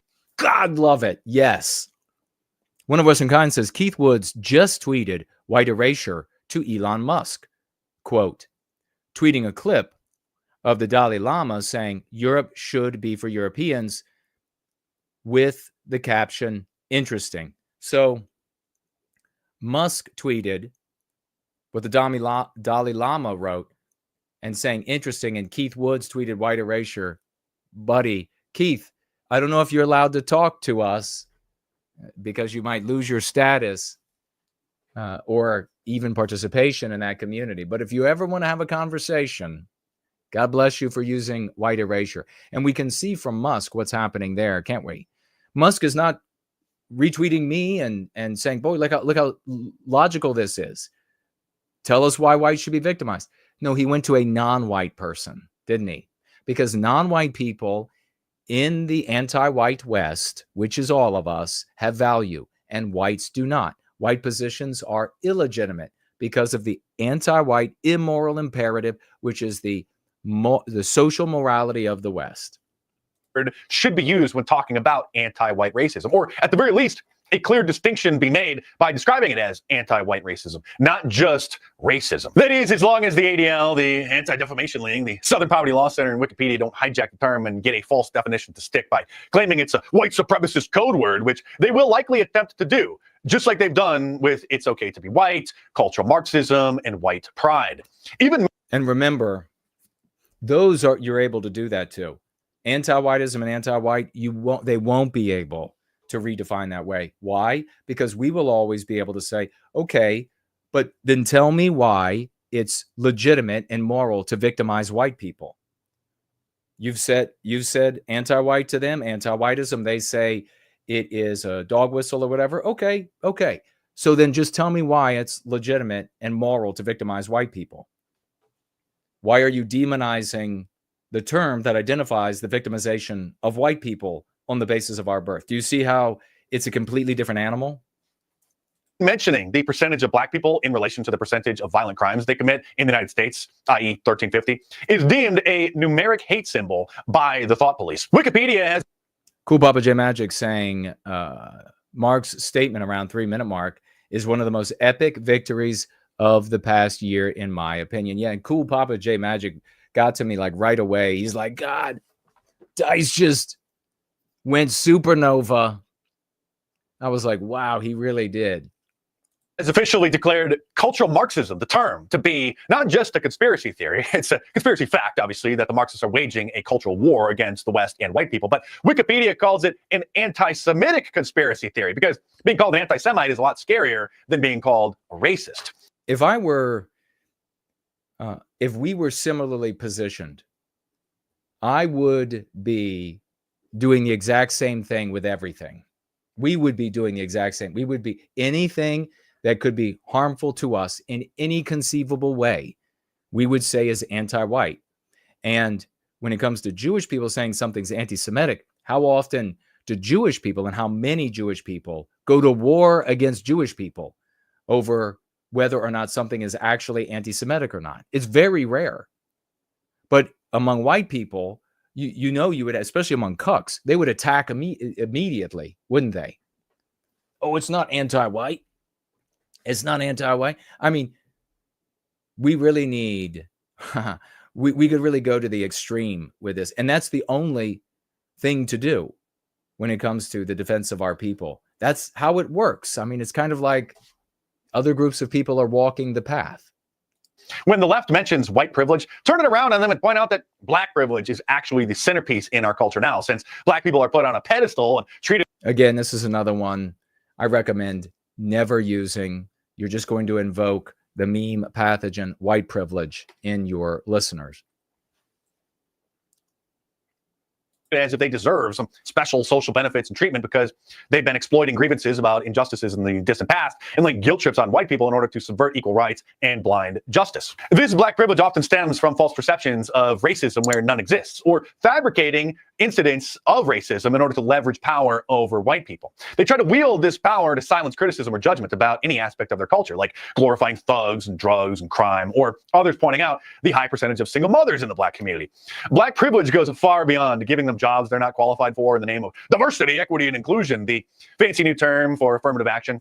It also grants them the benefit of not being charged with anything when they commit crimes, or being given light sentences out of concerns that putting them in jail instead of releasing them on probation would. What do we say about when it comes to all these victim groups? That they get freedom from responsibility, special privileges, and the like. And it's in the book. Reflect poorly on black people as a group. So in the 21st century, many are often allowed to just escape justice. Black privilege also entails having TV shows and entire networks like BET and Fox Soul dedicated to black-only entertainment, and having black-only dating apps, black-only beauty pageants, black-only dorms at colleges, and being able to openly proclaim that black people are the best and black is beautiful, while flying into a violent rage if a white person were to say the same thing about their race. We all know what would happen if a white person said that they wanted to live in a white-only community, or if white students said that they wanted to live in white-only dorms. And this is why you don't say that. This is why, because you're stepping on a landmine. And I will choke to death the next person in front of me that says, but you should be able to say it and it's not fair. You should be able to say that we want an ethno state. Go back to stocking the shelves, go back to cleaning the gutter at the bowling alley. You're gonna have an ethno state. This is stupid. Instead, we talk about ending our victimization. And if you're smart, you'll be able to see how we recapture our destiny at greater and greater concentric circles. Or if a network wanted to produce a show that expressly doesn't include any blacks or Latinos, and instead would focus on a white family or community without any forced diversity, all hell would break loose. But every other race can make such demands and are given those accommodations without any resistance. But beware, because cancel culture has gotten so strong that your career could be destroyed in an instant by saying many of these obvious truths. Not everyone is in a position to loudly or firmly push back against anti-whiteism or LGBTQism, but we do need people who are confident that they can weather the storm. LGBTQism is subset of anti-whiteism. SN is asking, are you planning to attend a Trump rally at Capital One Arena, Washington, D.C. on January 19? I hadn't planned on it, and they're definitely not going to be sending me an invite. Is it open for the general public? I understand that that arena probably doesn't hold any more than 25,000 people. So I don't know who's getting the invites and if people are allowed to attend. I don't know. Probably wouldn't.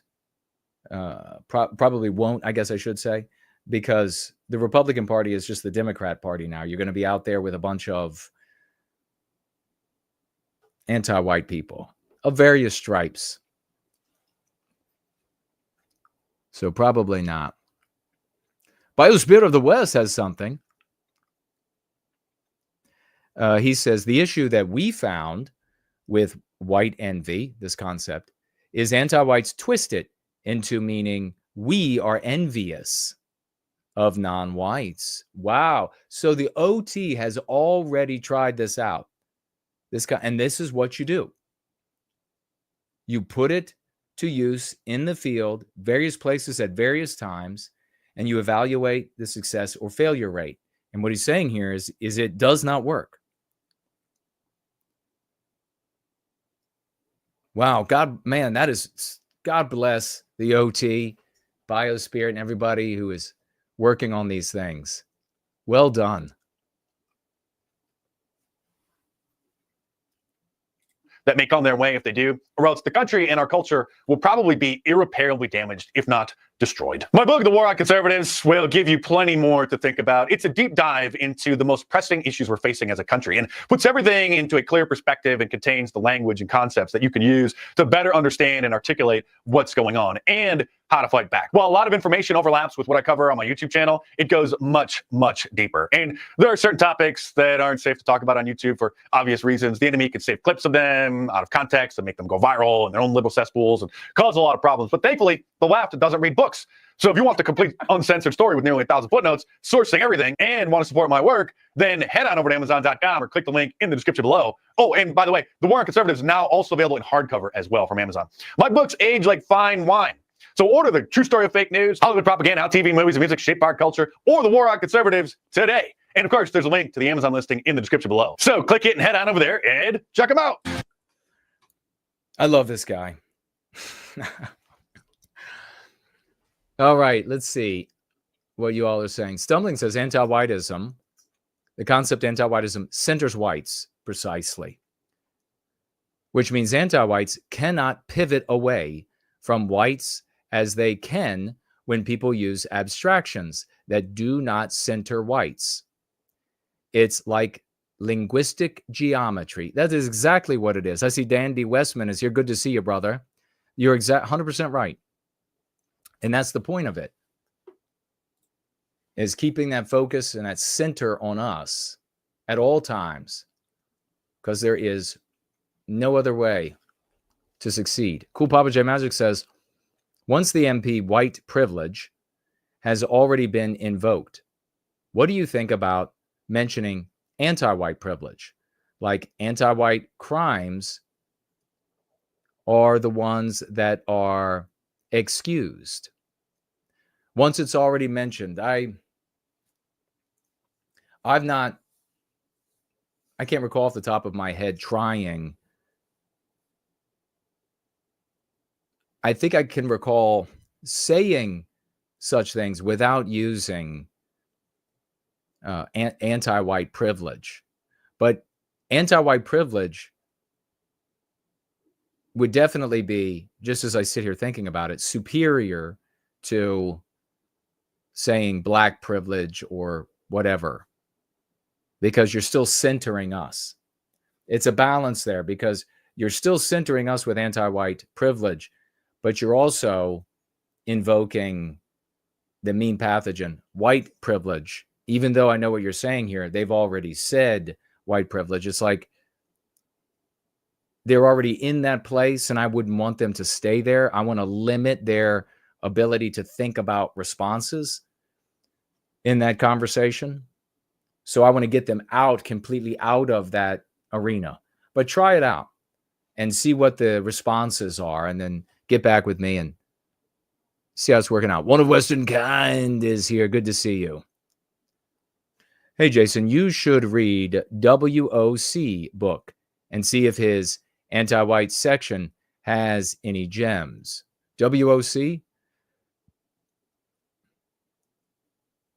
What are we talking about? Spud Ruckus is in the house. Bass is here.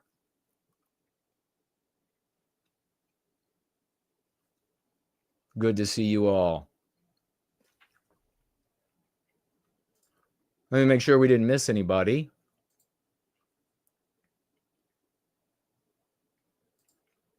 Don't lament that that the peer-to-peer information is now as valueless as, which means all of the content creators out there, they're getting their information as well, that which is not directly from the regime media. And it doesn't matter if it's regime media of another country, it's still sanitized. Even a non-white country, it's sanitized for them. Doesn't make it right because it comes from Vietnam or wherever, right? Don't lament that the information is no longer any more valid than CNN. That's just the field we're on. We accept the reality that is unchangeable, and like actual men and women of the West, we say, how do we plot our course? How do we continue to plot this course to the recapture of our destiny and the end of our victimization through this change on this field of conflict? And fortunately for us, not a lot has to change. Our cynicism has to become more pronounced. We need to be even more cynical than we were before.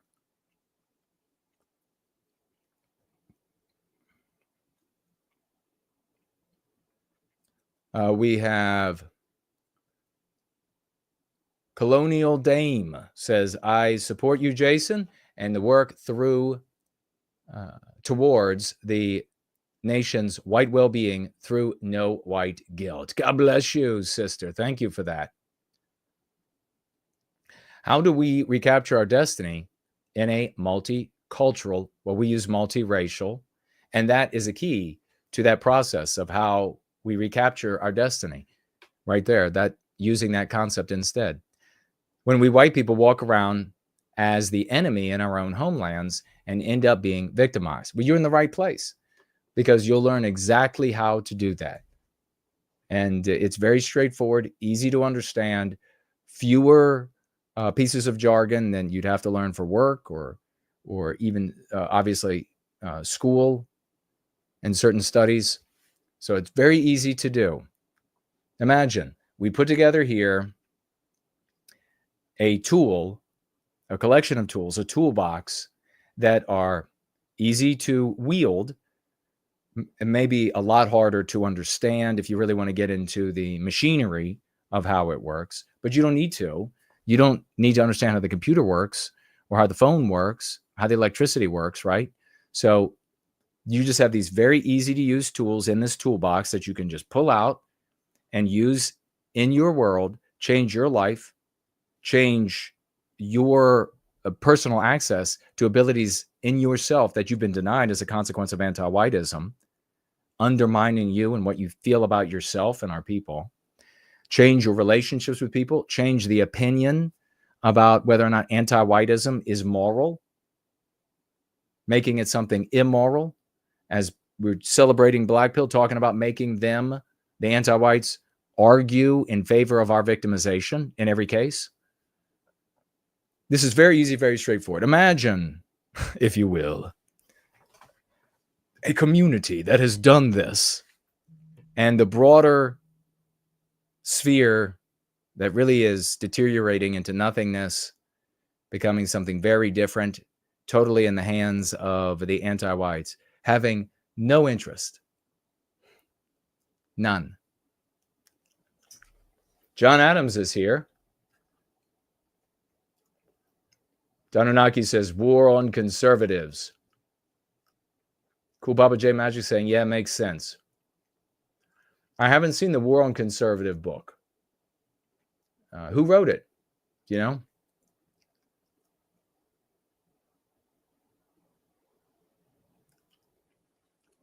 That wasn't one of the ones that Dice just mentioned, was it? I wasn't paying attention when he went through his books. Actually, it was, wasn't it?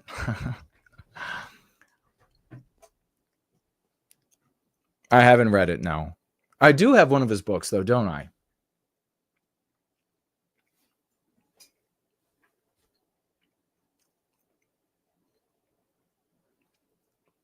War on Conservatives. He might have, because he does share some of the, I guess, tidbits from the book in these videos. I don't know why I was thinking when you brought that up that it was written, that it was a war about, a book about waging war from the anti-white side on conservatives. I don't know why when you wrote that, I just immediately jumped to that. But yeah, it's from the conservative perspective, Mark Dice. Yeah.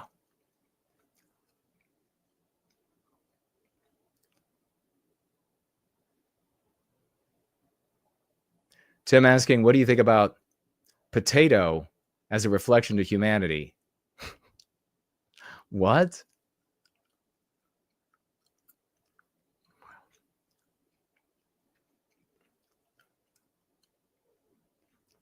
Isn't there a book?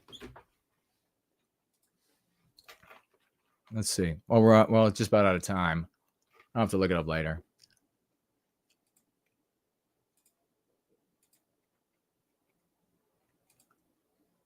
Some guy financially gifted $5. Thank you, some guy. King Dice has really been going for it lately.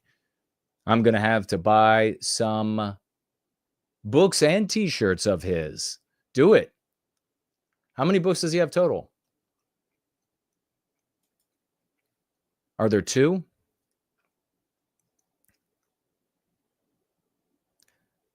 Yes, I fully embrace how to better my thought process on the aim to our goals. Colonial Dame says, thank you.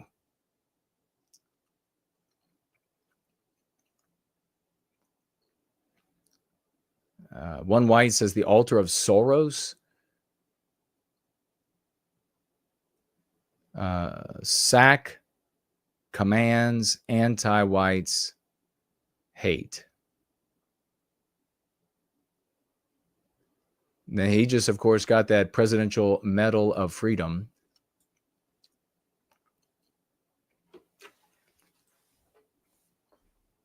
All right, let me make sure I didn't miss anybody, and we'll roll out of here.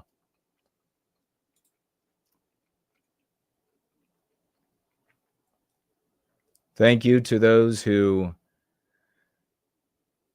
reposted the stream. 24 of you did the right thing. Seamus McCarthy is over there. So is the Tree Godfather. Thank you. See if we got any tags on Rumble.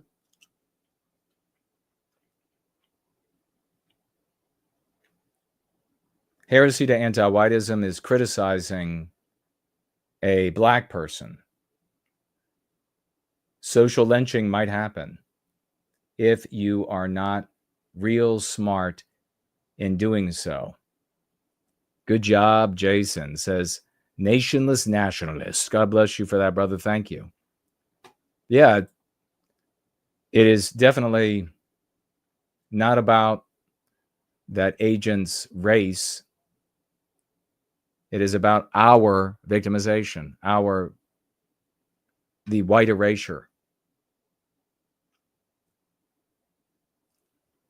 Oh, it looks like, is that Friendling is hosting the stream? Does that mean on your D Live? I never knew. I think they took that away from me on one of the times they victimized me over there on D Live. They took that ability away from me. So I never found out. I wanted to do the same for others, but those buttons are simply not there. But thank you for that. I appreciate that. Got a little audience over there checking out the stream in our final minutes of Church of the West.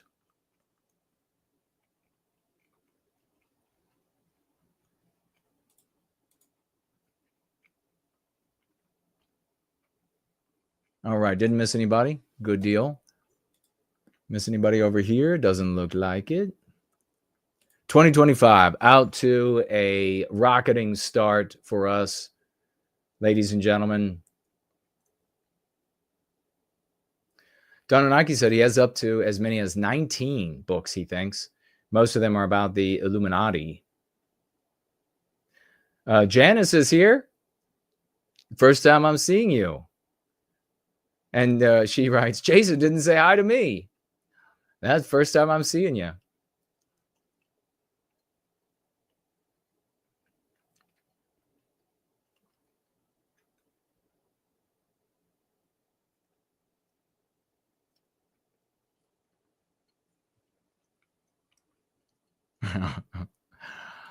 All right, folks.